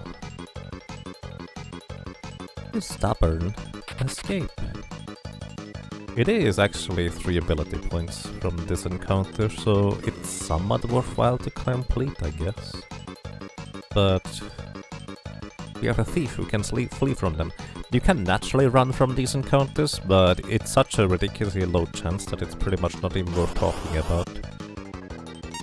This one, on the other hand, is just gonna run away by itself, because as long as these wolves don't have a master, so to speak, they just escape.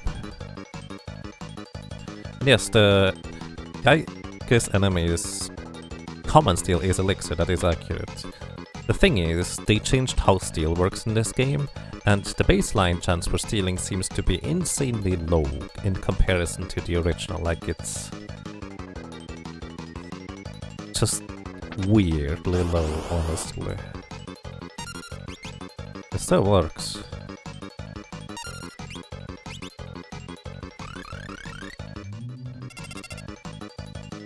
But it's just really low. Hey, he didn't counterattack. Alright, Gallup still has the Ice Rod equipped, so we can just Ice to this guy.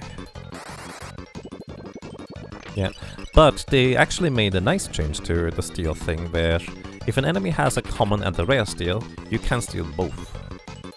You can just keep trying. And they added actually the concept of a third steal, which is even nicer in my opinion. Which the third steal is always the same as their rare drop. So if you're trying to get a rare drop from an enemy, you can actually steal it from them. I just think the chance of actually getting it is just really low.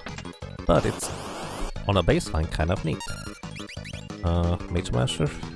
Pretty good. Yeah, we don't need that. Alright. Just gonna remove that guy, and the wolves are gonna run away.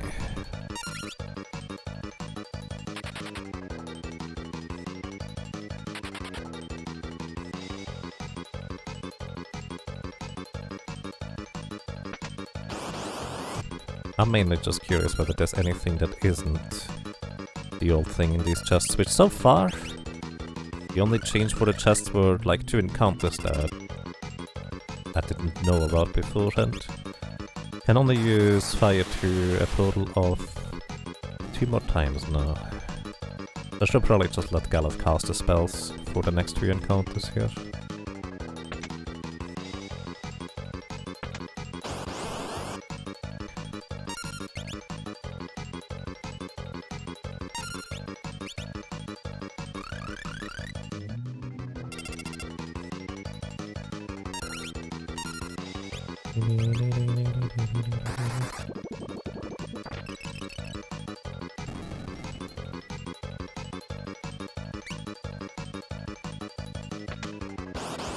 So many monsters in a box.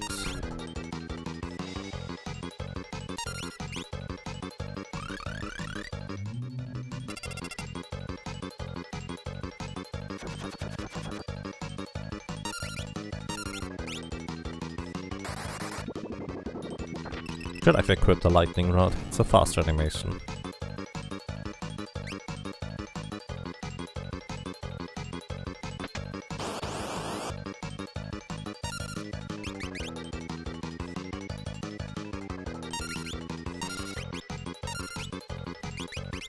Oh, I didn't mean to cast on all of them. I don't think this is enough damage. Yeah, no. Sorcerer can charm on the first turn, which is pretty devastating in a solo character challenge run, but I guess in a full party it's not bad. Elixir, money, and there's the last... well, actually there's two more chests that are guarded. One has a white magic spell that would save me about 3000 gold, not having to buy it. And one is relatively weak.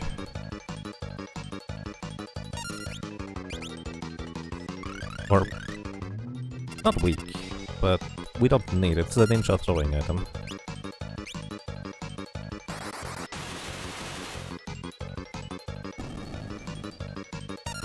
But this chest here is the one that I really want, because it contains a Magouche, or a Guardian Dagger, whatever you want to call it. And that thing has a 1 in 4 chance to block incoming physical attacks. As a weapon, that is basically one of the few weapons that has such a special trait, and because it's a dagger, almost every class or job can use it. So it's really, really good for that. You know, in hindsight, what I should have done is I should have run outside, defeated the boss, and then go back, just in case the boss is something ridiculous that would take way more time. Because if I go down here, the time gets saved. Because that's exactly what I'm gonna do, I'm gonna save, but I'm gonna save over a separate save slot.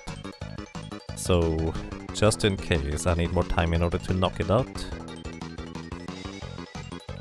it'll be fine. It's a parrying dagger, exactly.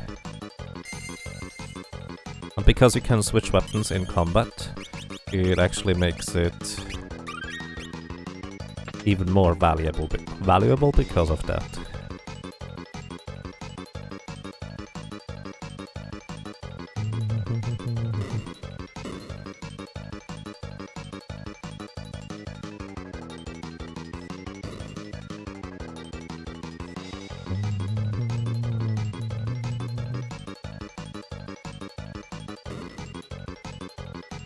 Alright, let's see. What do we get? This looks standard. Get a potion from him. Scan. Level 0. Yeah, this looks very standard to me. I kind of... you know, let's do it. I wanna see whether the boss itself is changed. So after you defeat the little... the guard dog of hell, Cerberus. Fusion! What? No. Oh, that's great. Fusion! Cerberus is normally a fire creature. Attack them. Hero drink, alright. Thunder, 25% of my maximum health. This is fine. Level 19, weak against wind, immune against cold.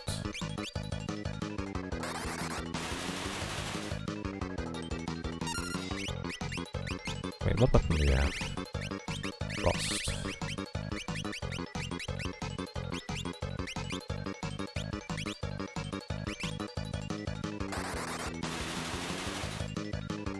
Wait, what?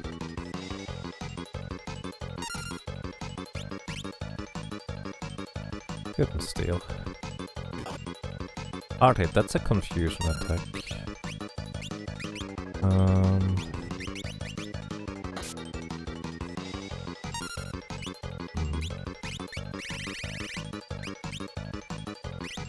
Let's see. If I just attack you.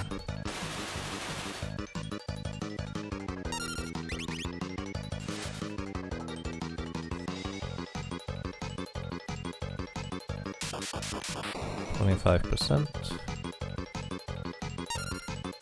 Time magic haste on you.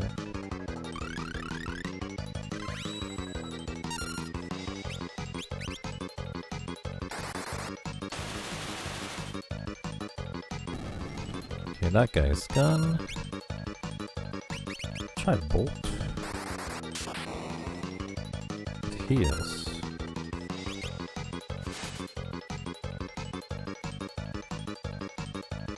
Deathclaw. Oh, I would love to learn that. Level 19. The Goblin Punch is not gonna do a whole lot.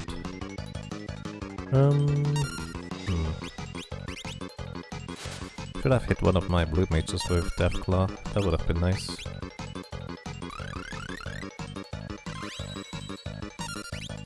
You have Flame Rod. Let's just break it. I think that's a lot of magic defense, actually.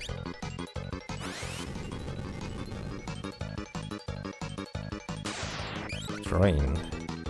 That's mean.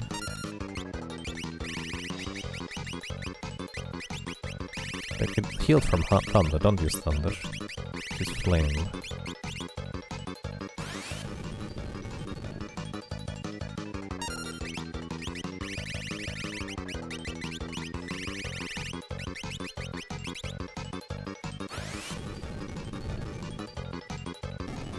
Alright, we got him. Didn't learn Deathclaw though. Maybe I should.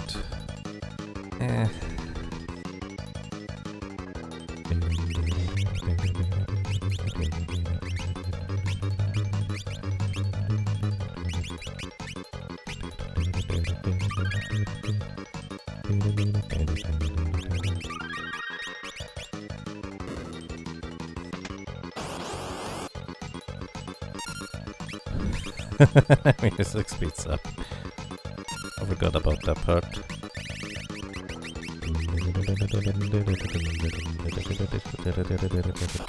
I pretty much never get to the last minute, so...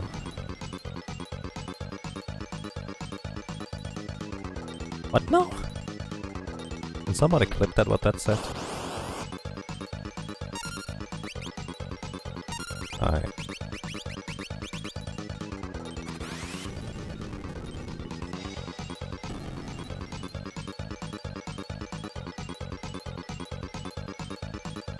Thunder Scroll? Well, that wasn't worth it. Alright, we're out of here.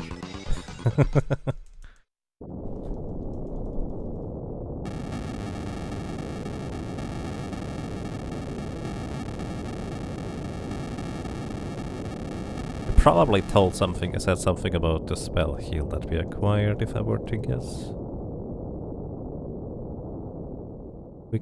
It's weak to wind, it said. Oh! Right, I could have learned Arrow 2 from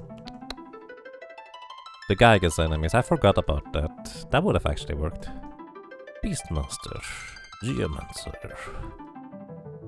and Ninja. I'm actually most intrigued about the Beastmaster in this case.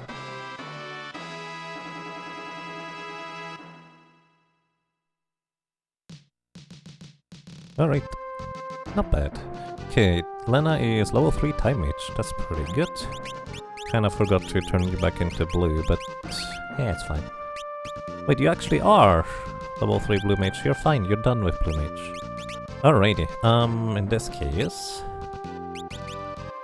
I wanted to make you into White Mage. I just really like how Gallop White Mage looks with Blue Magic. That's good, get a healing staff. Then... You're done with Blue Magic as well. And... honestly... Wait, actually no, you're not gonna get... Mystic Knight.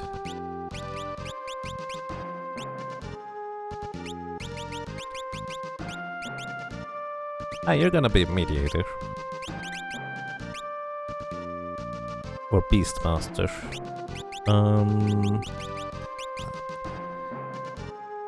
Time Mage level 3 is pretty good. Let's get you for Summoner. Speaking of which... I actually don't have any summon spells yet. Ha! I forgot about that part. Mage Master actually gives you +1 magic power. But elemental things are usually better anyways.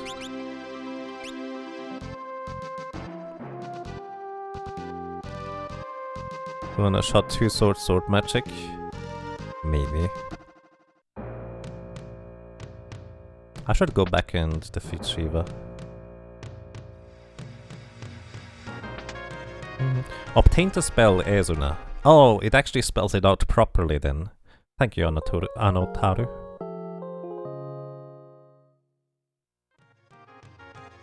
Because in the original fan translation it says obtained heal.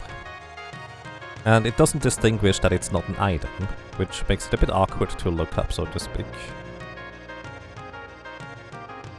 Because if you don't necessarily realize it's a white magic spell heal that you have acquired, you might be left confused. Ezuna is heal, by the way, it removes all status effects. With some exceptions. Okie dokie. I think Ferris is going to be Mystic Knight for damage purposes in the future. But still Thief for now. Let's go back and get Shiva.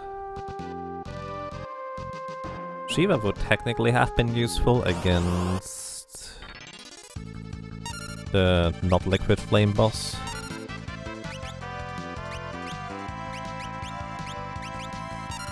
I don't have a way to fight these things, huh? Oh well. I didn't think about that part where I need some way of fighting enemies.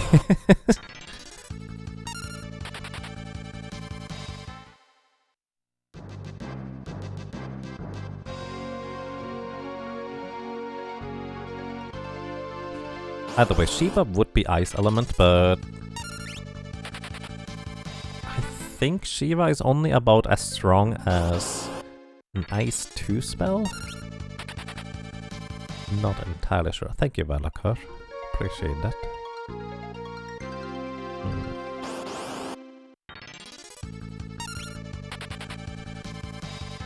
So the main reason I asked for a clip is because I saw like some form of a ring symbol there. Which is why I was kinda confused. Like, I figured it was Ezuna.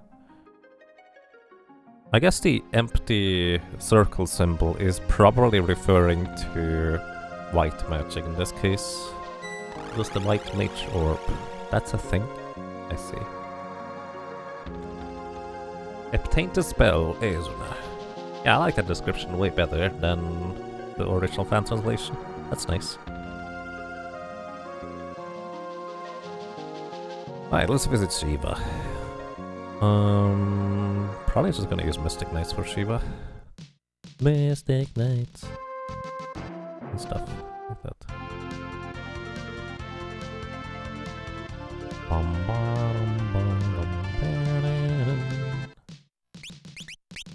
Was it Final Fantasy IV that did the circles? All Fire 2? Full Life? No idea.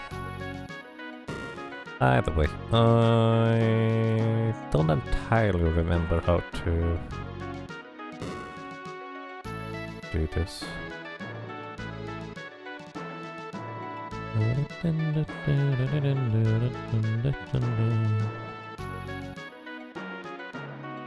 Here? Ah, there it is.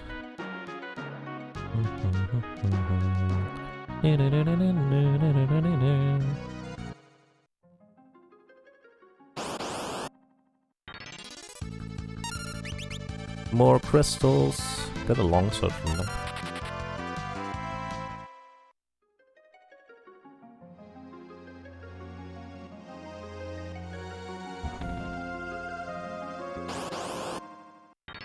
Kinda wanna know what they do when catching and releasing, but at the same time,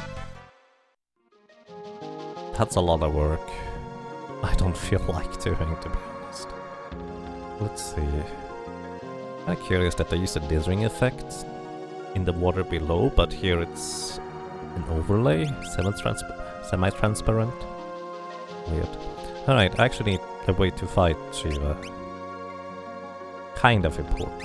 Get you a black mage with time magic. Let's turn you into a Mystic Knight. My favorite class. Oh, you already have steel. Huh, I didn't realize that.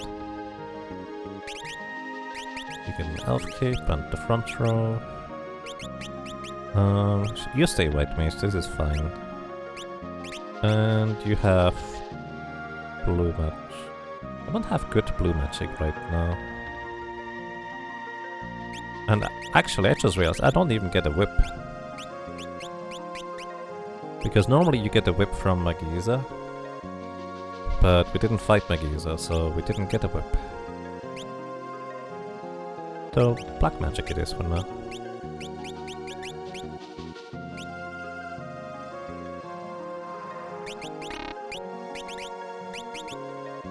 Okay.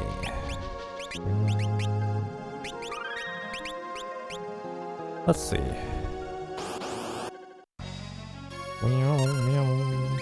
Magic sword, fire 2.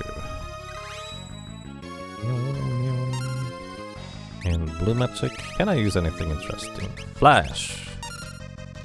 Let's blind them. Ow.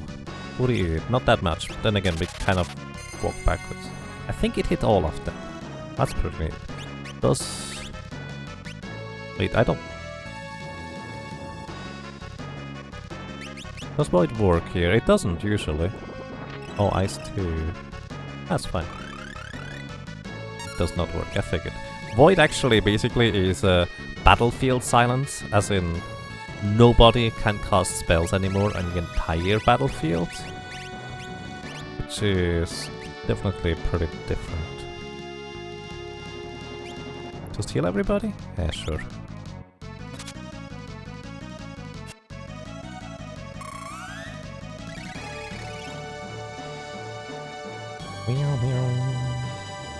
Okay, knock them out, Ferris. Zing. One shot. Sleep. And... slow. Oh no. Shiva has a reflect. Oh, that's less than ideal.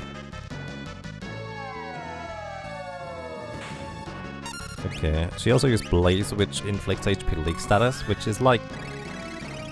I think actually stronger. I think it's buffed in this version, so it's like 300 damage or so. Either way, you can't reflect magic blades. Speaking of things you can't reflect.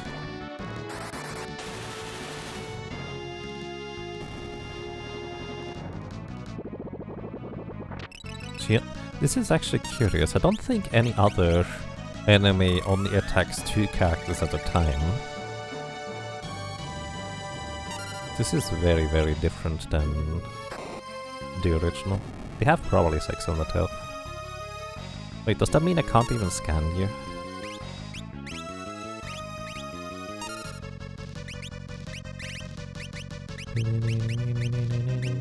Vampire goes through reflect, but...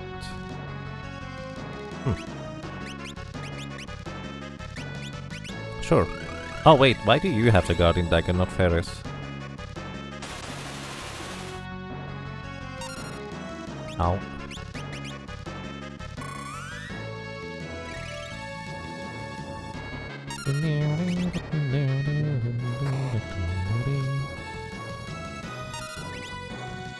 Paste Ferris.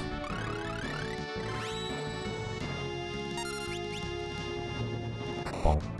Should probably try to steal from her. And... regeneration for Ferris.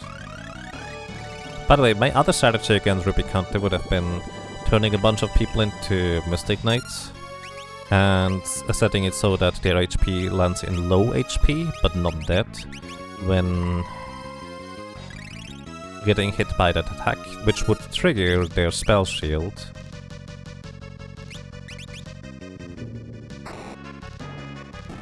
Oh, bye, Shiva.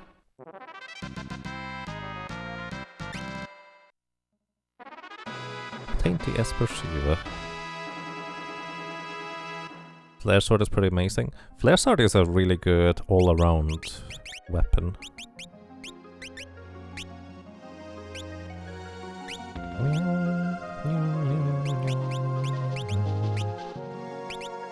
Or all-around enchant.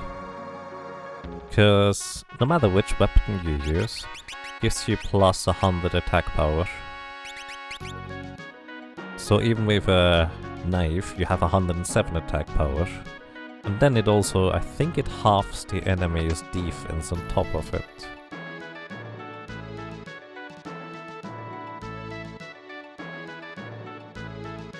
Yeah, it's basically just a good all-round weapon. Elemental swords are still better if the enemy has a particular weakness, but a lot of late-game enemies don't have particular weaknesses. But then again, you know what my favorite sword is actually? My favorite all-around sword? Osmose Blade. I love that thing.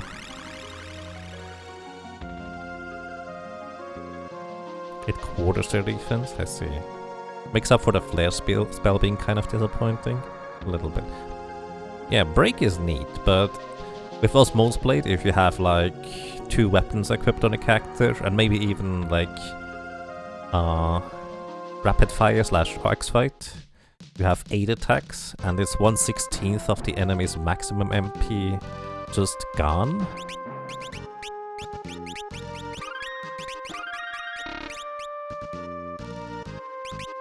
With every slash, you basically obliterate enemies' HPs. Or MP. And a lot of bosses rely on that. That was basically my strategy to get through the bonus dungeon in the Game Boy Advance version. For the late game enemies, I just ran them out of MP. And half their abilities just didn't work anymore.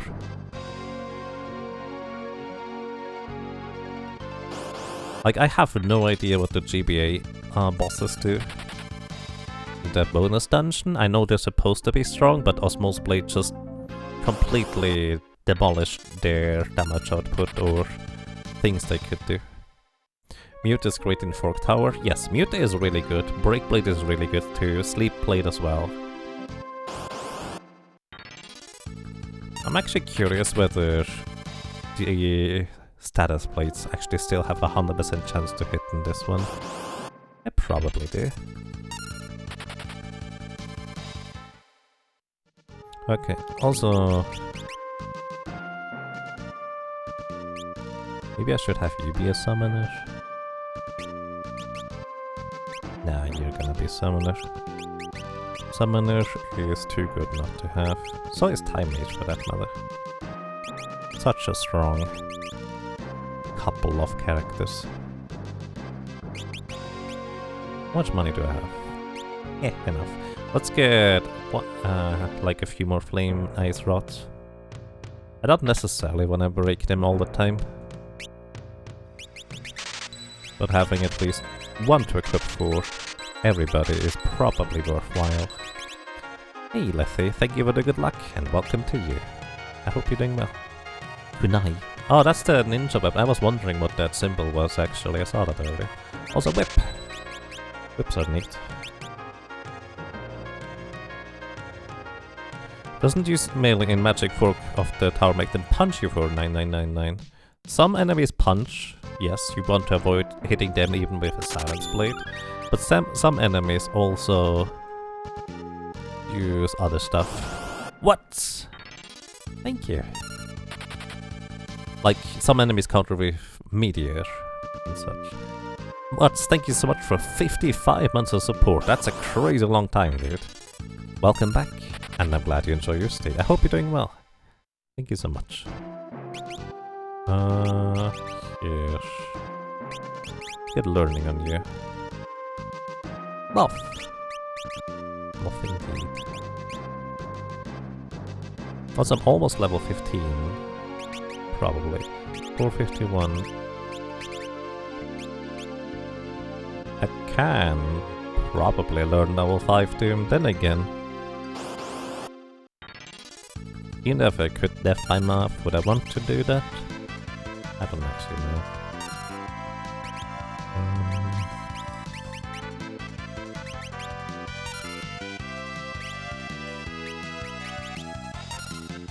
Probably should scan them before I do something stupid.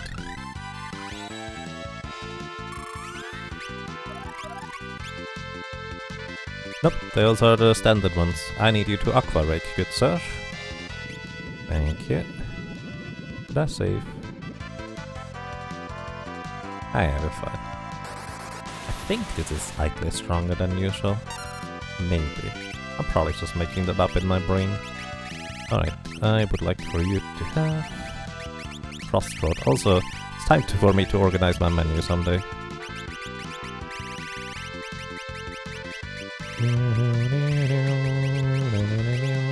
Sheila.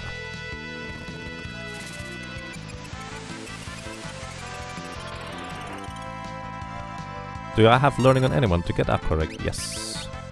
Put it on Moth just earlier.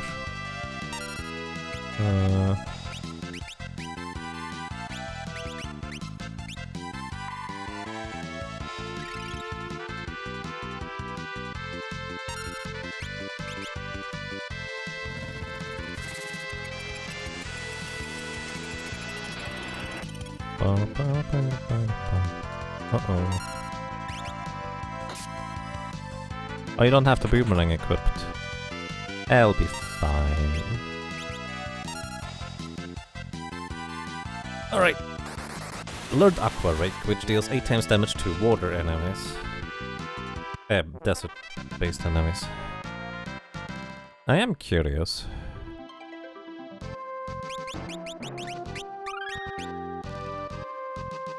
Whether this is actually water element in this, because in the old game, Final Fantasy V, Aqua Rake is neutral damage, not actually water. It looks water, it sounds water, it's not.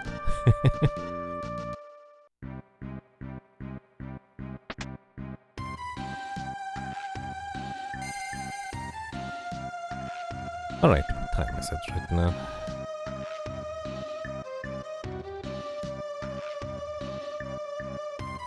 Okay. Let's take a look at the next two bosses. Technically the next boss is Ifrit. So I don't expect it to be vastly different, aside from probably having like, I don't know, 25,000 HP, if I were to guess. Which means I actually probably don't survive what he throws at me. We'll see. I don't have the Arch Spark yet. Red spams Merton. Oh no. Deal. Can you... Oh! Thank you. That's actually precisely what I was hoping for. Let's stop him.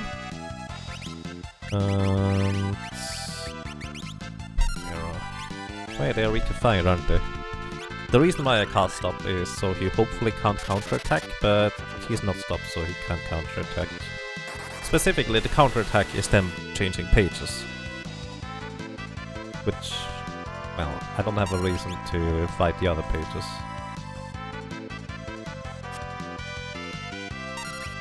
Wait. The blue magic. Ah, this is fine. Kinda wish I learned Deathclaw, but we didn't have enough time, I think. Back to... Oh no. Oh no. Ether? Ether. I think this is all the way around. What I mean is all the way up to page 356 and then all the way back down. This is the slowest encounter. But we got super lucky that the guy who has learning got hit by the thing, so I don't want to reset this encounter. Oh, I just... the wrong thing. Yep, all the way up to 256. Wait, is he gonna moonflute me? I can technically learn that too, but this would be very unhealthy. Don't moonflute me.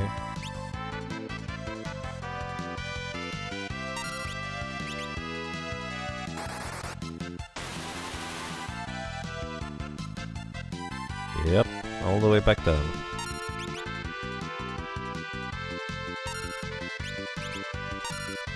Alright, we are out of the danger zone though. Moonflute berserks your entire party, which, considering that Galuf has a healing rod equipped, we would eventually die. Because the only thing our party members would do at that point is do physical attacks, and that's it. That replacement didn't use Deathclaw very often. Yeah, it actually... I saw it once.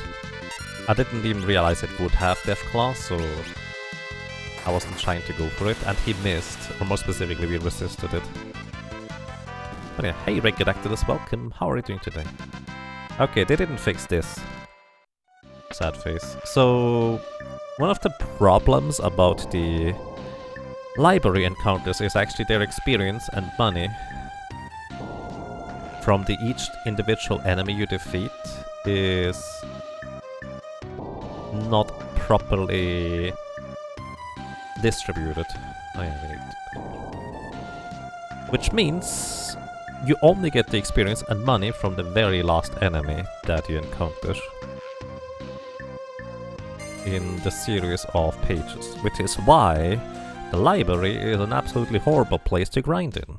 It actually would be kind of decent if that wasn't the case.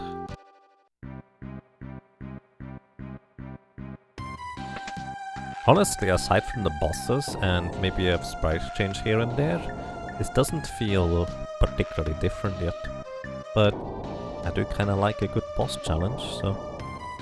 Death by Math, I would need one more level for it.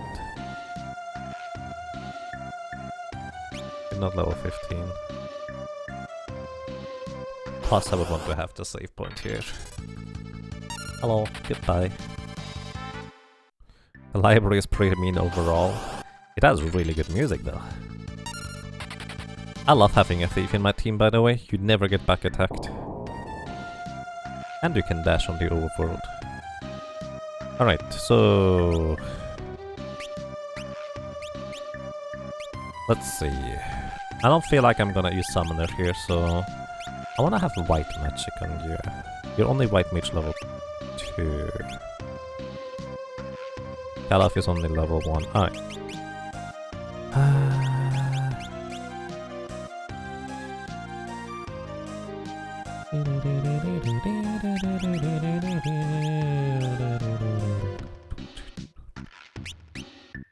Let's see, what do I want to do with you?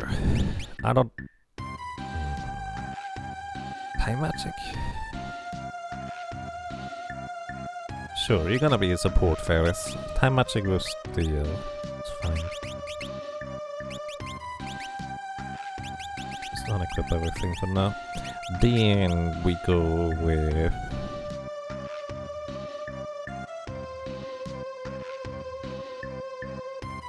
Galaf has blue magic in his arsenal, so this is fine. I kind of want to keep a black mage as well. So we can turn you into a mystic knight. To potentially cover for other people as well. Let's use time magic. Alright, you get an elf cape, guardian dagger, mithril sheet, so you have ridiculously good physical evasion. Definitely very helpful. You get Elf Cape, Mage Master. This is fine, we can always change these weapons around. We don't want to keep Galaf as a White Mage. Sure, I think we have reached a point where we can do meaningful damage with every character. Or with just a few characters, as long as we survive. But that's kind of the catch. We may not survive, but then again, there's no reason for me or way for me to know until I try. Yeah, blue magic. Yeah, let's just see what happens. I am Ifrit. I have been sealed in this book for many years. Only those whose bodies can withstand my flames may summon me. Red mage? Yeah, actually, Red Mage would have been a good compromise. I like that idea. I'm a bit slow on that though. Magic Sword. Alright, Ifrit cannot be muted. Yeah, let's just go for damage for now. Fire 2, single target, 288. That is the expected number, in fact. Haste. Normally has 3000 HP, but you know, you have the healing ready to heal her. Oh shoot, you still have learning equipped. Sleep. Probably doesn't work. Like, it doesn't work in the original, why should it work here? It doesn't make sense. Okay, haste for Lena. Lena, try to slow him. Alright, we basically won at this point already, unless he has a one-shot on my party. Which, for all I know, he might. The reason why I say that I basically already won is because haste on me and slow on him effectively makes a 4 times difference on how fast/slow we're going to be in comparison. And he is blinded, which means 75% of his physical damage is going to miss. I feel like this guy is a pushover. For now. Maybe he has abilities that one-shot my party. Who knows? I don't. We'll see though. Maybe he reacts to spells in the meanwhile. Huh? Let's see. Maybe he has a brutal counter. 1064. Oh, he counters with Fire 3 himself. Oh, we can't run him out of magic. He only has like 1000 or so. Well, in the original anyways. Can I stop you? I can. Alright, we can easily do that then. But before we do anything else... Let's see, level 22... Only 4,500 HP. Huh. Weak against water and cold.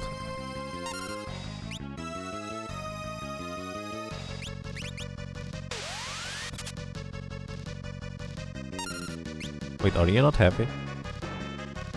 No, he's just slowed, that's right. I'm gonna try anyways. No, it doesn't work. I think he can be confused in the original. Yeah, he can. An enemy that is confused, it does no longer follow its normal script, which means he is just going to... He's not gonna counterattack, is what I'm trying to say. So I can actually just use Ice 2 on him.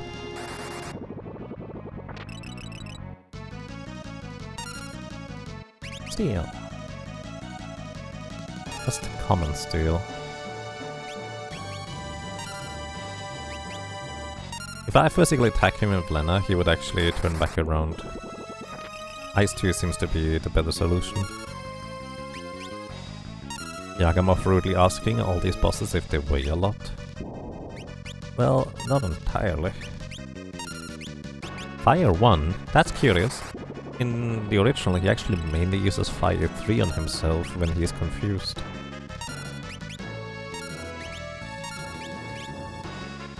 Which is actually kinda nice, because he never uses Fire 3 on the party.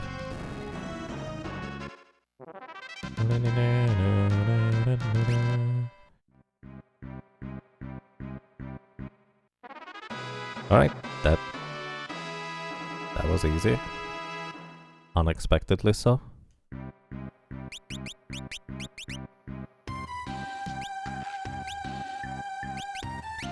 Back to running.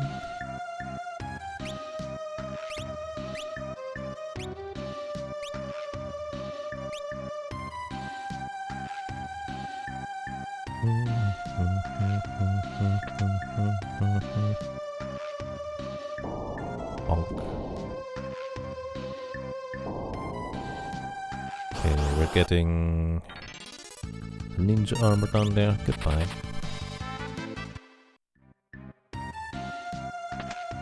Ninja suit.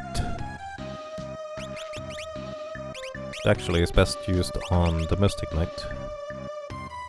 Because it's actually the same defense as Mithril armor, curious enough, but it does not weigh as much and it gives you agility. Fun fact, Mystic Knights alongside Ninja have the second highest agility of any top class. Mystic Knight is stupid fast. Like, it's not something that you would necessarily think of the class when you just see it, but they're almost as fast as thieves as a baseline. Kind of crazy. Is this Romhack just a difficulty rebalance? Maybe. I don't know. There might be more to it.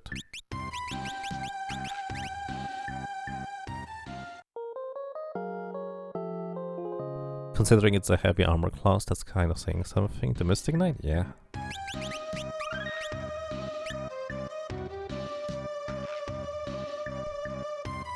They did that... You think they did that because Mystic Knight needs a set upturn. Well... fair.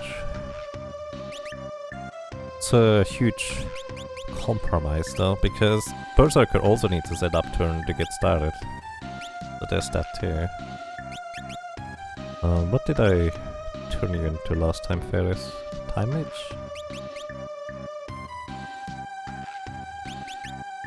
I actually like the idea of Red Mage here.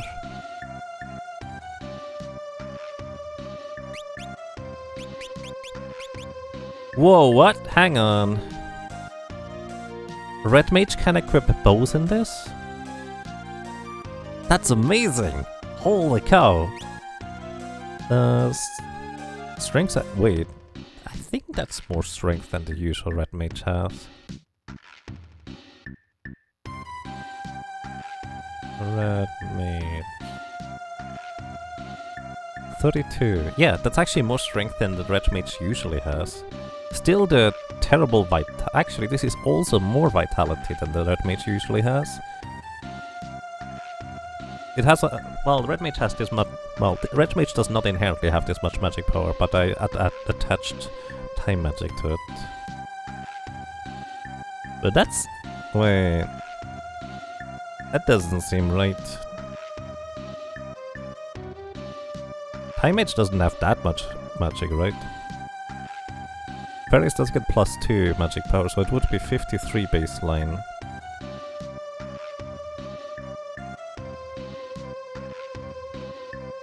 Huh? Time Mage 48 baseline. Yeah, no, actually, either the Time Mage got a buff to its magic power, or Red Mage has a huge boost to it too. What the heck?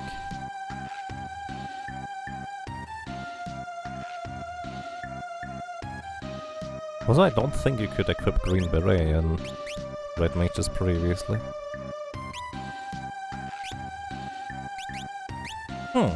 Fascinating. Alright, I'm into this.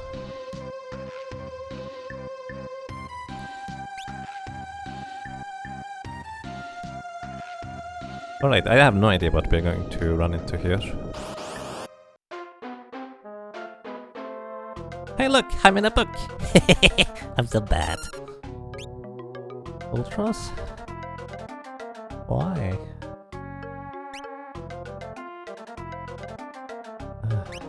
Please myself.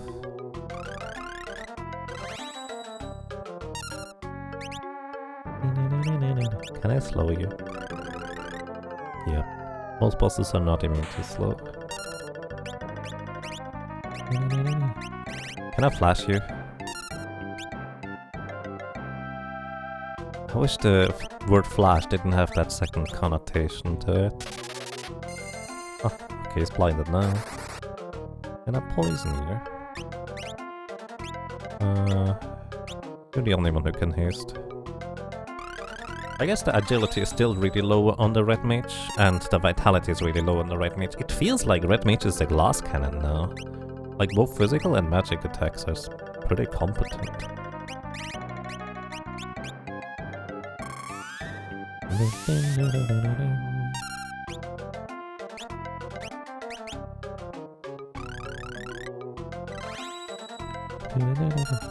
You wonder if he'll do tentacles? Probably. And I turn into Froggy. Probably not. Oh yeah, I still have the learning.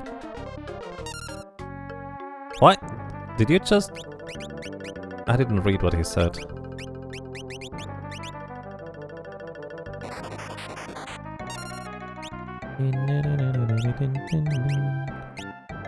You called yourself a man? And he turned me into a frog. Yeah, I feel like this is more of a gimmick battle rather than anything else, so... just trying to prepare for whatever he throws at me.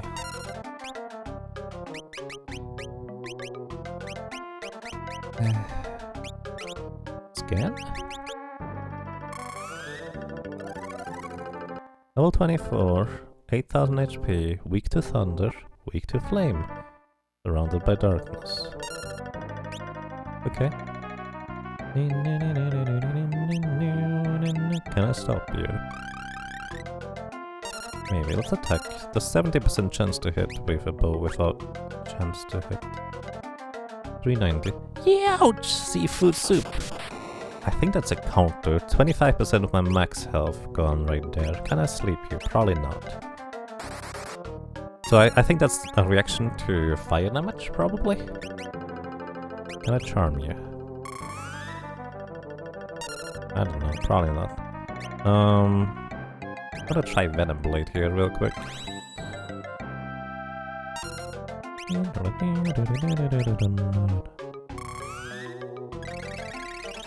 You think he's a mimic? Well, the sound, the music at least indicates as such. Let's try lightning. See what happens. He is weak to it. Ouch! Seafood soup! It is a counterattack. Let's see.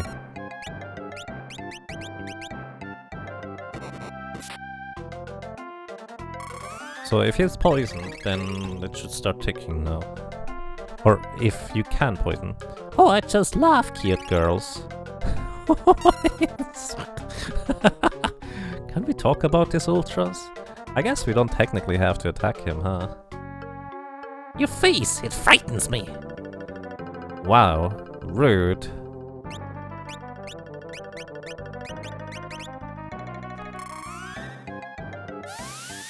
There are no enemies weak to poison. There is one enemy that is weak to poison element. But poison status effects is a separate thing.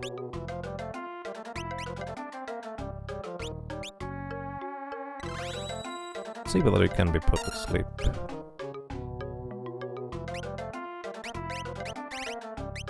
Probably not, but you know.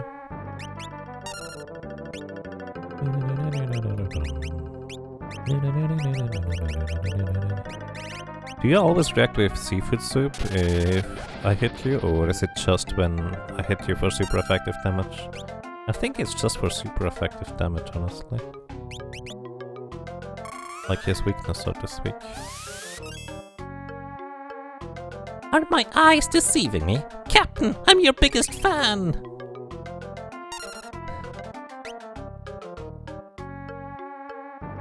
Do you have more dialogue, dude? Oh. Well, that's just rude, dude. 1,000?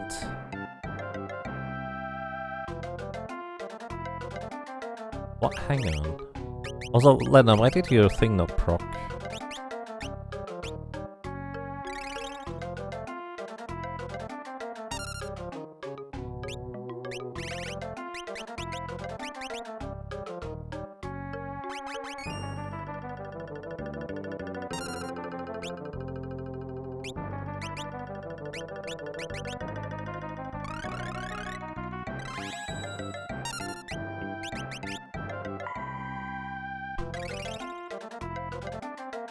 Why did you safety shell not proc and tangle? Oh, that's not good.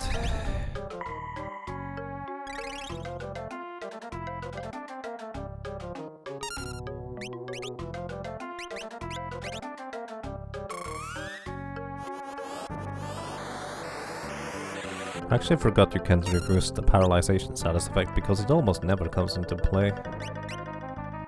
Does Demi work? 2,645. Did he do 1,000 damage to himself or what?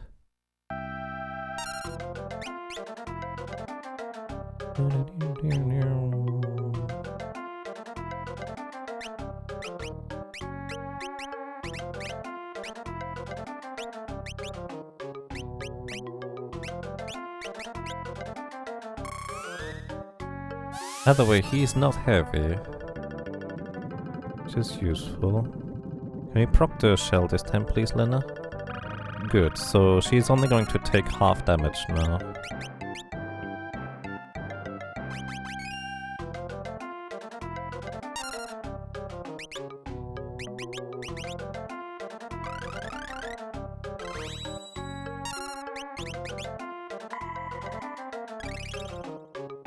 So Lena should always survive at this point.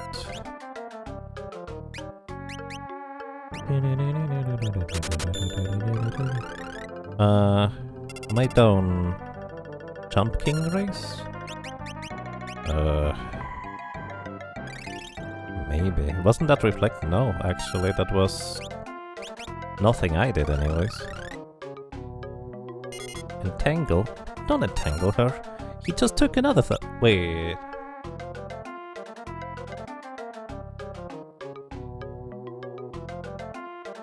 Wait. He entangled Lena and took 1000 damage. He didn't actually take 1000 damage. Unless he lost 1000 MP. He's poisoned.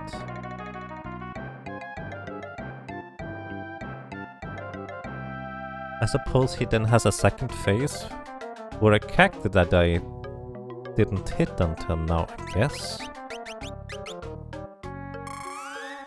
There's an octopus in my game. Isn't that Venom Blade? Like, that's what I was thinking too, but the HP doesn't add up. Poison normally deals 1/16th of an enemy's maximum health and damage. Maybe they buffed it to 1/8. But technically he didn't have enough HP remaining in order for that to not kill him right there. Oh wait, he did. Oh, he's poisoned.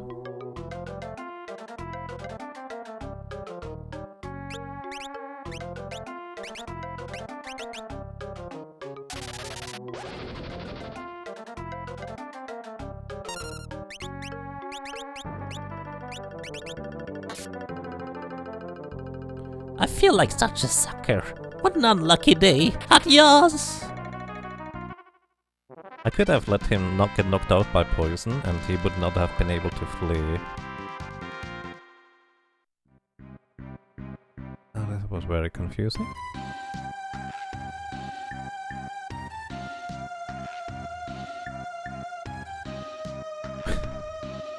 Scan again. Yeah, oh, actually, I think they just straight up buffed Venom, that's why I was so confused, because he had 8000 HP maximum, and it dealt 1000 damage, so I was thinking, wait, did I hit something aside from Ultras that had 16,000 HP remaining? But no, I think they just buffed Venom. Hi, Hoppy. And am I down for a Jump King race?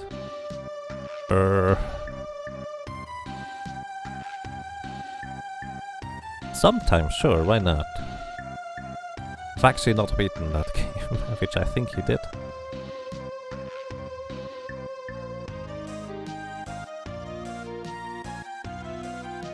Demi also did less than 25% damage. I mean, yeah, but because that's what because I dealt some damage beforehand already. Cookies. I dealt some damage beforehand already, that's why Demi wasn't that strong. Either way,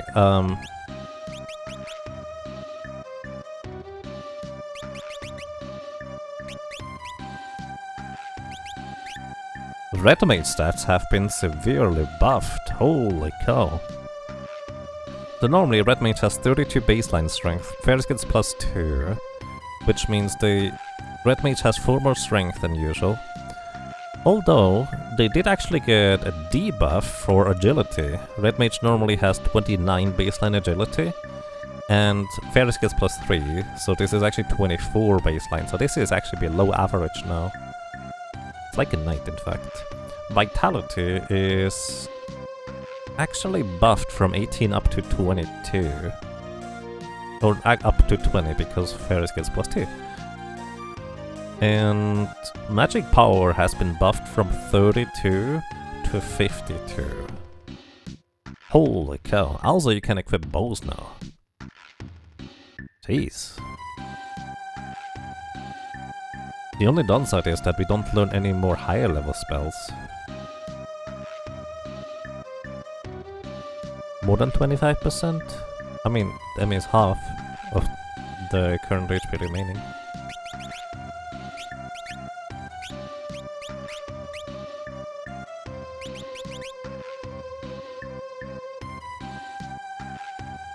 That's a lot of damage, dude.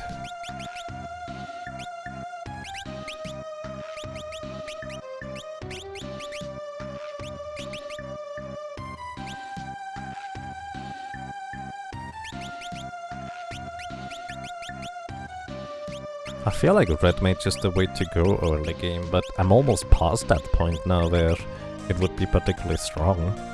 Because I decided to specialize in things instead. Because I didn't even consider that Red Mage might have been buffed to that magnitude. That's fascinating.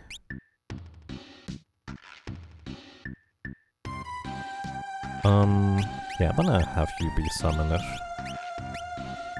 Learn Summoner things, bit of time magic to cover up more things. You get the Flame Rod because you cast Ifrit. Galef is White Mage, and you just learn Black Magic, I guess? Nah. Yes, maybe. No. Yes. I wanna get a Mediator.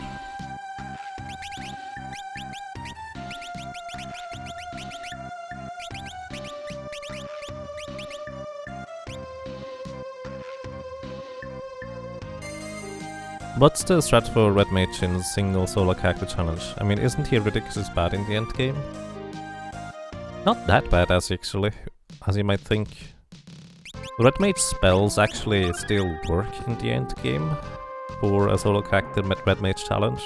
Like, they're not amazing, but if the enemy is weak to a particular element, it is still actually pretty competent damage, especially compared to a lot of other characters who only have physical attacks at the time.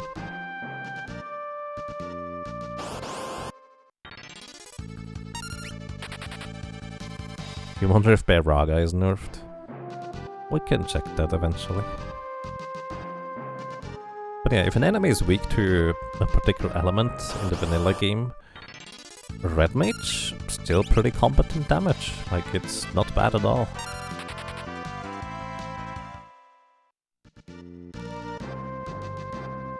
And on top of that, you can actually use swords. So your melee capabilities are not too bad, all things considered. Especially since you have above average strength and agility in the vanilla game for a mage class especially. The main downside is just that you have really low vitality, which kind of hurts you in the long run. Plus rods, yeah, you can break rods, and you can actually also equip staves, which means you can also farm holy staves. So especially X-Death at the Overworld 2, Red Mage actually is one of the better classes to deal with him if you take the time to farm their staves up.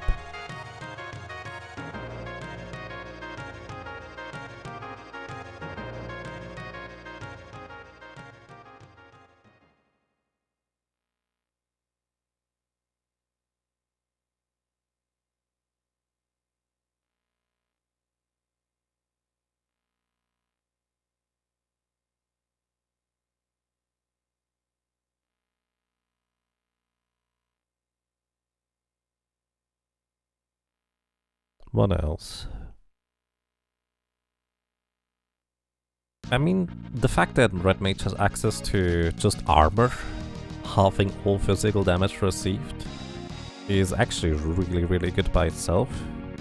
Further, because you can equip rods, you can actually use the Wonder Rod in order to have shell for a limited use, which also reduces the damage taken by specifically Necrophobe and also the final X-Death encounter by a lot.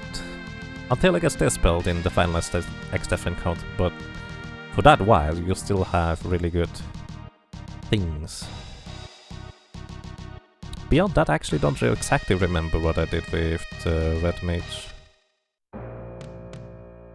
But also, well, this was quite the interesting excursion into Final Fantasy V remixed.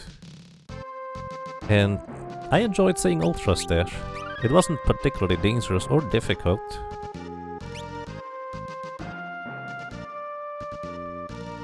However, I do kind of feel like the early game doesn't need to be quite that slow. It feels like the later bosses here, they were buffed in a more reasonable degree comparatively to how the early game bosses were. But yeah. I'll probably continue playing this sometime, but today I think I'm done for now. And yeah.